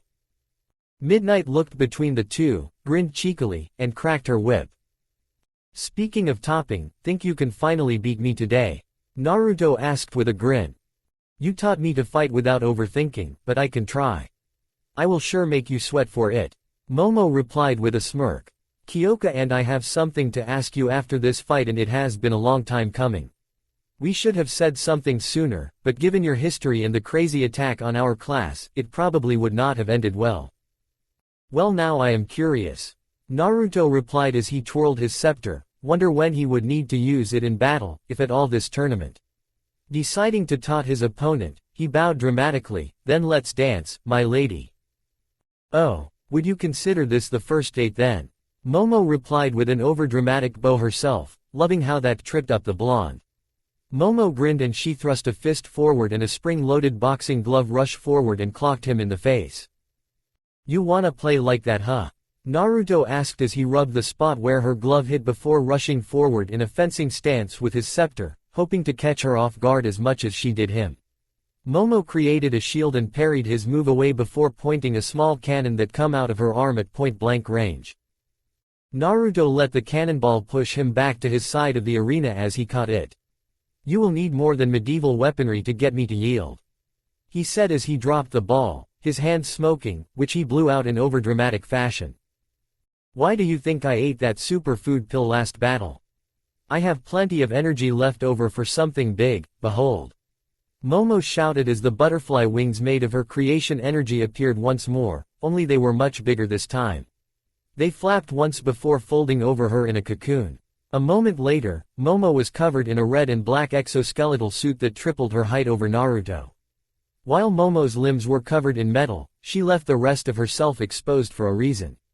In another flash of sparkly light, this time coming from her chest, a large blade grew out of her. It was much smaller than her Buster Cannon, but it did the job of intimidation with its red and black design that seemed to vibrate. Oh, an exoskeletal suit with a high-frequency blade. This is new, Naruto replied excitedly as he now held his scepter in both hands. Now that you have shown of your hand, allow me to show mine. May and Melissa have been working on this for a while, but once made, this found out they did not know how to turn it off. Please play Duel of the Fates. As soon as a certain bit of music began to play, Nezu's laughter rang throughout the stadium and reached a crescendo when Naruto twisted the shaft of his scepter and pulled out his own blade, much like a samurai would do. Only, his blade turned out to be an orange lightsaber. Naturally, once people saw it and recognized the song choice, they all began to get overly excited and sing along. There were still many avid Star Wars fans after all these years. Never expected me to pull one of these out during our spars, did ya? Naruto asked cheekily and flipped through the air much like Yoda would with his Ataru fighting style. Sparks flew as his lightsaber raked against Momo's much larger high-frequency blade. With this exoskeletal suit, Momo was able to go far faster than she normally would, along making her strikes heavier. While some of it was a hindrance, as she soon learned, she was still having a blast as she matched Naruto blow for blow. She knew Naruto could be faster, but that did not matter to either one of them. They were having fun. After a close shave, Momo punched Naruto back, only for his armored arm shifted into that of a cannon and shot him back even further until he was at the edge of the arena. Naruto noticed this and chuckled, before turning back to Momo with a "come hither" gesture. Momo decided to jump up into the air and hover with wings that unfolded from the back of her exoskeletal suit. It made her look like a mechanized angel for a moment. Then her armor's pauldrons opened to reveal missile launchers. She proceeded to launch every single one of them at Naruto. The multitude of missiles made Naruto's grin dangerously. This was just too fun. Once the first missile came, time seemed to slow down around him as he jumped on it. One by one, he jumped to each missile and sent them around the arena, careful they never strayed too close to Midnight, Smintos, or the audience. He sliced through the ones nearest to Momo before kicking off the shoulder-mounted missile launchers and then slicing off the hover wings. He finished as he kicked off her rig, sending her careening into the out-of-bounds zone. By the time she realized what happened and slowed her descent with her cannons, it was already too late and she watched exasperated as Naruto landed back on the arena with a flourish and explosions going off around him like fireworks. As the crowd cheered at the display, Midnight announced the winner. Momo is out of bounds, Naruto is the champion. Naruto chuckled at the roaring crowds before walking off the arena to check on Momo as she disengaged her exoskeleton. How are you doing? You really know how to make a girl sweat. Momo chimed cheekily as she stepped into the Naruto's space and before he could say anything to the innuendo, she pulled him in for a kiss. Neither cared as the crowd went wild for it. Momo focused entirely on him as the kiss felt like lightning going through her. As for Naruto, his own brain short-circuited. As he was rebooting, she continued. Kyoka and I have thought about it and want to go on a date with you, see if this is something you'd like to continue. All three remembered Naruto's story, Konoha being left in a crater and how Hinata tried to defend him after a love confession. After pain, there just was not time with the war going on. Naruto also felt guilty about Neji, so he did not think to pursue Hinata. Here, he just might have a chance at that kind of happiness. I'd like that. XXX. Orochimaru chuckled to himself as he, Kyudai, and All for One watched the sports festival. The students were all powerful this year and Naruto most of all if his championship was anything to go by. As the students were being rewarded for their efforts, All for One spoke. So this one, a brute like All Might, is the one you fought. Fascinating. A master at the art of deception. He certainly kept all of what he could really do to himself. And this is the power you seek, Orochimaru. Indeed, he is the perfect weapon. I wish to be better and slowly but surely, I am making that a reality. Orochimaru replied with an excitement in his eyes. He can enjoy his moment in the spotlight, but I will figure out what makes him tick and you can have your precious one for all. And Kyudai. How fares Tamura and your high-end projects? Hood is the only high-end that is nearing completion alongside Tamura's adjustments to be able to handle more quirks safely. Kyudai replied truthfully. I see. All for one replied before chuckling. Orochimaru, Tamura could use an ally on the field. Take that special berserker high-end you made with you and fetch the hero killer for me. I wish to have 2 words. Excellent. Orochimaru replied, a certain sparkle in his eyes. I have a couple of errant experiments that have taken a liking to him. I can retrieve them all in one go. The general atmosphere of the class after coming back from the sports festival was two-sided in many ways. Naturally, people were tired, but satisfied and happy that everything went well. It had been an exciting ride after all, but now that class was back in session after the weekend, some were restless. For those that read the news though, things were tense as they went along with the joyful atmosphere. For Tenya Iida, he was beyond pissed that he had to be here at all. His brother had been crippled by the hero killer and he was here in class. He felt he had to do something. He was glad that his friend group was looking out for him with their concern, but Naruto saw right through the facade. It was only a matter of time before the blonde otherworlder confronted him about it. He was sure of it. Tenya just could not get Stain out of his head and grew more pissed as the morning persisted. How dare the hero killer go after a brother he looked up to more than anyone in the world? The man who took on a multitude of sidekicks just so they could get their foot in the door for heroics. The man who tried to teach him so many things and helped all those in need. How dare he take his hero away from him? Tenya knew his brother wasn't dead, but his hero was. Tenya also did not have the luxury of being the class representative, so all those thoughts and more bounced around in his head until it was a loud roar of utter bullshit and hate that he could not hear anything else and his vision grew dark. He was suddenly shaken out of it and brought back to the real world by a kind hand. Looking up, he saw Naruto looking at him intently. Negative emotion sensing. That was what Naruto mentioned he could do at one point, and it made sense that his friend reached out to him then. However, Tenya dared not look back to the rest of the class in fear that the loud thoughts rang out to them as well. Let's talk at lunch, Naruto stated. It was not a request. All right class, sit down. Aizawa's voice rang out as he entered the classroom, but gave Tenya a nod. What it was hard to determine. Aizawa was hard to read. Tenya was surprised though that Mr. Aizawa was no longer covered in bandages from the USJ incident. That could only mean that Recovery Girl kept the man from doing anything else during the weekend while he rested. Well, he looked as rested as you could get anyway. Mr. Aizawa always looked dead tired and homeless, according to Tensai. Recovery Girl went a bit overboard with her healing. Mr. Aizawa responded to a few students pointing out how well he looked now. My health is not the concern here today. It is on you all as we have a big class today. On hero informatics. Naturally, that set the class on edge, just as he wanted. He let them stew in their heads for a few moments before elaborating. You need code names. It is time to pick your hero identities. That naturally got everyone excited as the classroom chatter rose. Aizawa did notice that Shoto had no look of excitement and Tenya, he looked angry with himself. Normally he would be annoyed by Shoto, but he had endeavor to deal with and Tenya was dealing with a family emergency. Tensai had been taken down by the hero killer, but not killed. So he understood. As for the other person that caught his attention, Naruto actually looked like he did not care. Weird, but whatever, he had a class to wrangle back in. A quick flash of his red eyes got the deed done and they were paying attention again. This is related to the pro hero draft picks I mentioned last class. Normally you would not have to worry about that yet until the second year. However, with the recent attention your class has gotten and how well you all did in the sports festival. That has changed how we do things and it has garnered pro heroes to extend offers to you to invest in your potential. These offers can be rescinded if you do not keep proving yourselves and they lose interest. Now, here are the totals for those of you who got offers. Shoto Todoroki 4123. Naruto Uzumaki Tsutsumi 4100. Izuku Midoriya 3556.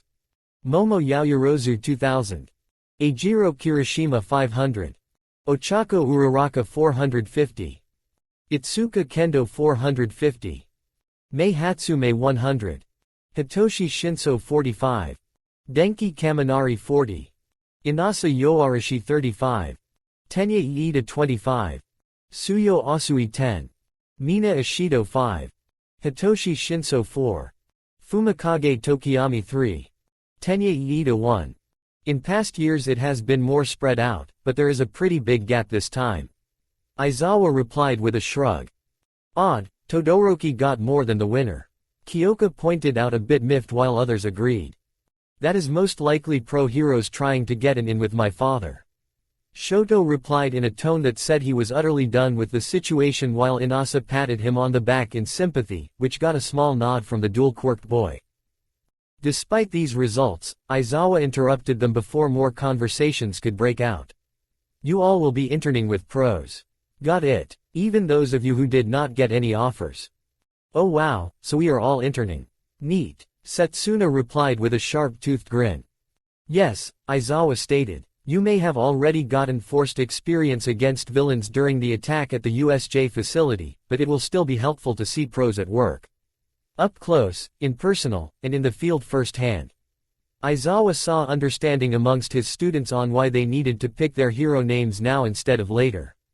It made him slightly uncomfortable that his class was being accelerated in the curriculum, but he knew this was what they needed after all they had been through. He had a bad feeling more was to come. Now, these hero names you choose will likely be temporary, but take them seriously or you will have hell to pay later. Midnight shouted in glee as she entered the classroom. Seeing she had the classroom's attention on her made her smirk. What you pick today might be your code name for life. You better be careful or you will be stuck with something utterly indecent. Yeah, she had a point and will have final approval. I am no good with picking code names, so she is my stand-in for this. The name you give yourself is important. It helps reinforce your image and shows what kind of hero you want to be in the future. A code name shows everyone what you represent. Aizawa explained further as he took out his sleeping bag, slumped over into a corner, and closed his eyes. Just get it done soon. With that, he was fast asleep. The students were given marker boards to work out their ideas. XXX. A little while later, Midnight smiled at the class and said, "All right, who would like to share?" She openly smirked at how that made a lot of the class uncomfortable. Okie dokie, I will go first. Mina said as she bounced up to the front. The Ripley hero, Alien Queen. You mean that old movie monster with the acidic blood? That will not go over well. Plus, we don't want to get sued. Midnight denied while shivering. I see what you are going for in this, Mina. Naruto pointed out with a smirk. You like to think of yourself as out of this world, so Alien Queen would make for a great name to have as your hero title. I'd pick a planet for your hero name though. Oh, I know, Venus. Ochako offered. It is already the acid planet with all the acid rain that goes on there, but it has another meaning. In Green and Roman times, Aphrodite, the goddess of love, was also known as Venus. Ooh, Mina replied with stars in her eyes, especially with a thumbs up from her fellow shipping buddies in Setsuna and Toru that it was a good idea. Well, she hoped it was a thumbs up from Toru. It was hard to figure that out from someone invisible. That is perfect. Then I will be the Alien Queen, Venus. Perfect. When we are done here, we'll give you those new babies to your suit I have been making. They will go well with your image. Mei announced with a big smile as she then got up to present her own hero name next, not even giving Midnight the option to approve of Mina's new name. So, she just approved it anyway. Call me, the inventing hero, mother of invention. A bit of a mouthful, but it could work, Midnight replied thoughtfully. You do often name inventions your babies, so it does work. Approved. I think I have one, do you mind if I go next? Ribbit. Suyu volunteered, which Midnight loved. Once up front, Suyu showcased her marker board. I have had this name in mind since grade school. The rainy season hero, Froppy. That's so cute and delightful. Midnight gushed. It makes you sound approachable. What a great example of a name everyone will love. The splitting hero, Lizardy. Setuna said when she went up. I am not as big as Godzilla or anything, but this is fun and shows off my interest in lizards and dinosaurs. Oh nice, the population with lizard-type quirks will have a great future hero to identify with. I got mine too, my name is the sturdy hero, Red Riot. Ajiro stated next with gusto. Red Riot, interesting. You are paying homage to the chivalrous hero, Crimson Riot, yes. Midnight asked with interest. That's right. He may be kind of old school, but someday I want to be just like he was. Crimson is my idol, Ajiro replied sheepishly. If you are bearing the name of someone you admire, then you have that much more to live up to. Midnight pointed out but approved nonetheless. I accept the challenge. Oh, I got it. Himiko cheerfully shouted as she too made her way up to the front. Since we have royalty in this class, let's go with the Blood Queen hero, Matabi. Oh, play a bit off of Vlad King's theme a bit as well and your showmanship will shed a better light on blood quirks. Approved. That's the plan, Himiko replied cheerfully, getting smiles from her brother and boyfriend. The command hero, soundbite. Hitoshi stated in a bid to change how his quirk was viewed, just like Himiko. I like it. I will admit, I feel that your quirk's name doesn't make sense. You just command them to do things, but cannot fundamentally change how they see the world or change themselves as people. Approved. Midnight replied kindly, making Hitoshi's eyes widen in thought about the name of his quirk. He could get it changed later. Soon after, others got their own code names in quick succession. The stun gun and shield hero, Chargebolt. For Denki, who is playing off Ajiro a bit and his own electrical application of electric shields. The gravity hero, Uravity. For Ochako. The jet black hero, Tsukuyomi. For Fumikage, though it did capture Naruto's attention since it was the name of a powerful illusion technique back in his old world. He was sure Fumikage would use the name better. The light bending hero, Prism. For Toru. The animal hero, Anima. For Koji. The arm hero, Tentacle. For Mezzo. The flying horn hero, Rocketee. For Pony, and man, ever since May helped her with the automatic translator, her Japanese was impeccable. Not that she stopped learning the language on her own, it just made it easier for her. The martial arts hero, Battle Fist. For Kendo. The wind hero, Gale Force. For Inasa. Then came the last few and it shook the momentum a bit. I will be called Shoto. Shoto stated blandly. Nope. Nah. What do you mean, nah? What does that even mean? Shoto deadpanned to the two who outright rejected his hero name, Naruto and Inasa. Shoto honestly thought it was fine. He wanted to be a hero, so he was going to use his name. What was the problem? Come on dude, I get you want to stand out from your dad, but using the name he gave you as a hero name. Kinda lame. Inasa supplied, much to Midnight and the class, amusement. You could derive your name from your quirk. It is straightforward, just like you. Naruto suggested with a smirk. I see. I was reading a book called The Song of Ice and Fire, but that series is still unfinished, so I do not want to bother with White Walker. Shoto replied. Icy hot? Inasa asked.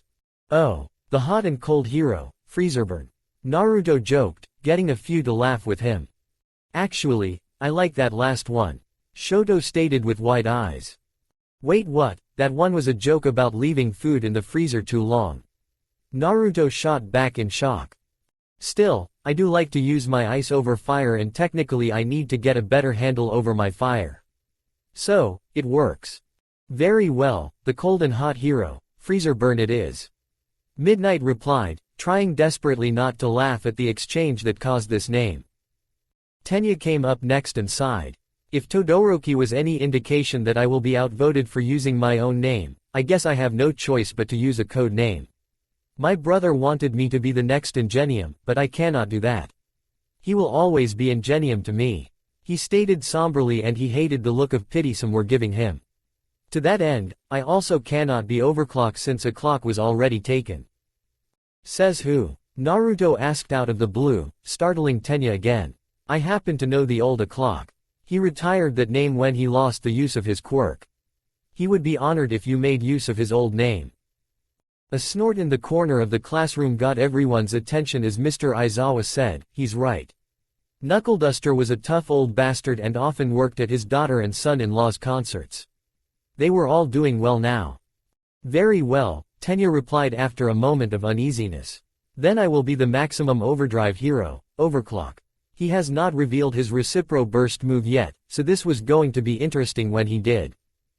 What is with you kids and referencing old horror movies for your names?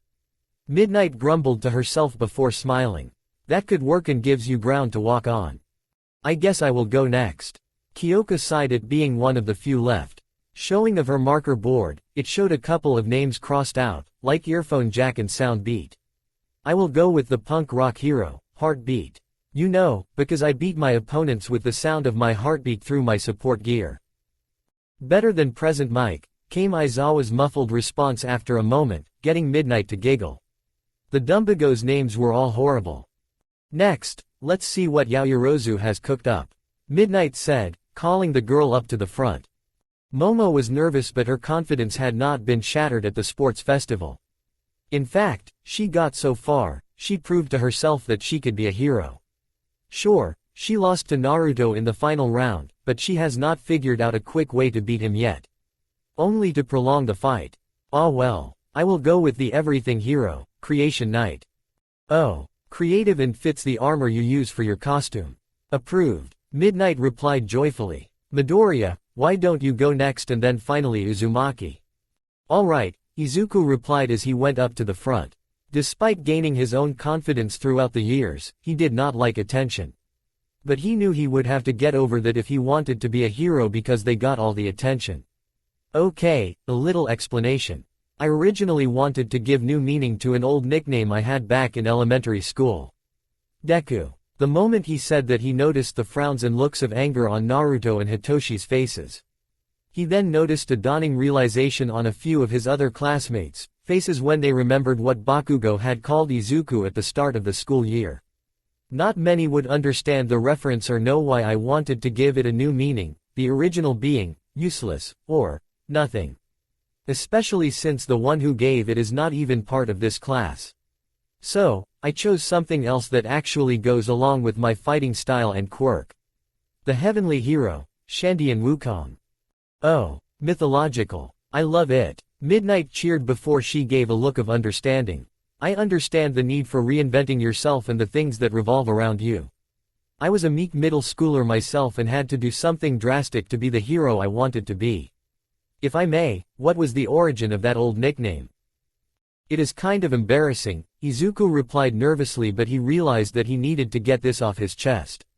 A person who I thought was the friend at the time, misread my name and pointed out that part of my written name meant nothing, so he thought it was useless. He equated that to me since he coupled that with the fact I was a late bloomer and didn't have my quirk at the time. Turns out we were only friends because our moms were. Geez, I can already guess who that is, Eijiro replied before smiling. Even as a kid he had an inflated ego. Glad you got away while you could, dude. Thanks, Izuku replied as he made his way back to his seat as Naruto walked to the front. He knew that old information, but hearing it still pissed him off. His friend could have gone down a dark path if he had not moved and met Hitoshi and him. Alright, like for many of you, your hero names have special meaning to you and so does mine. It belongs to a very special friend and brother to me as he has been in my life, since the day I was born. I figured, why not make his name heroic? Naruto explained, catching the attention of the class and making all his friends in the know smile. Call me the Beast King hero, Kurama. No one else heard the uncomfortable groan turn wail of agony in his head, but despite that, Kurama himself felt honored by his longtime friend. Too bad everyone else in Naruto's mindscape all made for teasing him. It was good but still weird to the ancient-tailed beast. Still, the humans of this world knowing Kurama as a hero, that sure was a nice change of pace. Oh, sounds powerful and commanding. You can certainly back up that power. I approve as well, Midnight replied after a moment's thought. XXX. At the same time, Present Mike was helping Class 1B with their own hero names and were just about done. There were still a few that had trouble with choosing a name, and one of them was Katsuki Bakugo himself. While he was desperately brainstorming and trying not to think about who it could have been that sent him his only intern offer, he was approached by Ibara and Neji. What do you want? Katsuki asked, biting back his usual angry retort. He knew the holy girl hated his, Kamakiri, and Awase's constant cursing. Katsuki started doing it around the vine-haired girl just to piss her off. She was not some overly religious person that pushed her views on others, she was smarter than that, just someone who leaned into it a lot and used the natural light as God's grace for her quirk.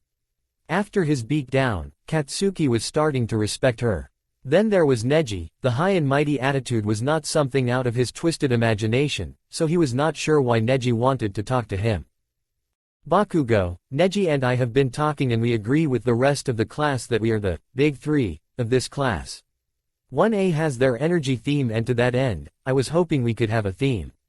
I sent in a revision of my hero suit for more protection and to add the flaming sword Yaoyorozu has given me. I modeled myself after the ancient Templars since I am a follower of God. Neji has agreed to call himself Archangel since he is unwilling to change his costume. See the theme we have going. Katsuki scoffed. Yeah, I see that stupid theme you have going. He paused though as he really thought about it, instead of brushing it off.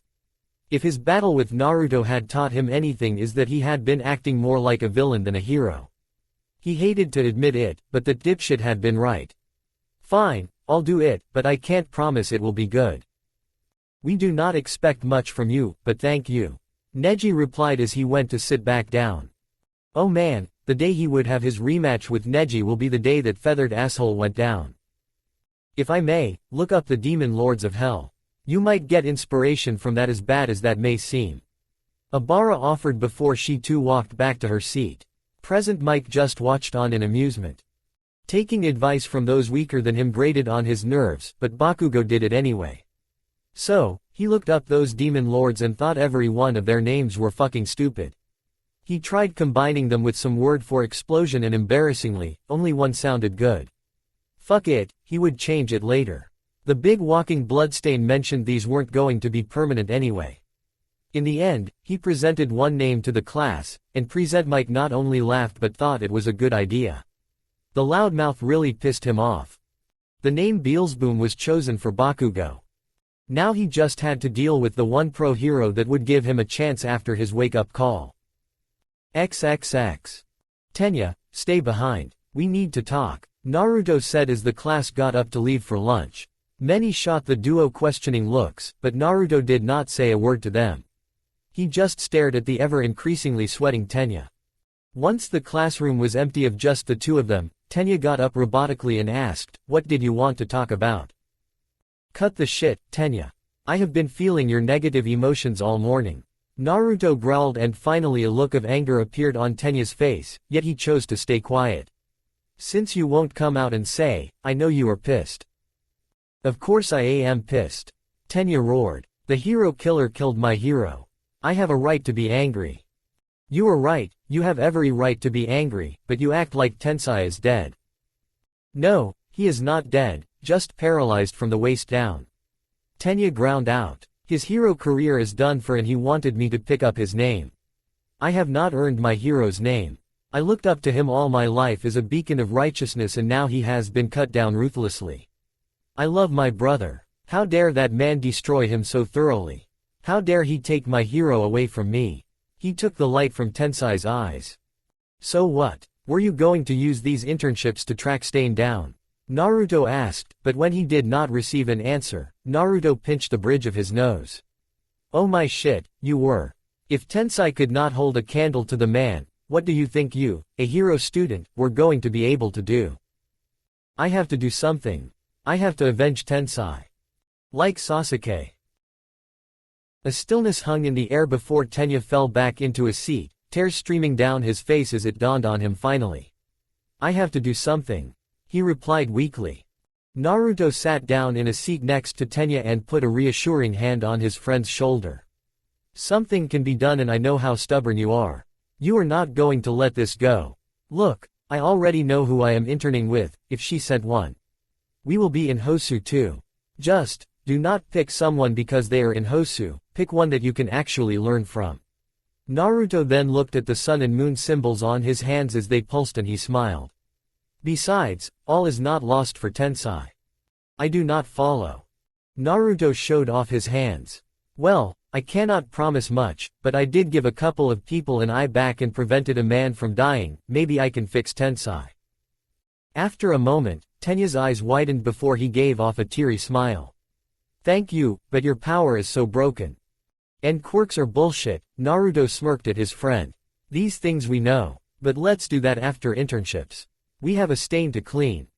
XXX. After lunch, Class 1A had a bit of a free period to go over their pro-hero picks for their internships. However, there were more than a few that were having trouble even figuring out where they should go. Are you sure you don't want to join me at Endeavor's agency? Shoto asked his tall friend. He could use the support. That is a tough one, Inasa replied through grit teeth. I am all for supporting and being friends with you, but spending time with that asshole. I cannot imagine that. Not to mention I did not even get an invitation from him. That made Shoto blink. Oh, I thought you did. I know he sent out a lot this year. Inasa just burst out laughing at the absurdity. Naruto, did you already choose? Himiko asked. Yes, actually. Apparently, she was one of the first to send me an offer. Naruto replied as he held up his sheet of paper, showing he had picked Mirko. What? You did not get thrashed around enough by Mirko growing up? Himiko snarked. Well, you know as much as I do that she hates teaming up, but she also knows that since she helped train me, I am not a liability. Naruto explained. Naruto, Ribbit, Tsuyu replied as she came up to them. I got an invite from her as well. I am just on the fence about her or Selkie. You primarily want to be a rescue hero, right Tsu? Naruto probed. That's right, Ribbit. Well, so is All Might, yet so many want a piece of him. What I am getting at is that you need to be ready for villains that prey upon the weak during disasters. Having Mirko's fighting style in your corner could help prepare you for that eventuality. Naruto explained and it looked like Tsuyu understood. Well, looked was not the right word since her frog mutation made it hard for her to emote. It was his senses that told him she had come to a decision. What about you Himiko, what have you decided? Naruto asked as he turned back to his sister. This one was hard, Himiko explained with a somewhat serious face. I got offers from Midnight and Vlad King. However, I think I have a handle on my quirk and Midnight has already taught me a lot, so I went with someone who could teach me to navigate the media and TV industry. I went with Uwabami, so her skills translate to me trying to get the public to accept my type of quirk more. Yeah, that sounds about right for you, Hitoshi replied in his seat next to hers. I am going with Aizawa to learn the nature of underground work. What, you don't get enough of Mr. Aizawa during school? Kyoka snarked with a smirk. I get you, but I am going to go with a sort of hero in pop step. She can help me navigate the music scene to help me integrate it more into hero work as she does. Oh right, the feather hats are in Hosu this week. They are probably there to lighten everyone's mood there. Naruto commented, but they are primarily rescue heroes as well. So, I have enough combat training from you in this class. Branching out will not hurt much. Kyoka shot back and Naruto just smirked at her.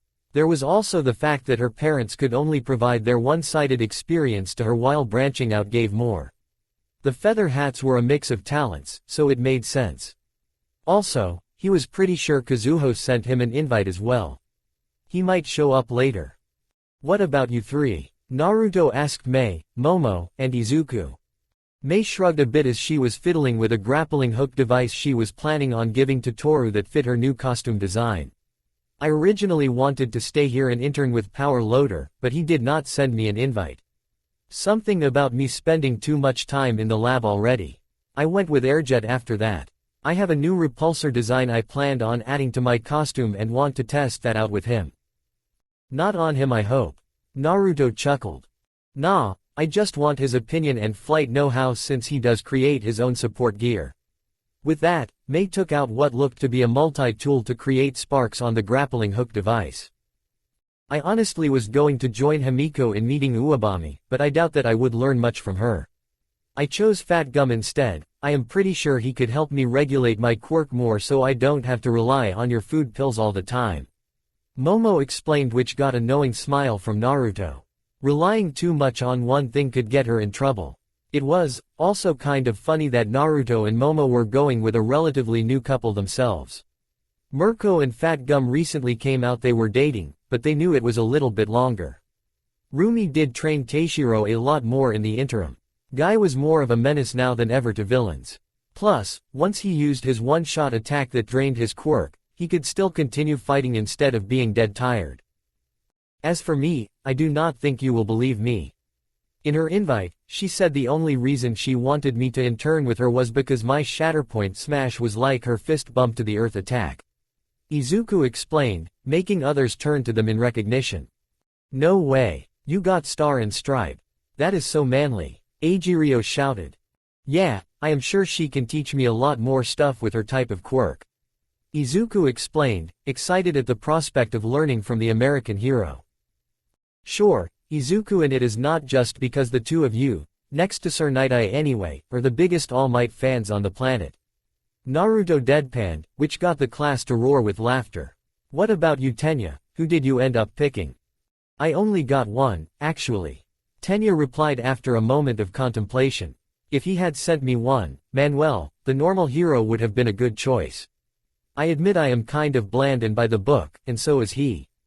However, I noticed he is well liked and has a great street presence. As for the one to pick me, I am going with an old rival of my grandfather, Jetstream. I am sure there is a lot he could teach me in place of my grandfather who is no longer with us. Oh, no way. Inasa cheered. Looks like we get to be intern buddies. His wind quirk was something I wanted to study under. That man is a strong wind user.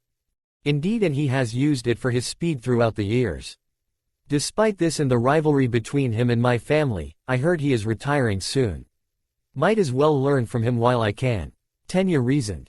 Naruto just smiled. He sadly could not talk Tenya out of revenge, but he could make the teen learn while on the hunt. XXX. Hero killer Stain, formerly a vigilante named Stendhal, was standing still in an alleyway in Hosu, unnerved. The reason was not entirely on the three people that had become his tagalongs. No, the reason was that a shadowy figure had started a horror-sounding whistle that froze his tagalongs in their tracks, similar to his own quirk revolving around blood. Called Bloodcurdle. Stain did not dare move. The yellow eyes closed and then the man stepped into the moonlight with them, continuing his haunting whistle as he observed the three following him, rigid with fear. No, that was not quite right. They might have been paralyzed. He was about to ask who this man even was when the tune stopped and those yellow eyes locked onto him. Do you like it? I call the tune the lullaby of woe. Mental conditioning to fear this tune was needed a long time ago in my more violent experiments. It is always so fascinating to see them lock up like this. The man stated with a dark chuckle. You must be the hero killer. Big fan of your work. You may call me Orochimaru. What do you want with me, Orochimaru? Stain asked, already highly on guard and high alert because of this name. It was infamous in the underground as the reason people go missing. It did not matter who either. That entirely depends on what my own boss would like with you. Our interests do align more often than not, but let it be known that my experiments have taken a liking to you. I am exceedingly interested on my own. Now, walk into the portal, my boss would like to have a word. Orochimaru stated, and Stain felt compelled to walk forward into a green portal the snake man drew on a nearby wall. The killer knew that there was a quirk at work but he could not figure out what. Then the same happened to his tagalongs as the man ordered them into the portal as well. Stain continued to feel unnerved. XXX. Everyone has their costumes, right? Mr. Aizawa announced the crossing at the train station the next week. He was happy that his students had good picks, even if some of them were odd. Like Fumikage and Pony, along with Neji from Class 1B going to Hawks of all people, but then again, Pony did mention she was trying to learn how to fly with her horns. She probably talked Fumikage into it as well. Then there was Izuku. He actually went with the American hero Star and Stripe and he was at the airport and left earlier than everyone else. Aizawa envied the brat for the long flight time that could be used sleeping. The rest were decent and not all in the top 10. However, Toru went with Edgeshot. Shoto went with Endeavor. Naruto and Tsuyu were going with Mirko, who never sent in anything ever before. Denki and Eijiro went with Crust. Oh god, that was all a mess waiting to happen. It was fine, his students would be fine. Remember, you don't have permission to wear them out in public yet and don't lose them or anything. Gotcha. Mina shouted in glee, holding hers above her head. Speak properly. Yes sir, Ishido. Yes, sir, Mina replied in a deflated tone. Ishido, you chose Yoroi Musha. He is very old school, so you need to remember that. Mr. Aizawa explained that he hated that the fun-loving Mina was going to the grave Moroi Musha of all people. She would learn the hard way. Make sure you mind your manners with the other heroes during your internships. Now get to it. Yes sir. The class sounded off as they left. They would be all right, they had to be. XXX. This cannot be her agency, Ribbit. Suyu deadpanned as they entered a gym with a four-corner boxing ring in it. Oh, it is. I missed this. Aunt Rumi used to kick my ass all over the ring when we were creating my different fighting styles. Naruto reminisced as they watched a guy get thrown out of the ring rather ruthlessly. Looks like she is in a good mood today. Hell yeah, I am. Rumi bounced over to the corner of the ring to greet them. Before you ask, Froggy, I do not actually have an agency because I travel all over the country. I do not need one. In the gym, just call me Rumi-sensei, but out in the streets call me Mirko. Understand? I got it, Ribbit. Suyu replied, only slightly annoyed at the Froggy comment. I am blunt and usually speak my mind. You are not known to take interns or sidekicks. Why now and us? I like you already, asking the real questions, Rumi replied, dabbing her forehead with a towel to wipe the sweat off. Naruto, because as he mentioned, I trained him how to fight better as a favor to his mother, we are best friends after all. Now, I want to see how good he is and show him some of the hero side. As for you, I noticed you had some pretty powerful legs at the sports festival. I see potential, I want to help that along. As a fellow animal mutant, I figured I would be the best to help you in that department. Sure, Gang Orca could as well, but he is about that upper body strength and I am the lower body. I am the best teacher for you to survive a fight. Let me guess, based on your hero title, you want to be a rescue hero and that is fine. You just need to be ready for a fight and a lot or not and die. It is why rescue heroes often rely too much on partnering with a combat hero. You need to rely on your own strength to defend the injured. That is how I see it anyway. A lot of people seem to misinterpret my views. That all makes sense, Ribbit. Suyu replied graciously. Seeing as I do not have the luxury of beating you into the ground and then throwing you into either a vigilante scenario or underground fighting around this time, we are going to train all morning, and after lunches, we will patrol. I am here for Hero Killer Stain after all. But you will leave him to me. Rumi stated the game plan and had to hold back laughter at the slight look of fear Suyu had and then stared at Naruto in muted horror, who pointedly ignored her. Speaking of, hey, want to teach her your frog kata alongside my own fighting style. Now that piqued Suyu's interest. What was frog kata? Sure, and whatever we don't cover here, I can teach her on our off time at school. Naruto replied helpfully. Rumi gained a dangerously feral smile and said, then let's get started. XXX. Dang kid, your English is pretty good. Kathleen Bates aka Star and Stripe praised Izuku at her military base as she had him do physical training along with her and the rest of her crew. He was not half bad in that area either. Thank you, Izuku shouted, doing push-ups. I originally learned so I could understand the various interviews done with All Might here. Ha ha, good answer kid. I learned Japanese because that was where All Might was from, so I get it. Kathy replied with a cheesy grin. The reason I called you here is because of that awesome super move, Shatterpoint Smash. I did not know you kids were already making super moves, that is awesome. However, I want to help you improve it. When we are done, we are going to pack a lot of extra power in that move. Villains will truly fear the name, Shandian Wukong. Yes, ma'am, Izuku cheered. Meanwhile, Kathis' unit was giving them appraising and fearful looks. Fearful for the All Might obsession that they have to hear more about now and appraising Izuku's potential. XXX. I am highly underwhelmed. Neji ground out in the gym provided by the Hawks agency. He had his hero suit on and it consisted of aviation gear. Archangel might be a hero's name, but he did not dress like one. A black bomber jacket over a silver jumpsuit was pretty simple, but it worked for Neji. Not to mention aviation goggles. I concur. I thought we would be learning something from the number 3 hero, but he is overcome by the sin of sloth. Fumikage complained. He will not even take us on patrol. What is this? Pony raged before pointing back toward Neji. He is also really weird around you. I noticed. He is a flyer, a rival to my father's own agency, so maybe that is it. Neji deduced. No matter, we came to get stronger, and if he will not provide, then we must train each other. I will help you two fly like you have been trying, and you both fight me. I need to be able to take on multiple opponents at once. Got it. Hawks heard all of this from the hallway and smiled to himself. He was ordered to send them invites by the commission to learn about the UA. But Neji figured that out quickly, shutting down a lot of his advances. He was very perceptive, and that made sense. Hawks was also surprised he got Pony to intern with him. He guessed that the need for flight was what drove her. He was not a great teacher, he could admit that. He did not intend to. After what the commission put him through in fear, he would lay way too hard into these kids. Fumikage and Pony were good kids and may learn flight at the end of this. It was Neji that Hawks really wanted. He had burning questions for the young flyer. XXX.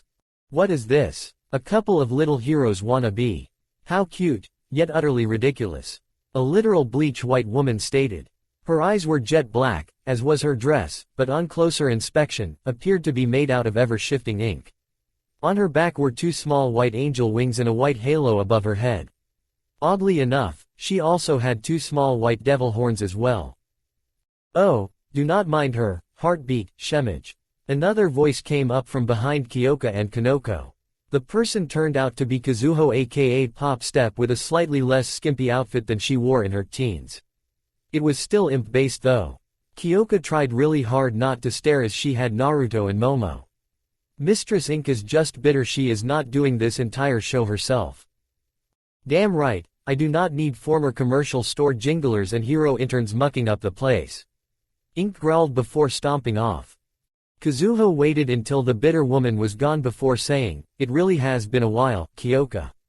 How are you, Naruto, and the others doing?" "Doing great. Momo and I might actually have a chance with Naruto, so there is that," Kyoka admitted with a blush. "Oh, 3-way polycule. Neat. I will stick with just my Koichi." Kazuho giggled. "Fair enough, you two were cool together and played off each other well. I am surprised he isn't here." "Oh, trust me, both he and Captain Celebrity would have loved to be here, but there was an emergency that needed them both," Kazuho explained. "They both wanted to train Tensai's brother and reconnect with Naruto." "I can see that. But hearing you are also a hero now was new." "Yeah, I had to keep up with Koichi somehow, and what better way than to continue being his support in the field in America. We make a great team still, and the band sure makes great extra money," Kazuho replied before looking over the punk rock girl and shy idol wannabe. "Now, in addition to learning the music side, I want to teach you two a few of my moves to stay mobile in the field. They will translate well with your sound wave quirk, and given what I researched of mushrooms, that will translate as well. Are you two ready?" "Yes. You know it. XXX. It would seem I have my hands full with you two," Jetstream, a man in his late 50s, stated at the 2 interns he got. The old man had a stylish twisty beard, a long nose, and a bald head. His hero costume looked like a mix between the Iida family's metal armor and a hawk. In his younger years, he had less bulky armor, but past injuries and old age had caught up with him, requiring him to have better protection. He was retiring at the end of the year, figuring his son, Native, could handle things in his stead. They were currently at Jetstream's personal gym in his agency, which was mostly just a track and obstacle course. Here he observed the 2 interns he requested. Indeed, Tenya was rigid like his grandfather was, and Inasa had so much destructive energy that he sadly hurt himself in his excitement. "Forgive us, sir, we just want to learn from the best speedster in Hosu," Tenya replied. "What a crock of shit." Jetstream laughed, shocking both boys. "The best speedster in Hosu is your brother, Ingenium. Sorry about what happened to him, it is part of the reason I am retiring. The boy is something else. I suppose he is going to be in a wheelchair from on. I can see him turning that into a car so he could use his arms as a turbo function." We never thought of that," Tenya replied after a moment, a look of contemplation on his face. He would have to pitch the idea to Tensai once Naruto healed him. Tensai could probably take it a step further somehow, but he was currently drawing a blank. And you, Yoarashi, I actually learned from your grandfather when he was still around. I would be happy to impart the knowledge he gave me onto you since he could not. Jetstream stated as he fell into memory lane. Inasa responded in a rare moment of quiet for him as tears fell down his face. I would like nothing more, sir. Then let's get started. Jet stated before he stopped and looked at the two seriously. I want you to know that the hero killer of off limits to you. Let us pro-heroes deal with the mess we have created by letting something like that fester into existence. XXX. Katsuki Bakugo found the place he was interning at and he could not be more annoyed and dumbfounded. The reason for this was that it was not a hero agency at all that he even knew of. It was a freaking museum. And it was in Hiroshima of all places. What the shit was that about?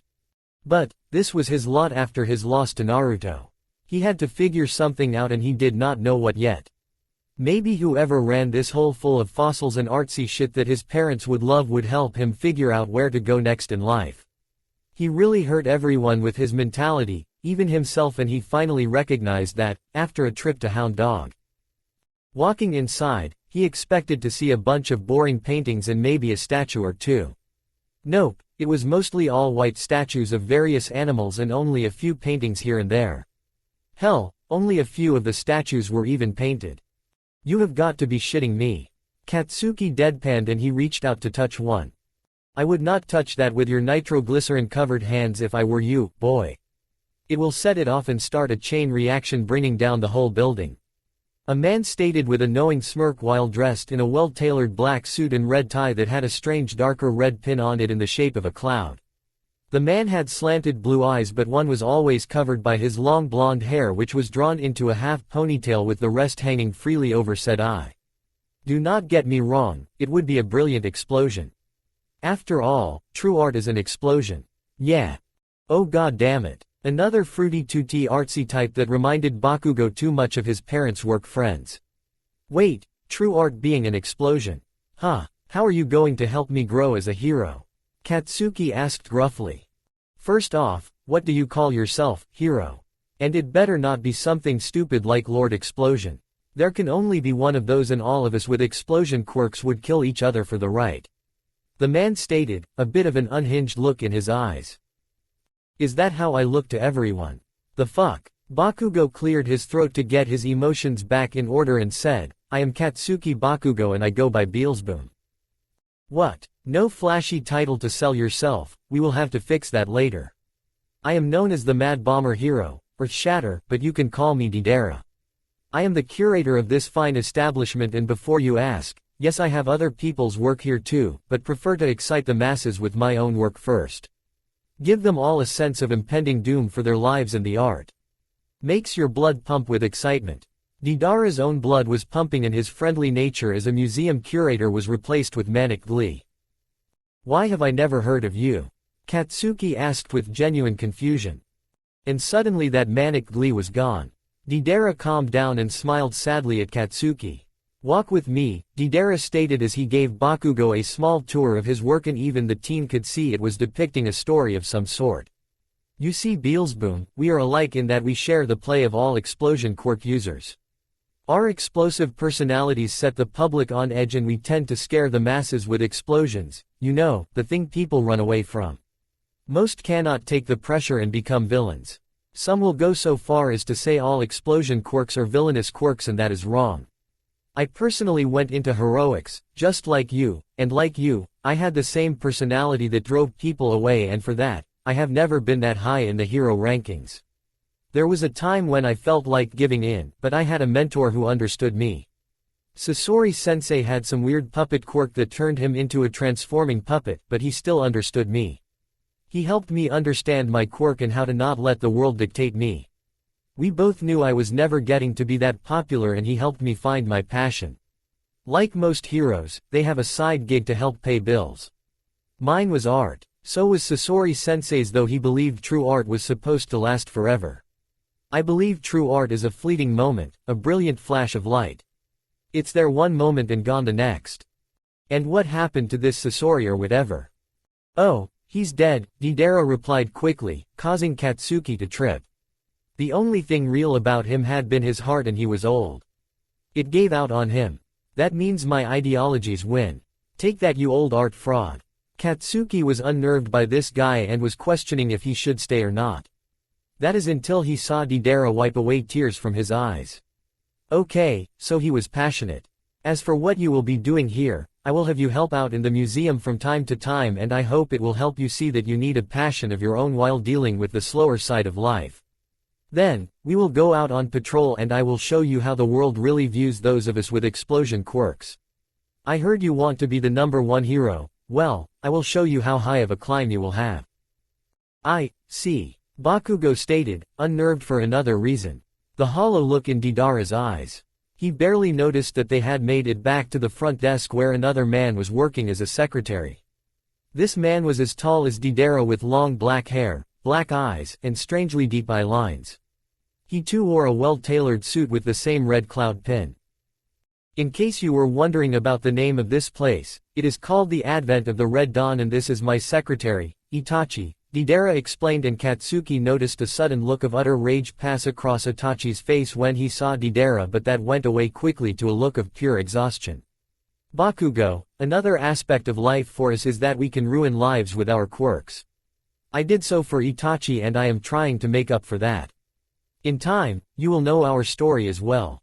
Now head upstairs, there is a room for your lodgings up there. That bit hit hard as well. He felt he already ruined Midoriya's early life, but what could Deidara have done? As he was thinking that, another thought crossed his mind as he set his stuff up in his temporary lodgings.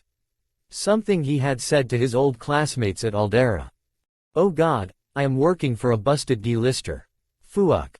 XXX. Whatever had been holding Stain lifted as he exited the portal alongside his Tagalongs and Orochimaru.